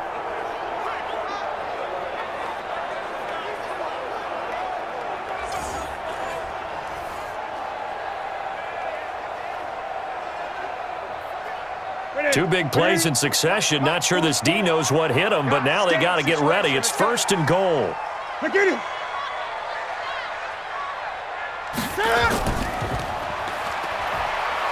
And he's brought down right at the 5-yard line. Give him 2 on the play.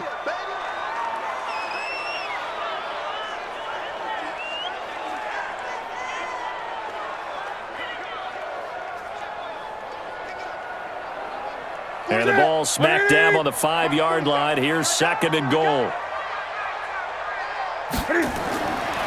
To throw is Newton. Toward the pylon, caught. 5 yards that time on the completion. And now it's 3rd and goal.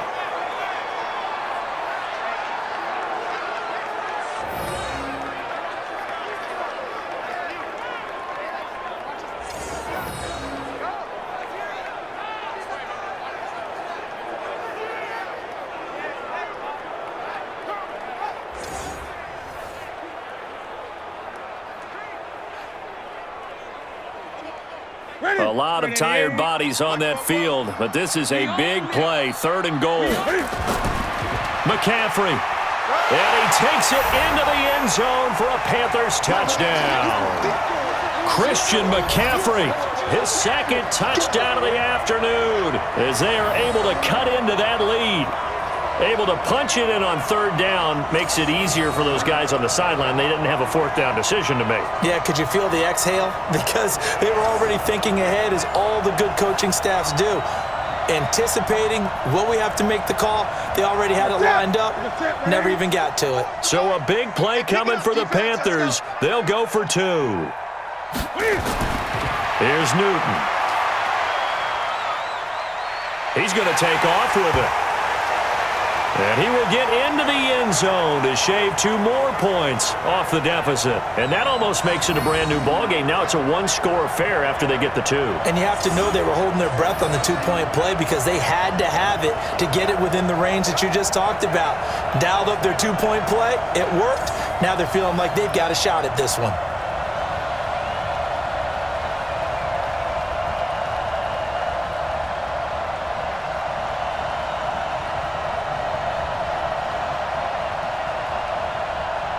Gano now following the touchdown here to kick it away.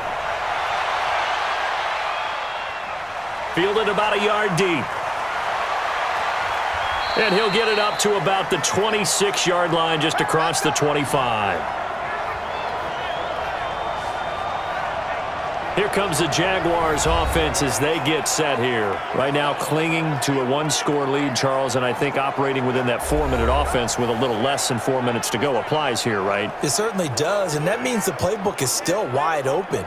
But you are a little bit more careful about what you're calling. You want plays that are going to gain yardage, how would you say it, consistently, right? You don't need the big shots downfield, but make sure the clock continues to run. Pile up the first downs, and the goal? End the game with your quarterback kneeling down at the end, and you still have the lead. 16 yards that time on the pickup for the Jags and a first down. What may seem a little unorthodox to some people, got the lead, 4th quarter, yet he's still firing away. I think he believes that's the best way to go ahead and win the game. Yeah, a lot of coaches say, let's just run the football, be conservative. He's sticking to his game plan. No, that is his game, and that's what they're going to ride. One play has him up past the 40 already, and another 1st and 10.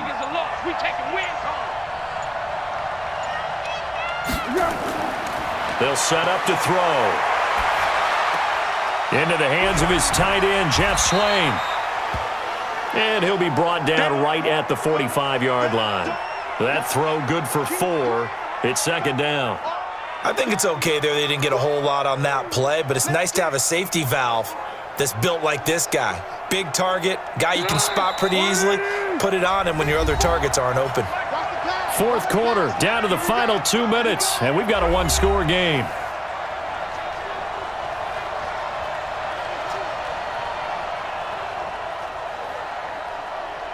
So it's Jaguar football here as we welcome you back.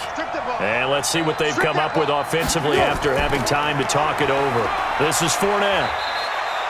And now right out of the 2-minute break, we'll get a timeout used defensively with 1:56 to go.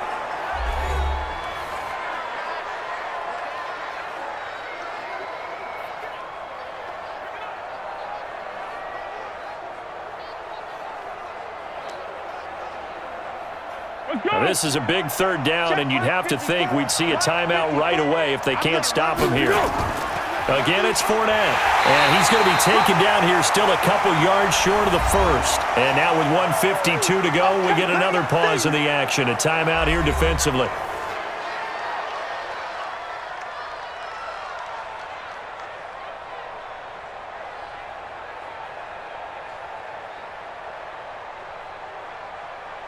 Here's Logan Cook now as he's on to punt for Jacksonville. And the kick's away as he angles this one for the sideline. And this will be up to the ruling of the side judge here. He says it crossed out of bounds at the 16-yard line. So Cam Newton and his offense down by 8, a little under 1:50 remaining. Needing to go pretty much the length of the football field as they have it 1st and 10. Check, 47. Exit. Now Newton. He'll get this to McCaffrey out of the backfield. It didn't check off every box, but the most important one. Got the clock stopped, getting out of bounds. They may be a little short of the 1st down, but I thought that was the key. 6 yards was the pickup on the last completion, so here's 2nd and 4. Back to throw. And they've got the hook up. This is Olsen. 4 yards the pickup, 1st down. That's what they need right now. Get the 1st down, get out of bounds, stop the clock. Just playing smart football, understanding the situation, making the plays necessary, and making sure that clock stops at every opportunity.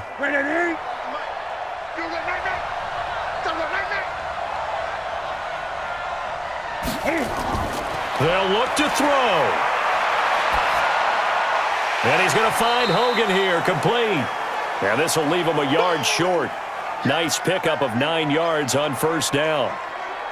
What a big tackle there defensively. One of the most difficult things for a defender to do, and think about the speed that he brought down. If he gets away, he's likely gone. Cam trying to rally his guys to the line as quick as he can. Now it's Newton. Open man is Samuel, complete. And to the 42-yard line here and brought down there. We are inside of 1 minute, only 1 timeout left, so they've got to move quickly. Get up to the line of scrimmage, make sure they're set. No penalties in this situation, but you're exactly right. Conserve that timeout for when they really need it. 1st down now, but the clock continues to move. Newton to throw. And that's complete to McCaffrey. And he'll get up near the 45. They'll spot it at the 44. It'll be a pickup of just 2, and that'll bring up 2nd down.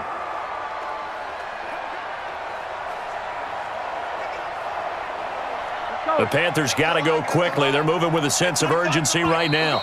Now the Panthers going to signal for their 3rd and final timeout, as the clock will stop with an even 20 seconds left to go.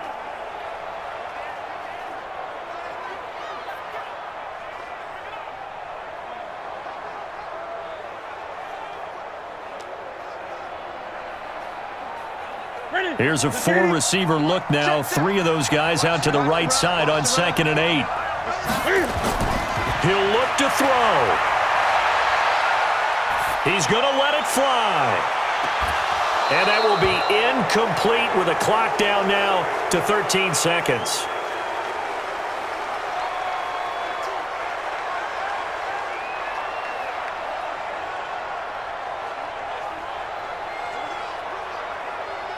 So the failure to connect on 2nd down, that leaves him staring up here at a 3rd and 8.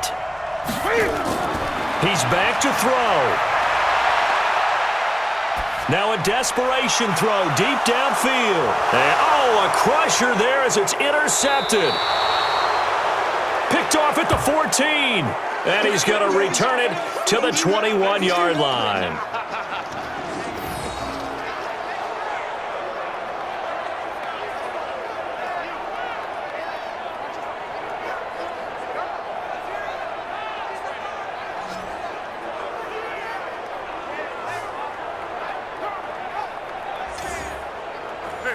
Jaguars come to the line to start their next drive. And they've got this one in hand. No timeouts remaining defensively, so this one should just be 1 kneel and then handshakes.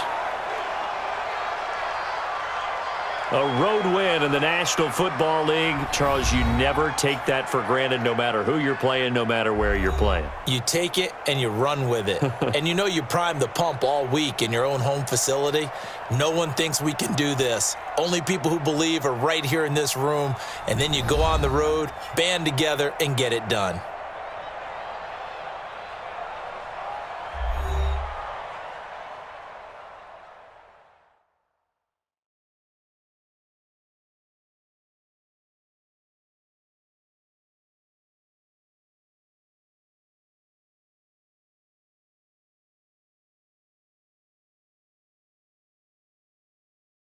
So that'll just about do it for Charles Davis. I'm Brandon Gaudin. You've been watching the NFL on EA Sports. For more, log on to easports.com. Till next time, we say so long from Charlotte.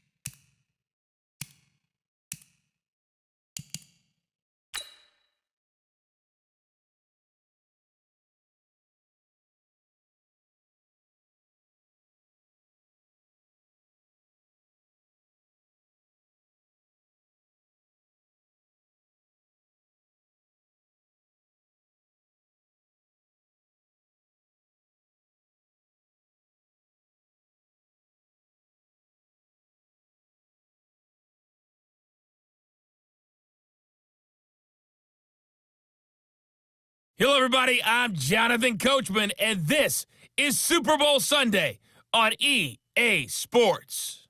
Up next, we've got what should be a great matchup between the New England Patriots and the Los Angeles Rams. Kickoff now just moments away. It is finally time to crown a champion, as I'll hand it over to the two men who will call the action, Brandon Godden and Charles Davis. All right, Coach. EA Sports coverage of the National Football League is on the air. Tonight, it's all on the line. We play for the Lombardi Trophy, as it'll be the defending champion New England Patriots taking on the NFC champions, the Los Angeles Rams. Brandon Godden alongside Charles Davis. Charles, the Patriots, they did it again. Their 12th Super Bowl appearance ever. That's a record as they seek to go back-to-back, something that hasn't been done in the NFL since Super Bowls 38 and 39 were won by the Patriots. So you just have to marvel a little bit, don't you? How they get this done year in and year out. How do they get there? Because I just wonder, at some level, do we take them for granted?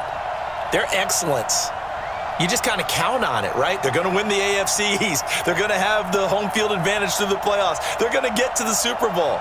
None of that is easily done, yet every year we're talking about the Patriots possibly, getting it done and adding to their record books. They're trying to make it 3 wins in 4 years. The only teams to do that, the Dallas Cowboys in the 90s and these Patriots in the early 2000s. Meanwhile, the LA Rams back in the Super Bowl after losing last year's game 13-3 to the Patriots in Atlanta, and they certainly are hoping that their offense is in tow this go-around.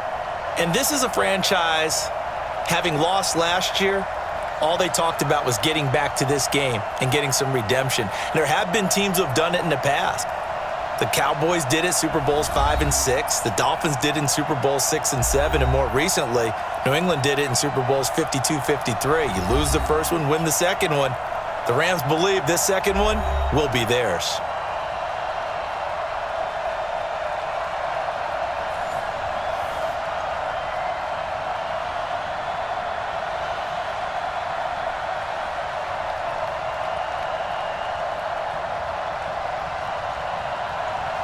The first Super Bowl of the new decade, Super Bowl 54, is underway. This is fielded a couple yards deep. And he'll be brought down at the 23, make it the 24-yard line. Jared Goff leading out the Rams. He made it a mission to get back here to the Super Bowl after last year's disappointment in Atlanta. The numbers not so great that first go-around. 19-38, just 50% passing, 229 yards, many coming in the fourth quarter. No touchdown passes, 1 killer interception. But he knows what to expect now as he tries to give the L.A. version of the Rams their first Super Bowl title. Here's the first carry now for Todd Gurley. He'll wind up getting a yard on the game's first play. It's second down. The headshots here are the offensive unit. And what about Brandon Cooks? If he's not a 1,000-yard receiver every year he's healthy in the league, I'll be surprised.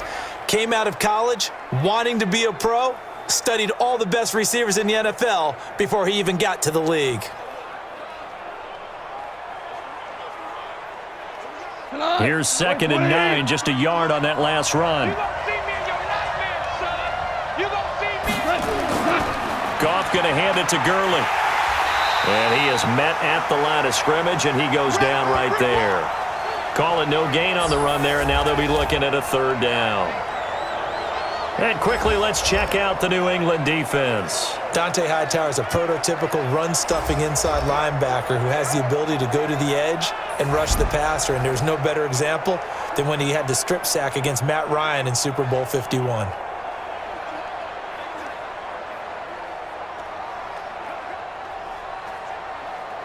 So now an early 3rd and 10 here on their opening drive. A shotgun snap for Goff. He gets it to Gurley, complete. It's a loss of a full 3 yards, and it brings up 4th down. Really good defensive effort. They were all over that little swing pass out to the right side before lost yardage. Terrific read, better execution, and done with a lot of enthusiasm, wasn't it? Absolutely. They saw it all the way, ran to the football, and caused a nice play for lost yardage. On is the punter, Hecker, as he gets this one away. Edelman set to return. Now a late flag comes in as they got him down via the face mask, and that'll give him even better starting position. Well, we looked at each other right away. We knew that flag was coming out. And I always enjoy the conversation post because officials always tell you, I don't want to throw the flag, but you caused the play. You did it. I had to. Excellent field position after the face mask penalty. 1st and 10 out near midfield. Working from the gun, it's Brady. Looking for Edelman, and he hits him. It's complete. Give him a couple on the catch. It's 2nd and 8. One thing we do know, he's going to get his catches. So as they move forward defensively, got to continue to focus on not giving up the big play when he does catch the ball in the secondary. So 2nd and 8 here after the pass play for 2 yards on 1st down. They'll run it here. This is James White. And running room scarce here. He's going to be stopped in his tracks at the line of scrimmage. Officially no gain on the play, and they're left with a 3rd and 8. Early down stuff to put this offense in a precarious position. We know that securing the point of attack, especially against the big-bodied guys in the middle of this D, has got to be priority one.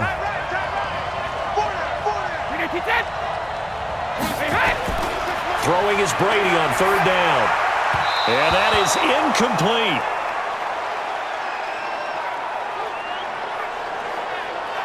So the defense able to get off the field here on 3rd down. And it's one of the goals of the game. They've got to be effective on passing downs. It's one of the few things defenses chart. How did we do on 3rd down? That's a nice start for them in this one.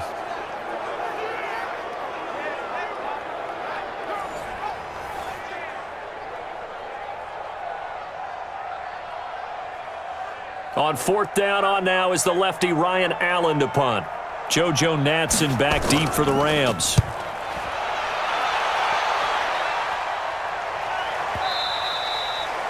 And that is much too long. That's into the end zone for a touchback. Here's the Los Angeles offense as they get set to take possession.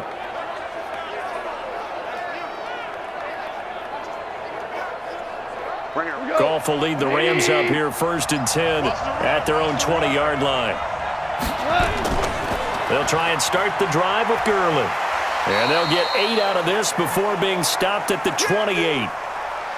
A nice run here early on. It doesn't take a great play caller to realize you want to establish a guy of his caliber with runs like this early because they will pay dividends as the game progresses. Line of scrimmage, the 28 now as they come up on 2nd and a couple. Now it's Goff off the bootleg. It's hauled in by Brandon Cooks. And past the 40 before he's out of bounds. It's a gain of 15, and the Rams have a 1st down. And another thing that makes a comeback route really effective is that oftentimes after you've made the initial move, receivers breaking away from the defensive back, and that makes it a really tough play to defend. A nice chunk of yardage picked up there.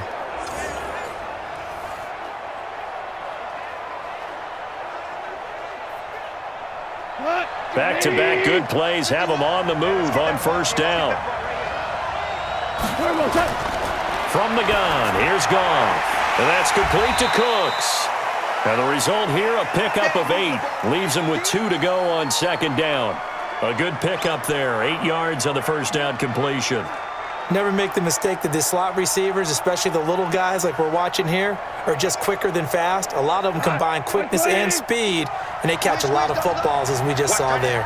Facing a 2nd and 2 after that last catch, good for 8 yards. Now Goff will hand this one to Gurley.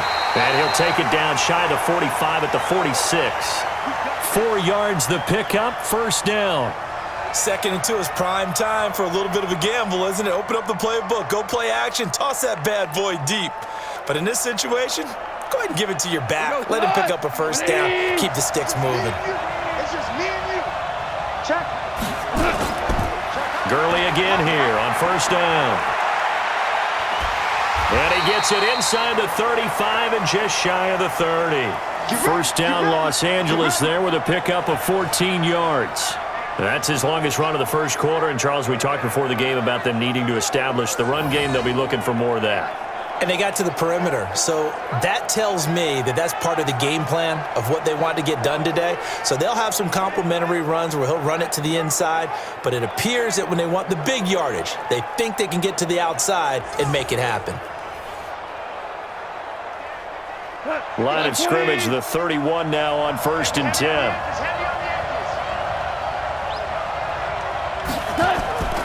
Goff turns and gives to Gurley. This will be stopped about 2 yards shy of the marker. 8-yard gain, 2nd and 2.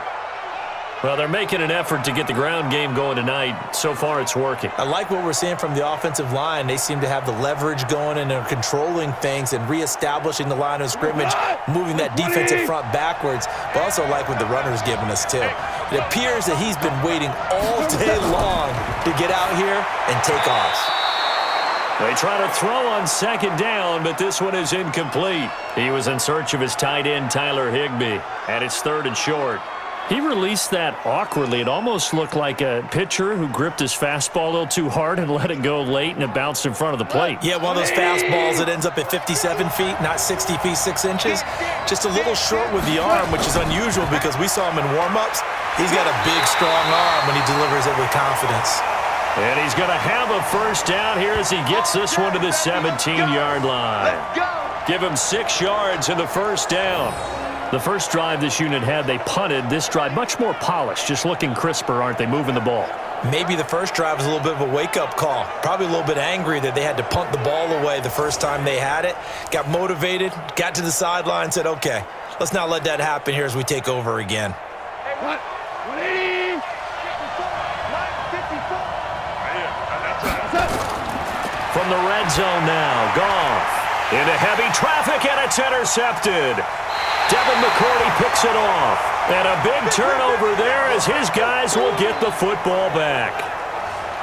As much football as we watch, we've seen this work many times. In the red zone, 1st down, take a shot at the end zone, and points result.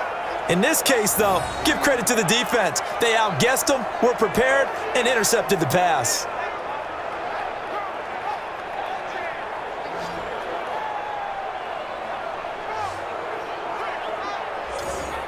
Out comes the New England offense to see what they can do this time. And on the first drive, 3 and out. And I know that these are professional athletes, but I would imagine sometimes you get the nerves at the beginning of a game still, don't you? Those don't ever go away.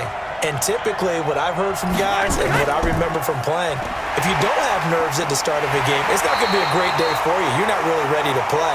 So finding a way to harness those nerves and not let them affect you in a negative way, that's what all the guys are looking for.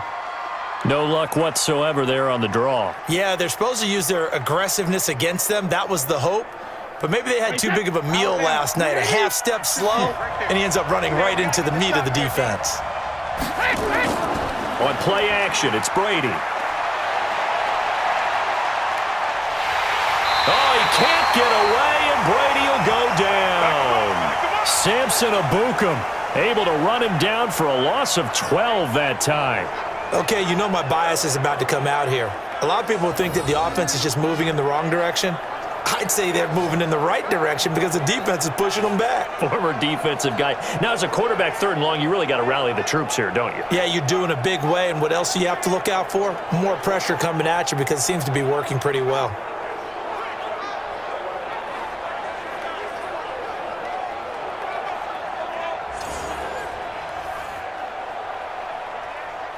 Tough spot for the Pats now after the sack as Brady will lead them up 3rd and long.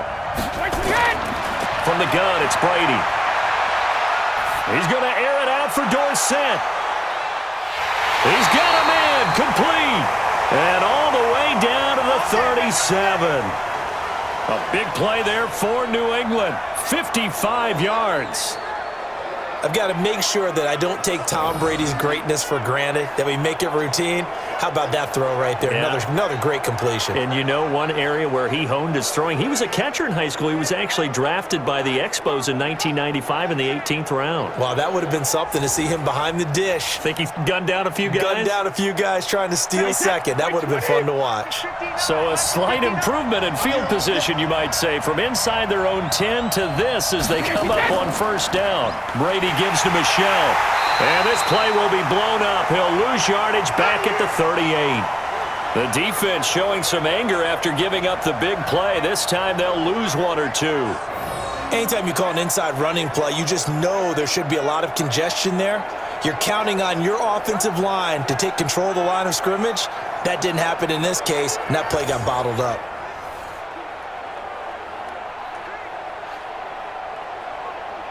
Wait, set, play, 20.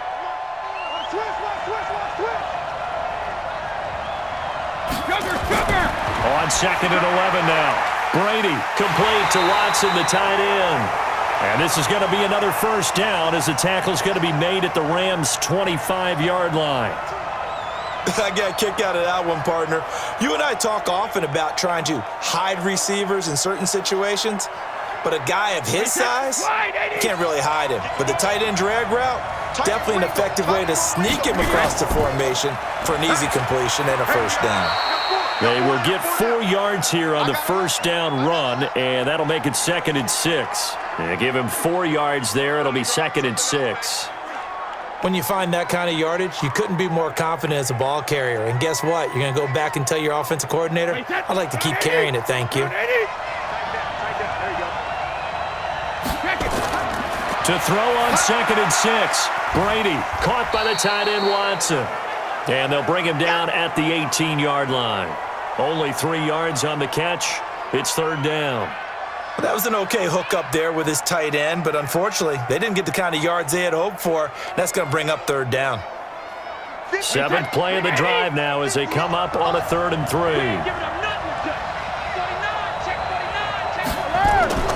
They'll try and run for it. Here's Michelle, and he'll have the first down, getting this one to the 14-yard line. It's a first down following a gain of 3.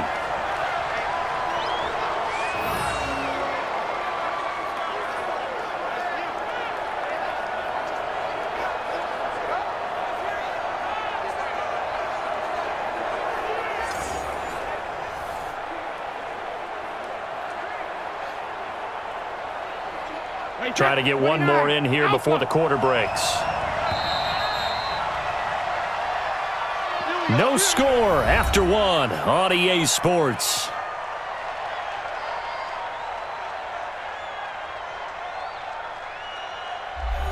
Wait, set, wait, Eddie!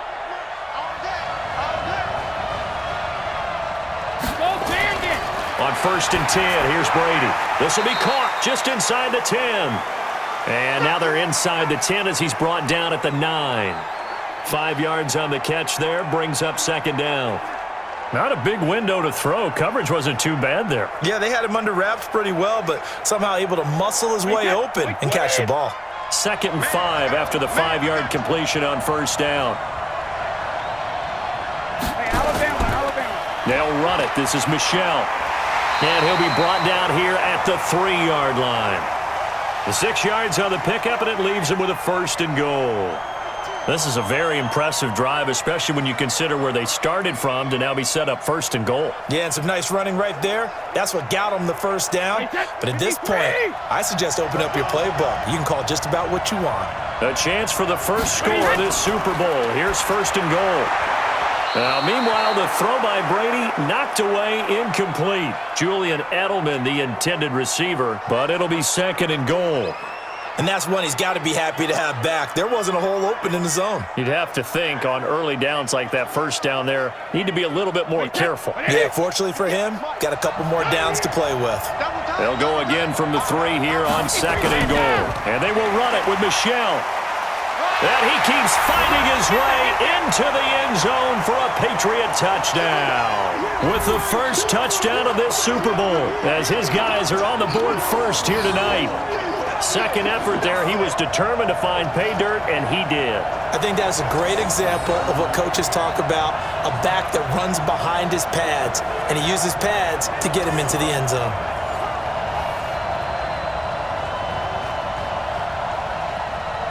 Now Steven Gostkowski on for the extra point.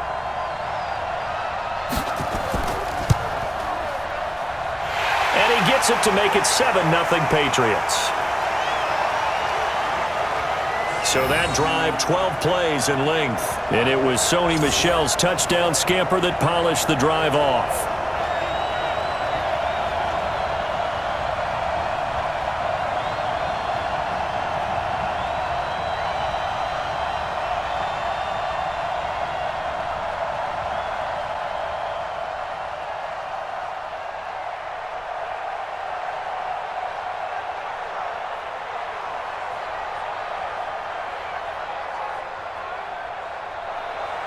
Gostkowski now after the touchdown. He'll send this one away. Fielded about a yard deep. And he'll take this one near the 25, call it the 26-yard line. Let's go! Now this offense about ready to take over again. They threw an interception the first time they had the football, wound up leading to a touchdown the other way. How do you approach drive number 2? Going back to your game plan coming in, everyone has matchups that they like better than others, where they think they have an advantage. Dial up some of those plays. Try and go to those spots and get your offense moving. And he's going to be out up around the 45-yard line. The drive starting play, a good one. Give him 19.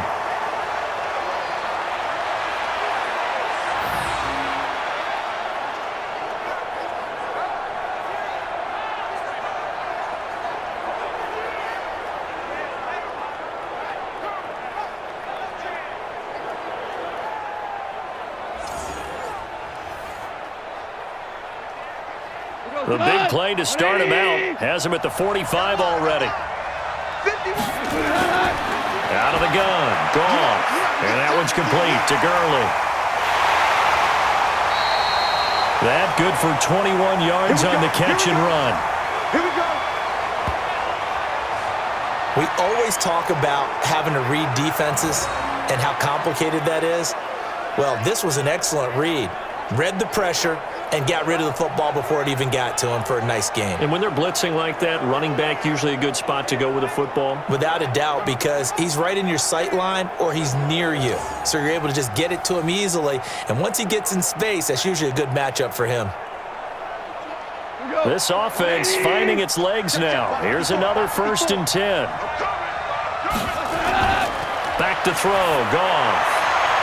And that is incomplete. Showed off the arm strength there, but to no avail. 2nd down. I like what they tried to do there. They didn't get a completed pass downfield, but they came off of a momentum play. Big-time gain on the previous snap. Came right back and threw one deep, hoping to catch them on their heels. From the 34, they'll come to the line on 2nd and 10. Throwing again is gone. That's complete to his tight end, Higbee. And this will be a gain of 5 as he gets it to the 30. Well, they were unable to make anything really big out of that, but it's not a bad idea to find your tight end and give him an easy completion and keep moving things forward. Almost his bread and butter is a good running back dive play.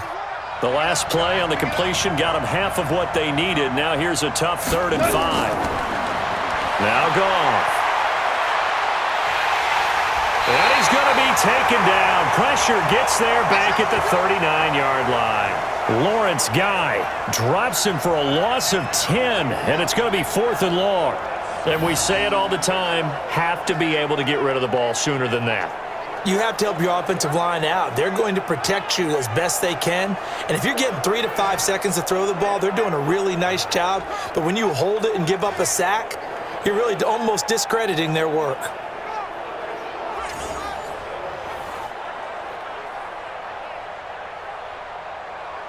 Now Greg Zuerlein. We all remember the 57-yarder that sent the Rams to the Super Bowl. This will be from 56 yards out. Online, but off the crossbar, no good. A long-range effort denied 3 points at the very end. All things considered, a pretty good kick, just cruel punishment there to be denied by the crossbar.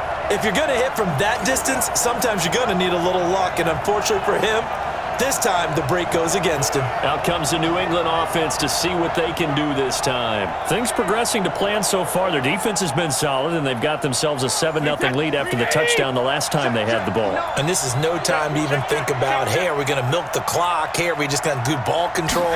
This is the NFL. 7-0 leads, they don't last very long unless you continue to push the envelope on offense. Just a yard on the pickup there, and it'll bring up a 2nd and 9.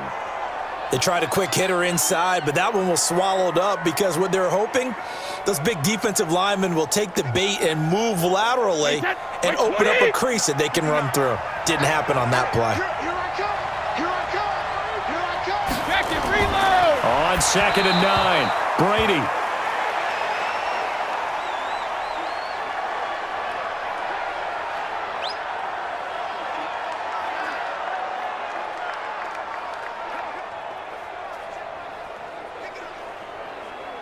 New England on 3rd down. They've been okay, 2 for 3 thus far. This is 3rd and 9.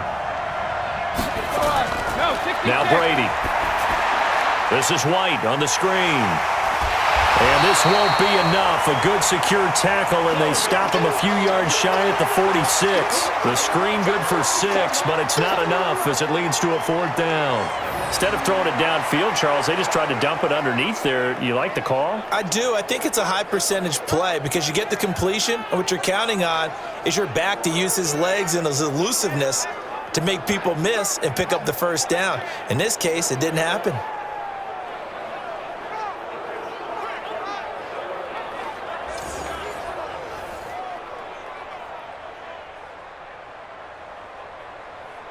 Here's Ryan Allen now, as he'll kick it away for the 2nd time.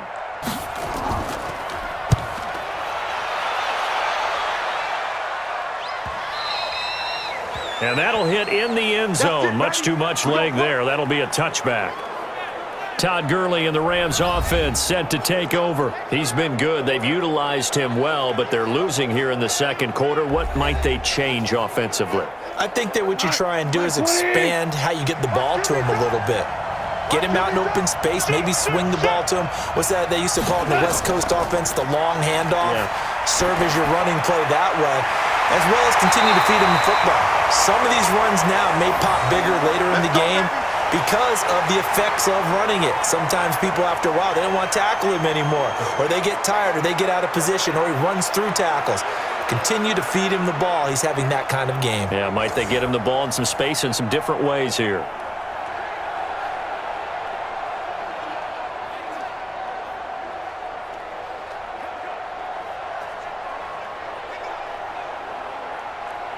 One play has him to the 37 here for 1st and 10. Here's Goff. Now that'll be caught by Kupp. And this winds up a gain of 4 to the 41.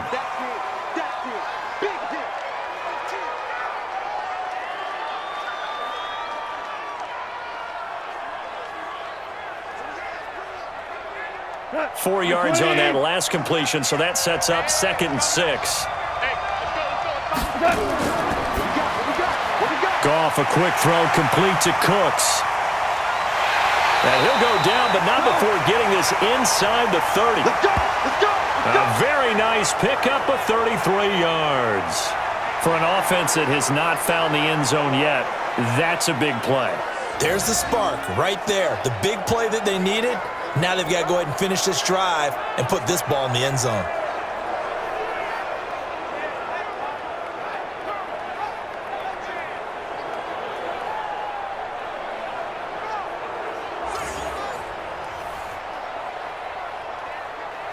So now then, the big play has them all the way inside the 30 now, 1st and 10. Again, Goff. And Woods has it complete. And they take him down, losing yardage back at the 27. It's a loss of a yard there, and now 2nd down. A pass for negative yardage, obviously no good. Maybe he shouldn't have thrown it, or maybe he shouldn't have caught it. And I think we were seeing it at the same time, weren't we? Maybe you let that one go, right? Because you can see the lost yardage about to develop, but that goes against every instinct of a receiver. They're taught to catch everything. So it's really hard to be mad at him and yell at him for trying to make that play. That pass play wound up for negative yardage, so here's 2nd and 11. Here we go, team. Delayed give, Goff to Gurley. And that didn't fool anybody. He's going to be dropped in the backfield. That'll be a loss of a yard, and it leads to a 3rd down.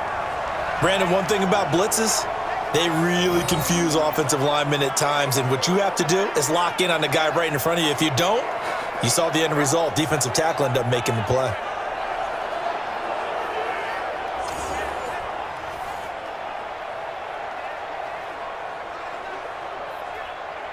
The last 2 plays each lose a yard. They'll try to move forward here on 3rd and 12. To throw is Goff. And he's going to go down here, a sack. They push him back to the 34. Lawrence Guy, his 2nd sack of the night. How about that, partner? His 2nd sack of the game, and that puts him in some pretty good company. 17 guys have had 2 sacks in the previous 52 Super Bowls, but only 3 have had the record number of 3 sacks in this game. And we've got the list here. If he gets another one and everyone behaves nicely, we might just list those out for him.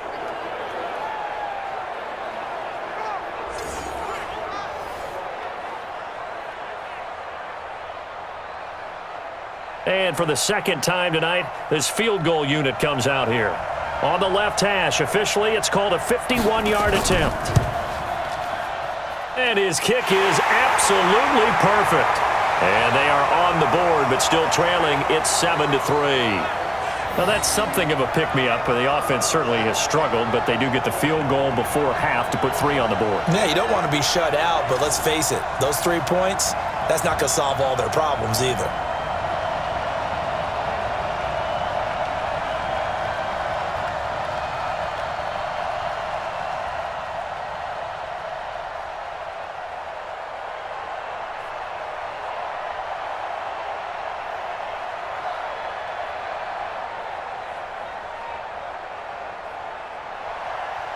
After the made field goal, Zerline back out there now to send this one away.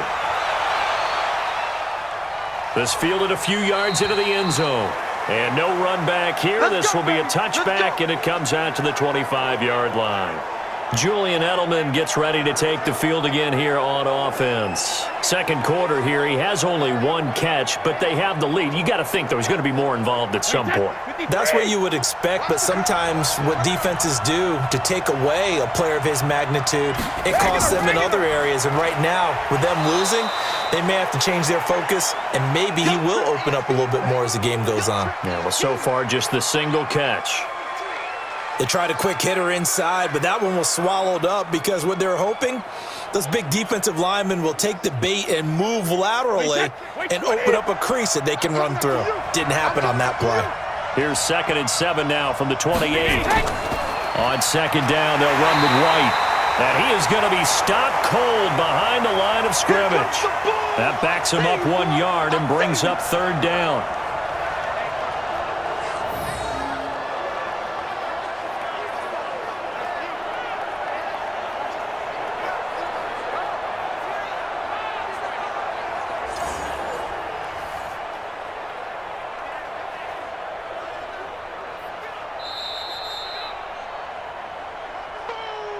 Two minutes even on the clock in the first half of Super Bowl 54.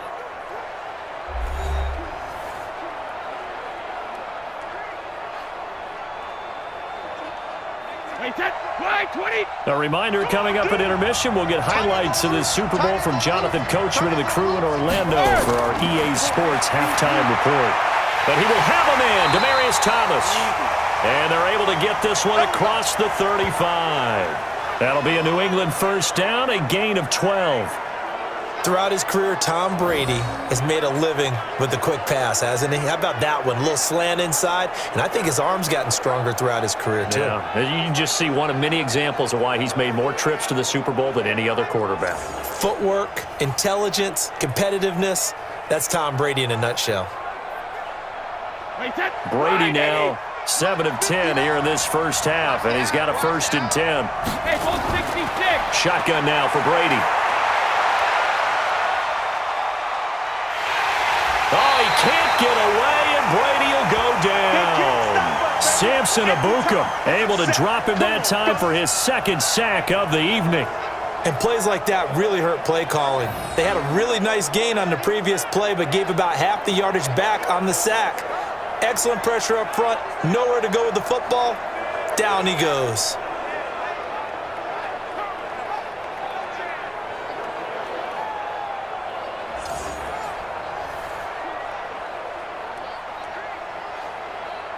And the job becomes twice as difficult now. After the sack, it's 2nd and 20.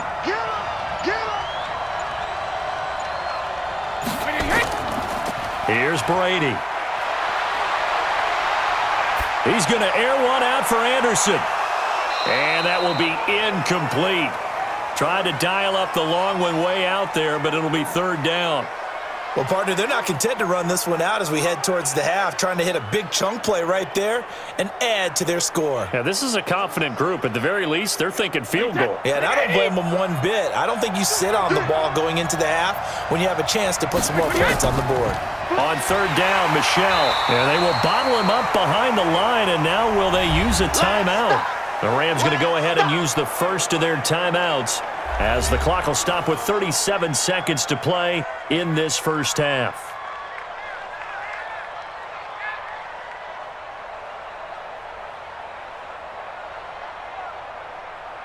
Here's Ryan Allen now as he's on to punt for New England.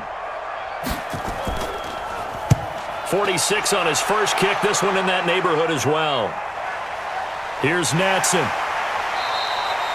Well, that'll be put in the books as a 53-yard punt. And the Rams will go on offense here with a 1st and 10. And now out on the field, here comes Los Angeles. You've got less than 30 seconds left here in the half. You're well on your own side of the field. What are we doing here, Coach Davis? Well, I'm trying something on 1st down. And it's something that's safe. It's something that's been done many times before. A lot of people say it's not even worth trying, but I'm running a draw. I'm running a screen. I'm seeing if something pops. And if it does, that can alter my strategy and potentially get me some points. And if it doesn't work, well, then you just run the clock out and go to the locker room.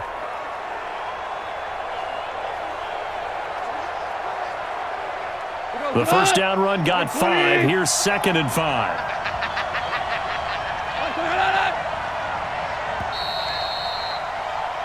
So we've come upon halftime in the big one, the Super Bowl. As we send you up to Orlando to check in with Jonathan Coachman at our EA Sports Halftime Report. Okay, Brandon, thanks very much. What a season this has been. Hard to believe it ends tonight, as we'll get back to you guys for the second half of this Super Bowl in just a moment.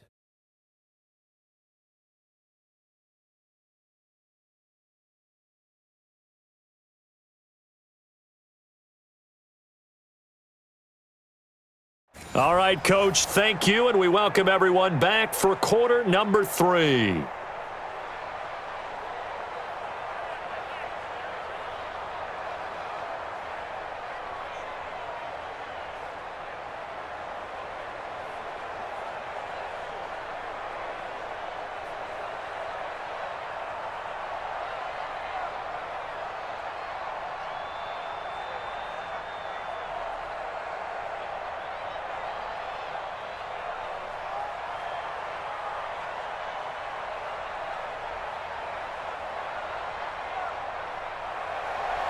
These two teams sat through a longer than usual 30-minute wait, but we're back in action here in this Super Bowl. Fielded about a yard deep. And he'll wind up about 4 yards shy of where he would have been if he'd taken a knee, as they'll start at the 21-yard line. Out comes the New England offense to see what they can do this time. They have the lead. Now they'll be looking for some separation here as we begin the third quarter. I like the way you term that, because now I think they go a little bit deeper into their playbook. They like what they did in the first half. That worked okay. But in order to get the separation that you just talked about, change things up a little bit. Change your tendencies. Try and hit them a little bit more with some things they didn't see in the first half. We'll see if they do just that.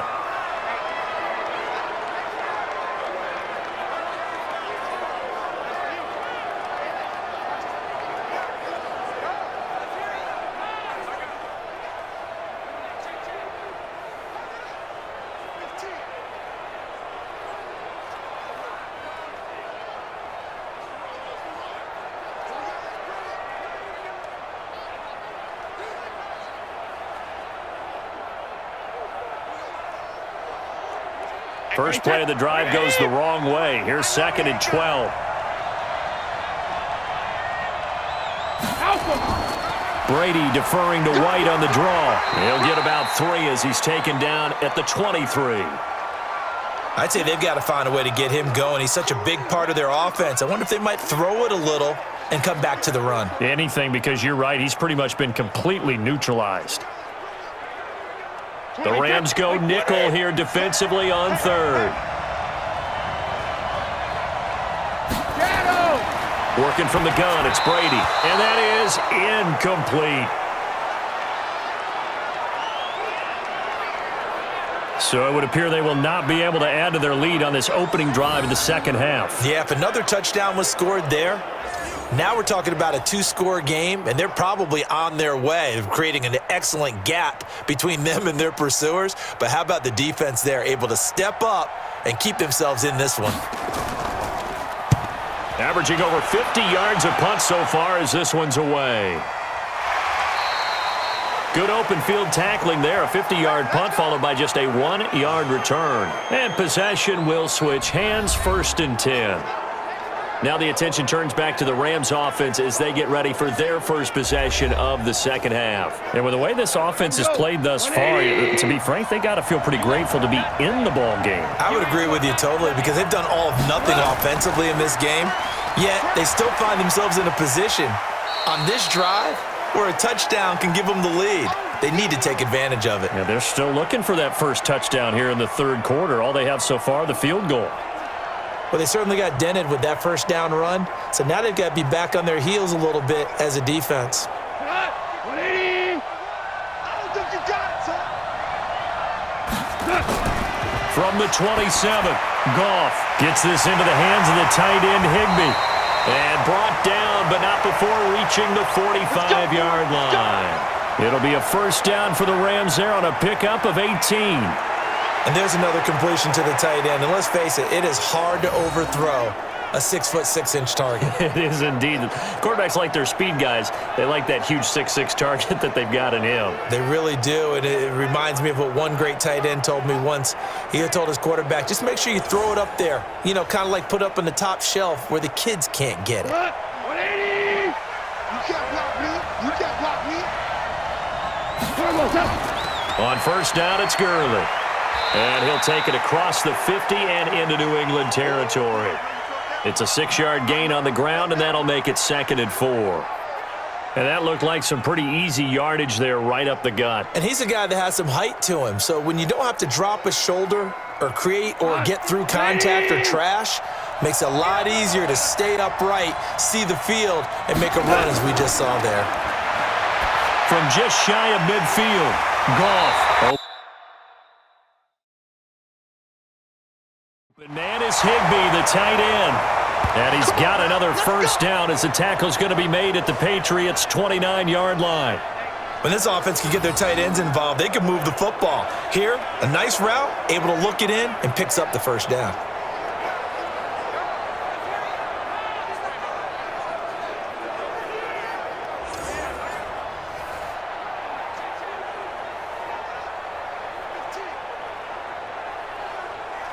Goff now 12 of 15 throwing the ball, 80% so far, and it's 1st and 10. A shotgun snap for Goff. And he'll find his target, Woods. It's complete. And taking it to the 15-yard line before he's brought down. It's a gain of 15, and the Rams have a first down. Well, this is where reading defenses and practice time comes into play. You've got to know what you're running versus zone versus man and how to run the proper route. And they just executed that one pretty well.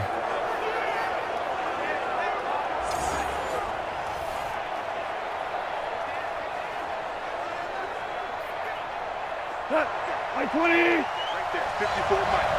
I'm coming for you, son. I'm coming for you, son. Back to the ground game here, Gurley. He's going to get 4 out of this as he's down to the 10-yard line. Not a run that you're going to write home about, but still a good first down run. That's what an offense calls staying on schedule. 3 to 4 yards on first down, you're set up very well for the rest of the drive. 120. Touchdown, defense. A play fake to Gurley. Now Goff. Rush coming, and he's taken down. Dante Hightower coming in for the sack from his linebacker spot. Well, nothing takes a start to have a good drive quite like a big loss on a sack, does it? Now they're looking at a 3rd and long, and suddenly the momentum shifted to the other side of the football. And old Mo is a very, very fickle man.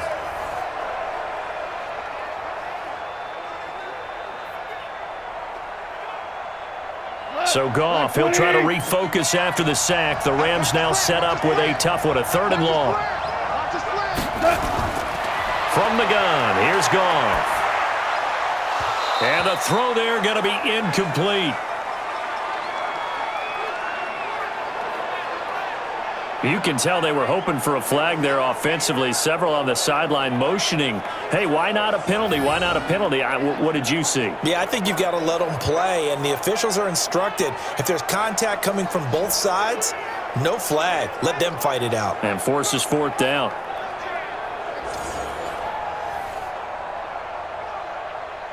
Now it's Zerline to try the Ram field goal. From the left hash, it's a 36-yard attempt. And Zerline's kick is good. And they'll get it back within a point at 7-6. So the scoring drive encompasses 9 plays, and the net result, 3 points. Take your disappointment and put it aside. 9 plays, yeah, they want to end up in the end zone with a touchdown. I get that. But sometimes those 9-play drives pay dividends later with another 9-play drive that culminates in a touchdown when they wear down a defense.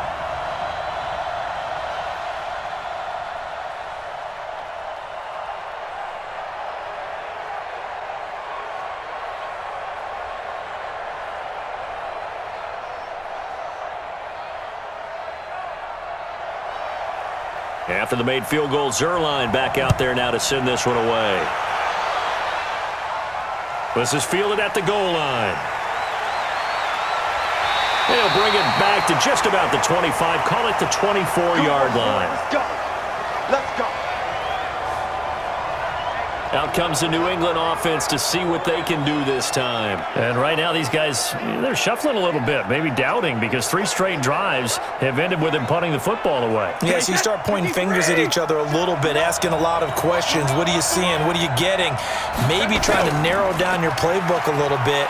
Under a heavy rush, and down he goes. Aaron Donald with a sack. Well, so much for setting the tone of the drive offensively. Giving up a big sack that loses that kind of yardage, not a great start.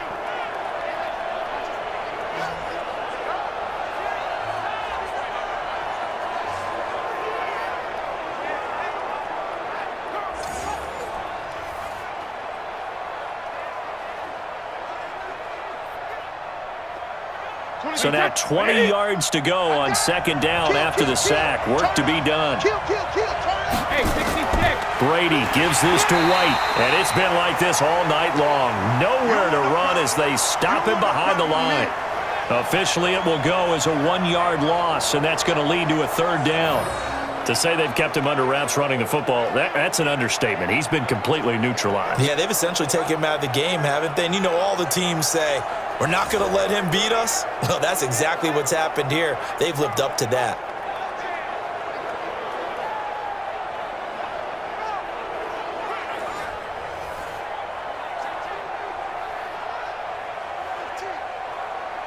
Need something from deep in the bag of tricks here after 1st and 2nd down. Went backwards. It's 3rd and very long. Operating from the gun, Brady. And Watson has it right side. 14 yards, but they're still well shy of a first as that leads to 4th down. Now that tight end position, it just seems to continue to evolve every year in the NFL. Yeah, you're getting really terrific athletes. A lot of them maybe were wide receivers at one point. They continue to give you speed, great hands, and big bodies, which make them excellent targets for quarterbacks.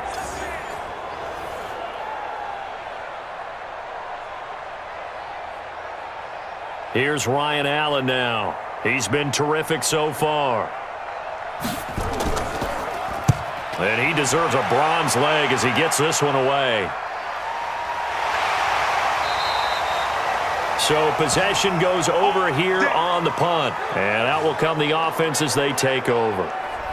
The Rams offense now, they get set and head back onto the field. Their defense has done the job. Now it's the offense's turn as they've got it 1st and 10. Goff will lead the Rams up here 1st and 10 at the 20. And that's complete to Cooks. And he's upended after a gain of 4 up to the 25-yard line.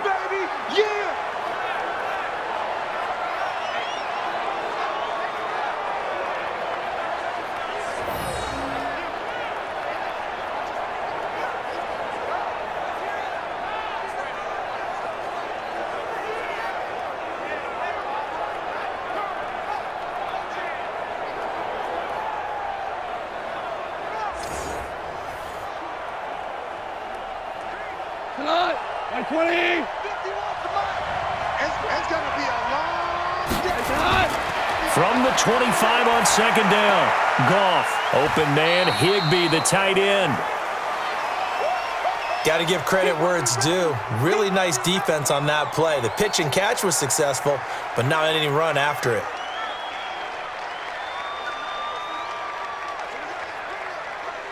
Go, cut! 180!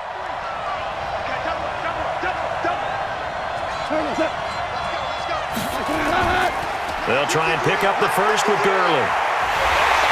And he's going to have the first down yardage to the 35. Able to get what they need to keep the drive going with a 6-yard pickup on 3rd down. On 3rd down, that's a good job of situational football and understanding where the first down marker was and getting there.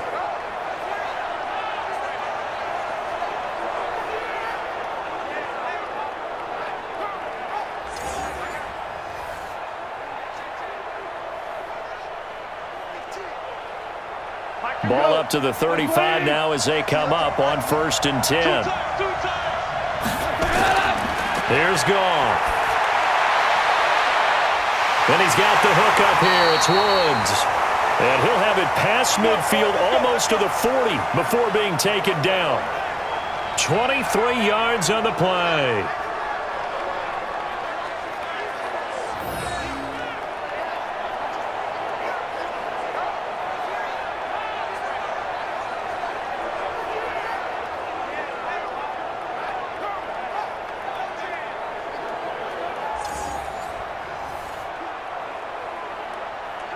Goff now perfect since the second half started. 7 of 7. It's 1st and 10. They go play action with Gurley. Now Goff. That's complete to the tight end, Everett. And he'll be brought down, it looks like right at the 40. And it appears we've got a member of the Rams shaken up on that last play. We'll get an update when we come back to Miami.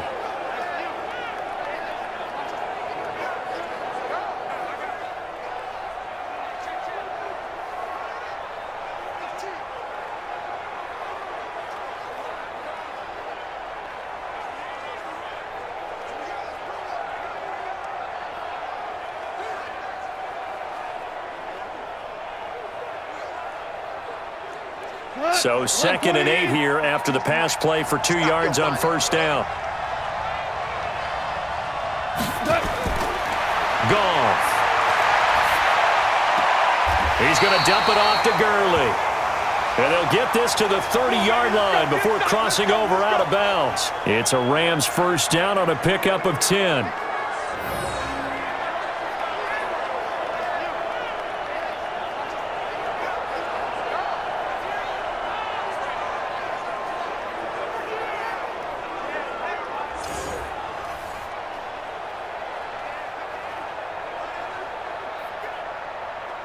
Goff in the offense with a 1st and 10. And he's hit on all 5 of his pass attempts on this drive so far.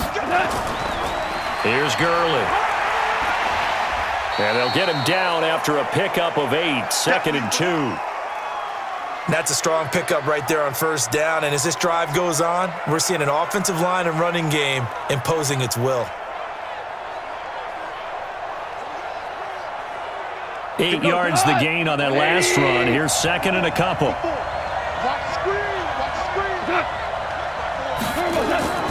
Play action. It's Goff.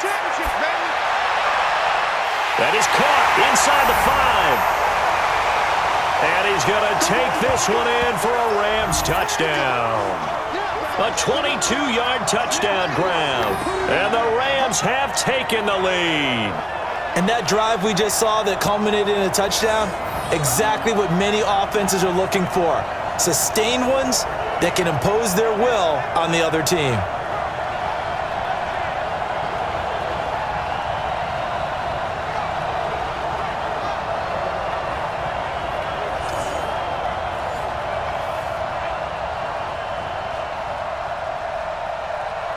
So the call's made by Sean McVay. They're going to go for 2. Check pass. Check pass. Out of the gun. Goff. Looking end zone, but it's incomplete. Protection was great. He had time to set up a campsite. But in the secondary, though, they were ready. And I think that in most places on the field, if you have that much time to throw the ball, someone's going to shake free and you'll find an open receiver.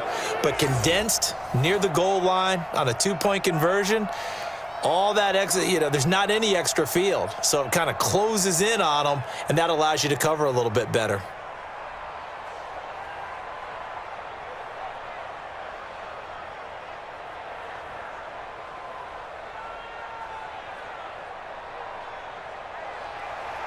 Now after the touchdown, it's Zerline. He'll kick it away. This will be taken in at the 1.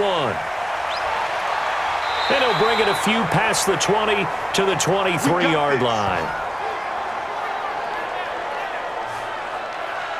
Out comes the New England offense to see what they can do this time. These guys had to punt their last possession, and that's become too familiar of a refrain. Too many of these drives just wound up going nowhere. But you know how in baseball, when the pitcher gets a base hit and he's on base, they bring his jacket out to him to keep him warm? A lot of times the punter goes to the sideline, puts on sweatpants or a wrap over his leg to keep it warm. He might need a massage from the trainer right now from all the work he's getting. And they're able to get this one across the 35. 14 yards is the pickup there and a New England first down. Sometimes it's hard to believe, but there are times this game is about patience, isn't it? Has had the game he expected, but that run there, that may get him going. I was just going to say, maybe that gives him a little juice because you're right, he struggled, especially in that first half. Yeah, and I know the great ones always think to themselves, just hang in there. I'm just one big carry away from busting this open. That's a good start for him. Line of scrimmage, the 37 on 1st and 10. 72. They go right back to White here on first down. A solid run on first down. Gain of 7 leaves him with a 2nd and 3. Now, they struggled to get him rolling on the ground in the first half, and that's sort of continuing here in the third quarter. Yeah, but I don't think it's time to abandon the running game. I would say keep feeding the horse, and I believe he'll eventually reward them, especially as we get deeper in the game. 59. Three butt. They go play action for White. Now it's Brady. On the crossing route, he hits Demaryius Thomas. And he'll go down, and that will do it for the third quarter of action. 1 quarter remains here in the Super Bowl. We'll return with more after this. You're watching the NFL on EA Sports. So from Rams territory now, it's 1st and 10 at the 45-yard line. From the gun, it's Brady. He gets it to Thomas. And they're able to work this to the 25 before it's all said and done. Well, they had a gain of 10 last time, now a gain of 20 here.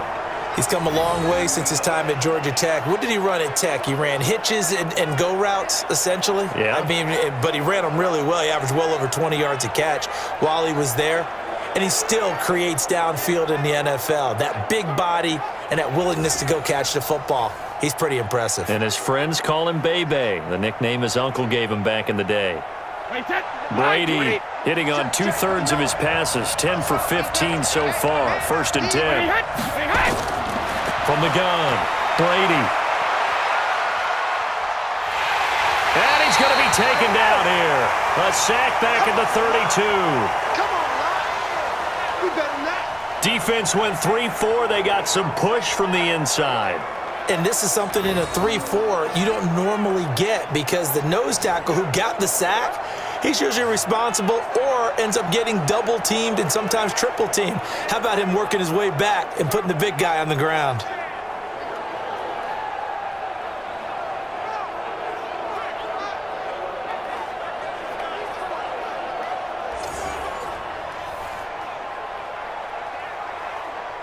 Pass protection has been a problem all night long as they come up facing second and a bundle. Brady going to throw. Complete to Watson, the tight end. And he'll be brought down at the 21, just shy of the 20 in the red zone.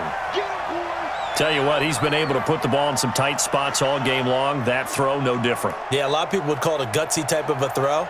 I think he looks at it as, I can do it, so it's not that big of a deal to me, and I'm going to keep firing. Here we go again. Here we go. On play action, now Brady. And this is caught. It's Edelman. And stopped a few yards shy of the goal line at the 3. They're able to convert on third down, and that sets up a first and goal.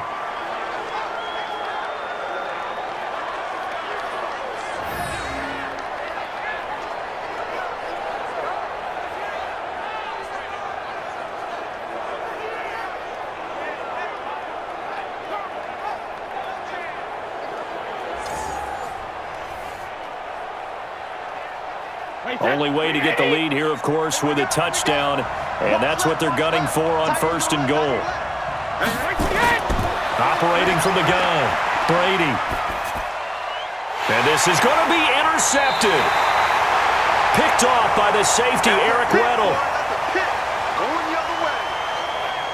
Well, I don't think we'll have to look very hard to find our play of the game. That was an absolutely monstrous big play right there. Backs to the wall, the offense has it in the red zone, driving for the winning score, and he says, not on my watch, and that is one happy bunch on the sidelines.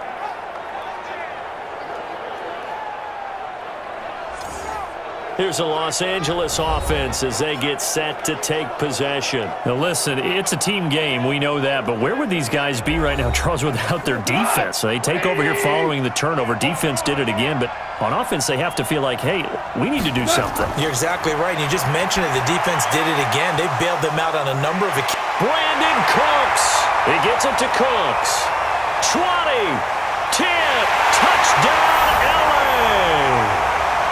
Brandon Cooks, an 80-yard touchdown. And the Rams tack on to their advantage. One play, 80 yards. Pretty easy drive to recap. It certainly is, but not so easy to execute. Starting on your own 20, you want something to kickstart your drive and get it off to a nice start. They went for the whole thing and got it. That's a great way to send a message to the opposing team.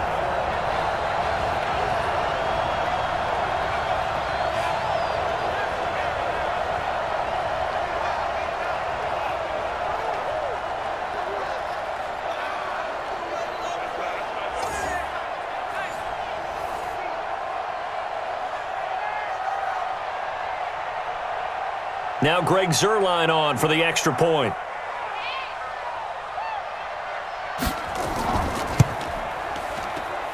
And this one gives his guys a 12-point lead. Those are the ones the offensive coordinators dream about. One-play drives from that distance. What an effort. It results in the touchdown.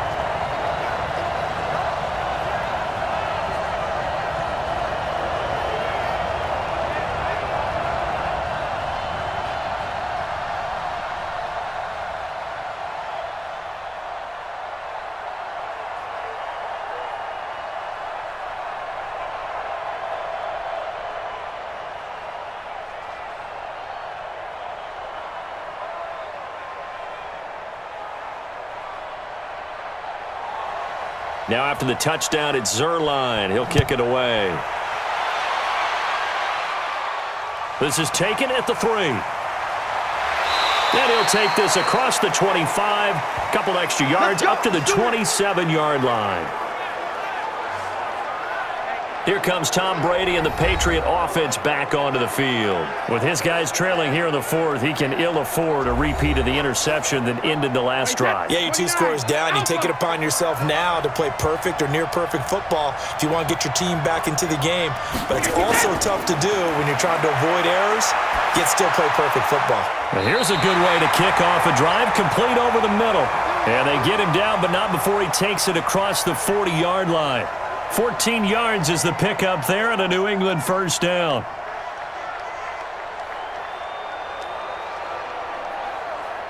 Brady now. A perfect 8 for 8 to start the second half. Not bad. 1st and 10. From the gun, Brady caught by the tight end Watson. Give him a couple on the catch. It's 2nd and 8. It's vitally important to wrap him up immediately because if you let that big guy get ahead of steam up, boy, then you've got real trouble trying to get him down. But they're able to hold him to a short gain on 1st down. So 2nd and 8 here after the pass play for 2 yards on 1st down. To throw is Brady. And Thomas has it. And they're well past midfield, just a yard or 2 shy of the 40. 14 yards is the pickup there and a New England first down. All right, this is the time of the game where they're down a couple of scores, and they've really got to get some yards in chunks, and they know the defense doesn't want to give those up, but they've got to find a way to take them anyway. Now the question is, can they string a few of those together? On 1st and 10, here's Brady. Looking for Edelman, and he hits him. It's complete. He'll get this one down near the 20-yard line, just shy of the 20. Chewing up big yardage. Another nice gain there. This one goes for 20.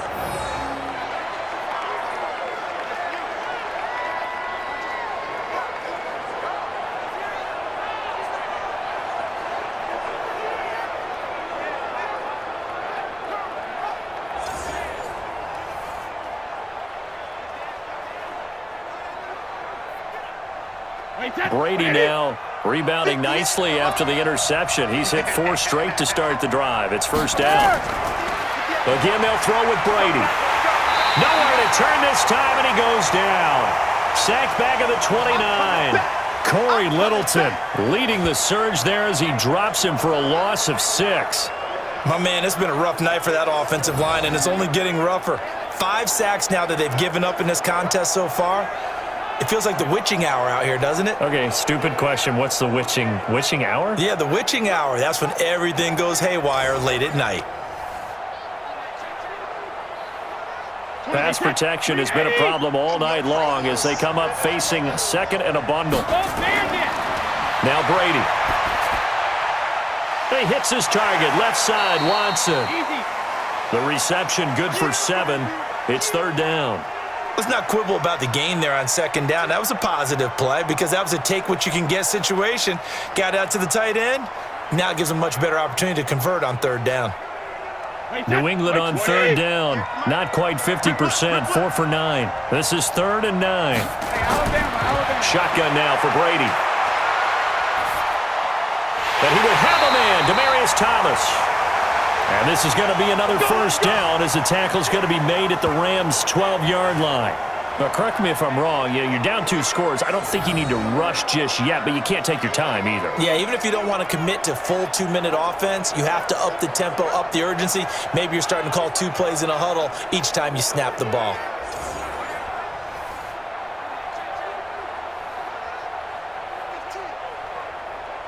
Brady's got his guys 1st and 10, and he's hit on all 6 of his throws on this drive. 1st down, here's White.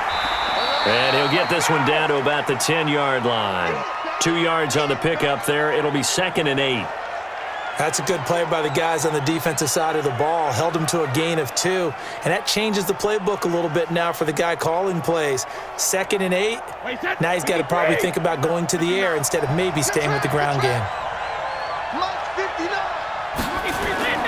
They stay on the ground. This time it's Michelle trying to run inside, but nothing there. 2 runs in a row, but only 2 yards to show for it. I would think as a play call, you want to look for some quick hitters to your tight end. Any type of a route to replace where that linebacker was. Because when you saw the speed with which he reacted and stuffed that play, maybe use that speed against him in the future. Throwing is Brady on third down. And that's going to be caught for a Patriot touchdown. Steven Anderson there to make the grab as his guys are back within a single score. I'm not sure win-win is the proper term here, but it certainly felt like it. They got the touchdown they needed, but if I'm on the defensive side of the ball, okay, you got the touchdown, but it sure took you a long time. Yeah, because offensively there, you're probably hoping for a 1 to 5 play drive. That one ate up a little more time than they were hoping. You're exactly right, and if you have that 1 to 5 play drive, you actually build up momentum and even more hope. When they had to slog their way downfield, they got the touchdown, but it's almost like, yeah, you know, doesn't feel right. Exactly.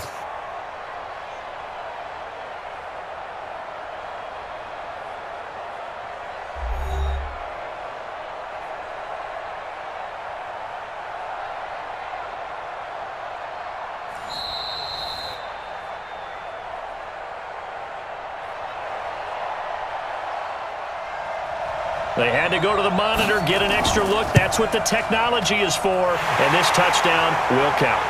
Gostkowski the extra point, and now things get a bit more interesting here in this fourth quarter. So that one a pretty time-consuming 10-play drive, and it ends with a New England touchdown.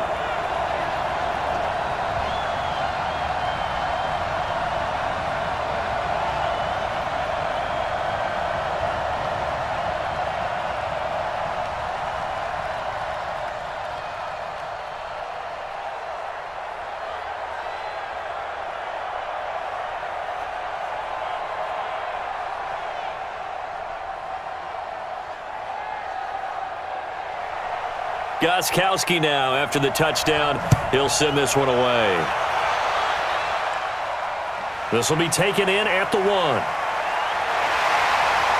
And a pretty good return here. He'll be stopped just shy of the 25 at the 24-yard line. And our attention shifts to Todd Gurley. He's toppled the century mark already receiving the football, closing in on that on the ground, too. They've really had trouble handling him. I think from what we've seen in this game, his success through the air has started to open things up for him on the ground because now he's loosened up the defense, right? They've got to play just about every snap as if another receiver can get downfield on them, and he's been that receiver. Now they bring him back to the backfield. I think his yardage running the ball will increase as this one goes on. Well, they might need to devote some extra attention to him, something just to stop the momentum he has. Well, how about this aggressive approach? Got the lead, fourth quarter, continuing to throw the football. Are you thinking about Super Bowl 51? Atlanta had the lead against New England, and they ended up giving it up? I was going to say don't say it, but you did say it. I did, didn't I? Yeah, anybody watching in Atlanta, our apologies. And not totally home free yet, but it's looking good as they come up 1st and 10.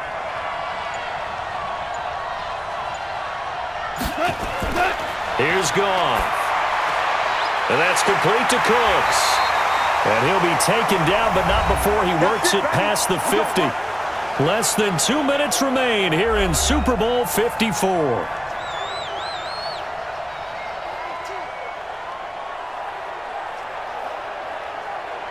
So it's Rams football here as we get you reset. They've got a 1st and 10 as they look to try and finish this one off. Now Gurley. And now with 1:52 to go, we get another pause in the action. A timeout here defensively.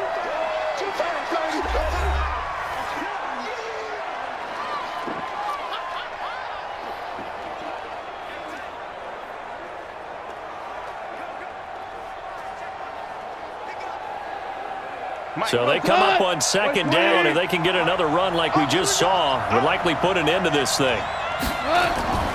Yet another carry here tonight for Gurley. Now the Patriots will use the second of their timeouts as they'll talk it over here before what will be an important 3rd down.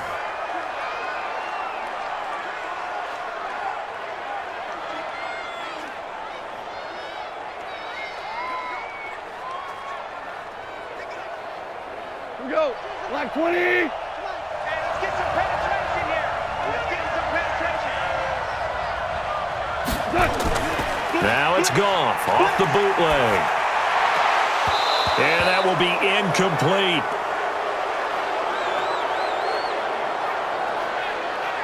Well, the other day they told us when we've got 3rd and 5 or less, we have to be able to convert. And I guess every team would say that, Charles, but an opportunity missed there. What they were trying to tell us is they believe it's a matchup game at that point, and they liked some matchups that they had, thought they could exploit them, unable to do so on that play.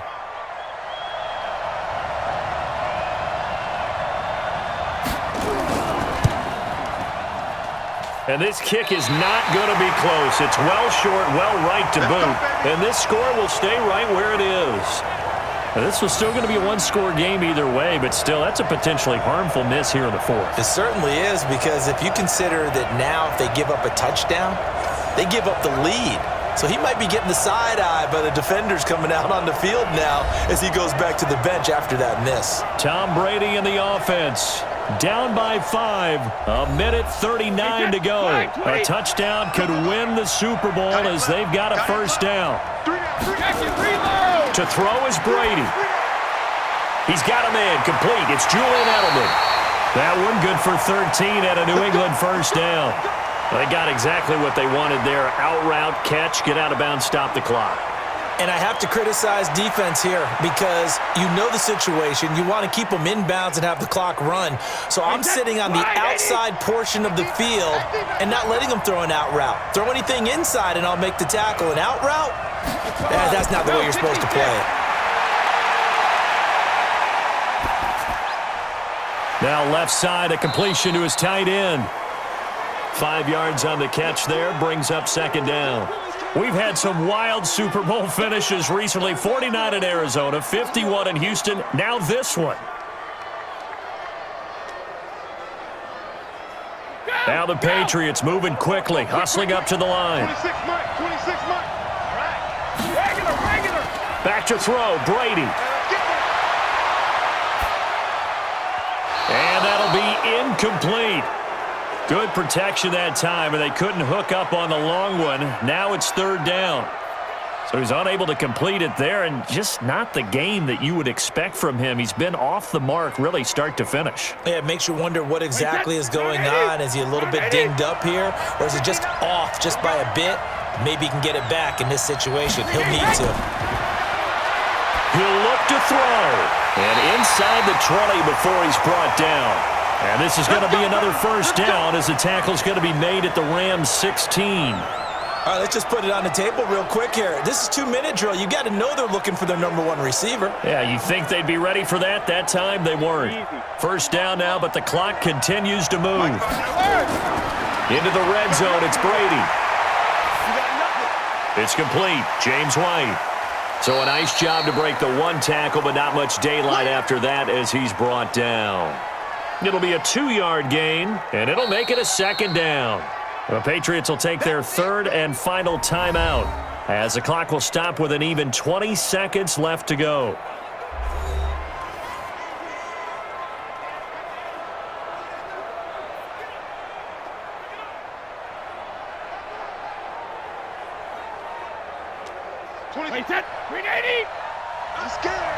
Watch tight end. Hey, Goal 66. Now Brady.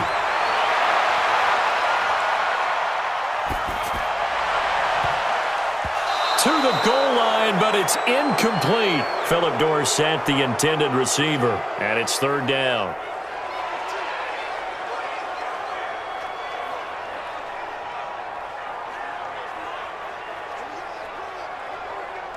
So the failure to connect on second down, that leaves them staring up here at a 3rd and 8. Back to throw. That's incomplete, but there is a flag down, so hang on. A big call coming on third down. And since the penalty occurred in the end zone, move the ball to the 1-yard line. First and goal from the 1-yard line. Costly penalty. He's back to throw, and he's got it. It's caught for a touchdown. And they have taken the lead here in the final seconds. So for those of little faith, guess what? It got done. They now have the lead with that touchdown this late in the contest. I wonder if that was a play they were holding or a play that they just knew would work from past experience. Well, I just saw it in their eyes on the sideline before starting that last drive, and they did. You're right. They got it done. Looks like they're going to be the winners.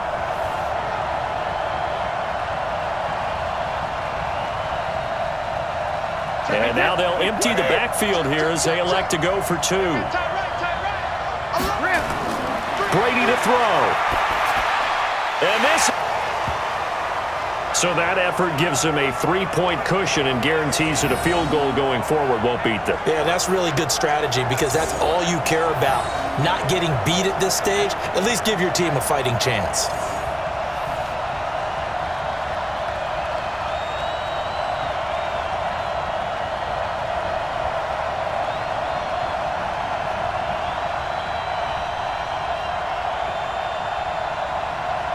Gostkowski now, after the touchdown, he'll send this one away. This will be fielded at the 6.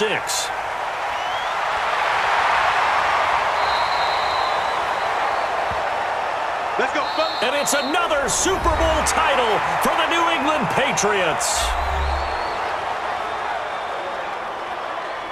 And their remarkable season ends in the most remarkable of ways. They get to put next to their name, Super Bowl champion. And they can't ever take that away, can they? Nope. That lasts forever. So good to see the emotion when it's all said and done. You see the hugs, you see the guys sharing, the collective happiness. Makes me want to carry you around a little bit on my shoulders to celebrate the triumph. And congratulations to them, a fantastic season.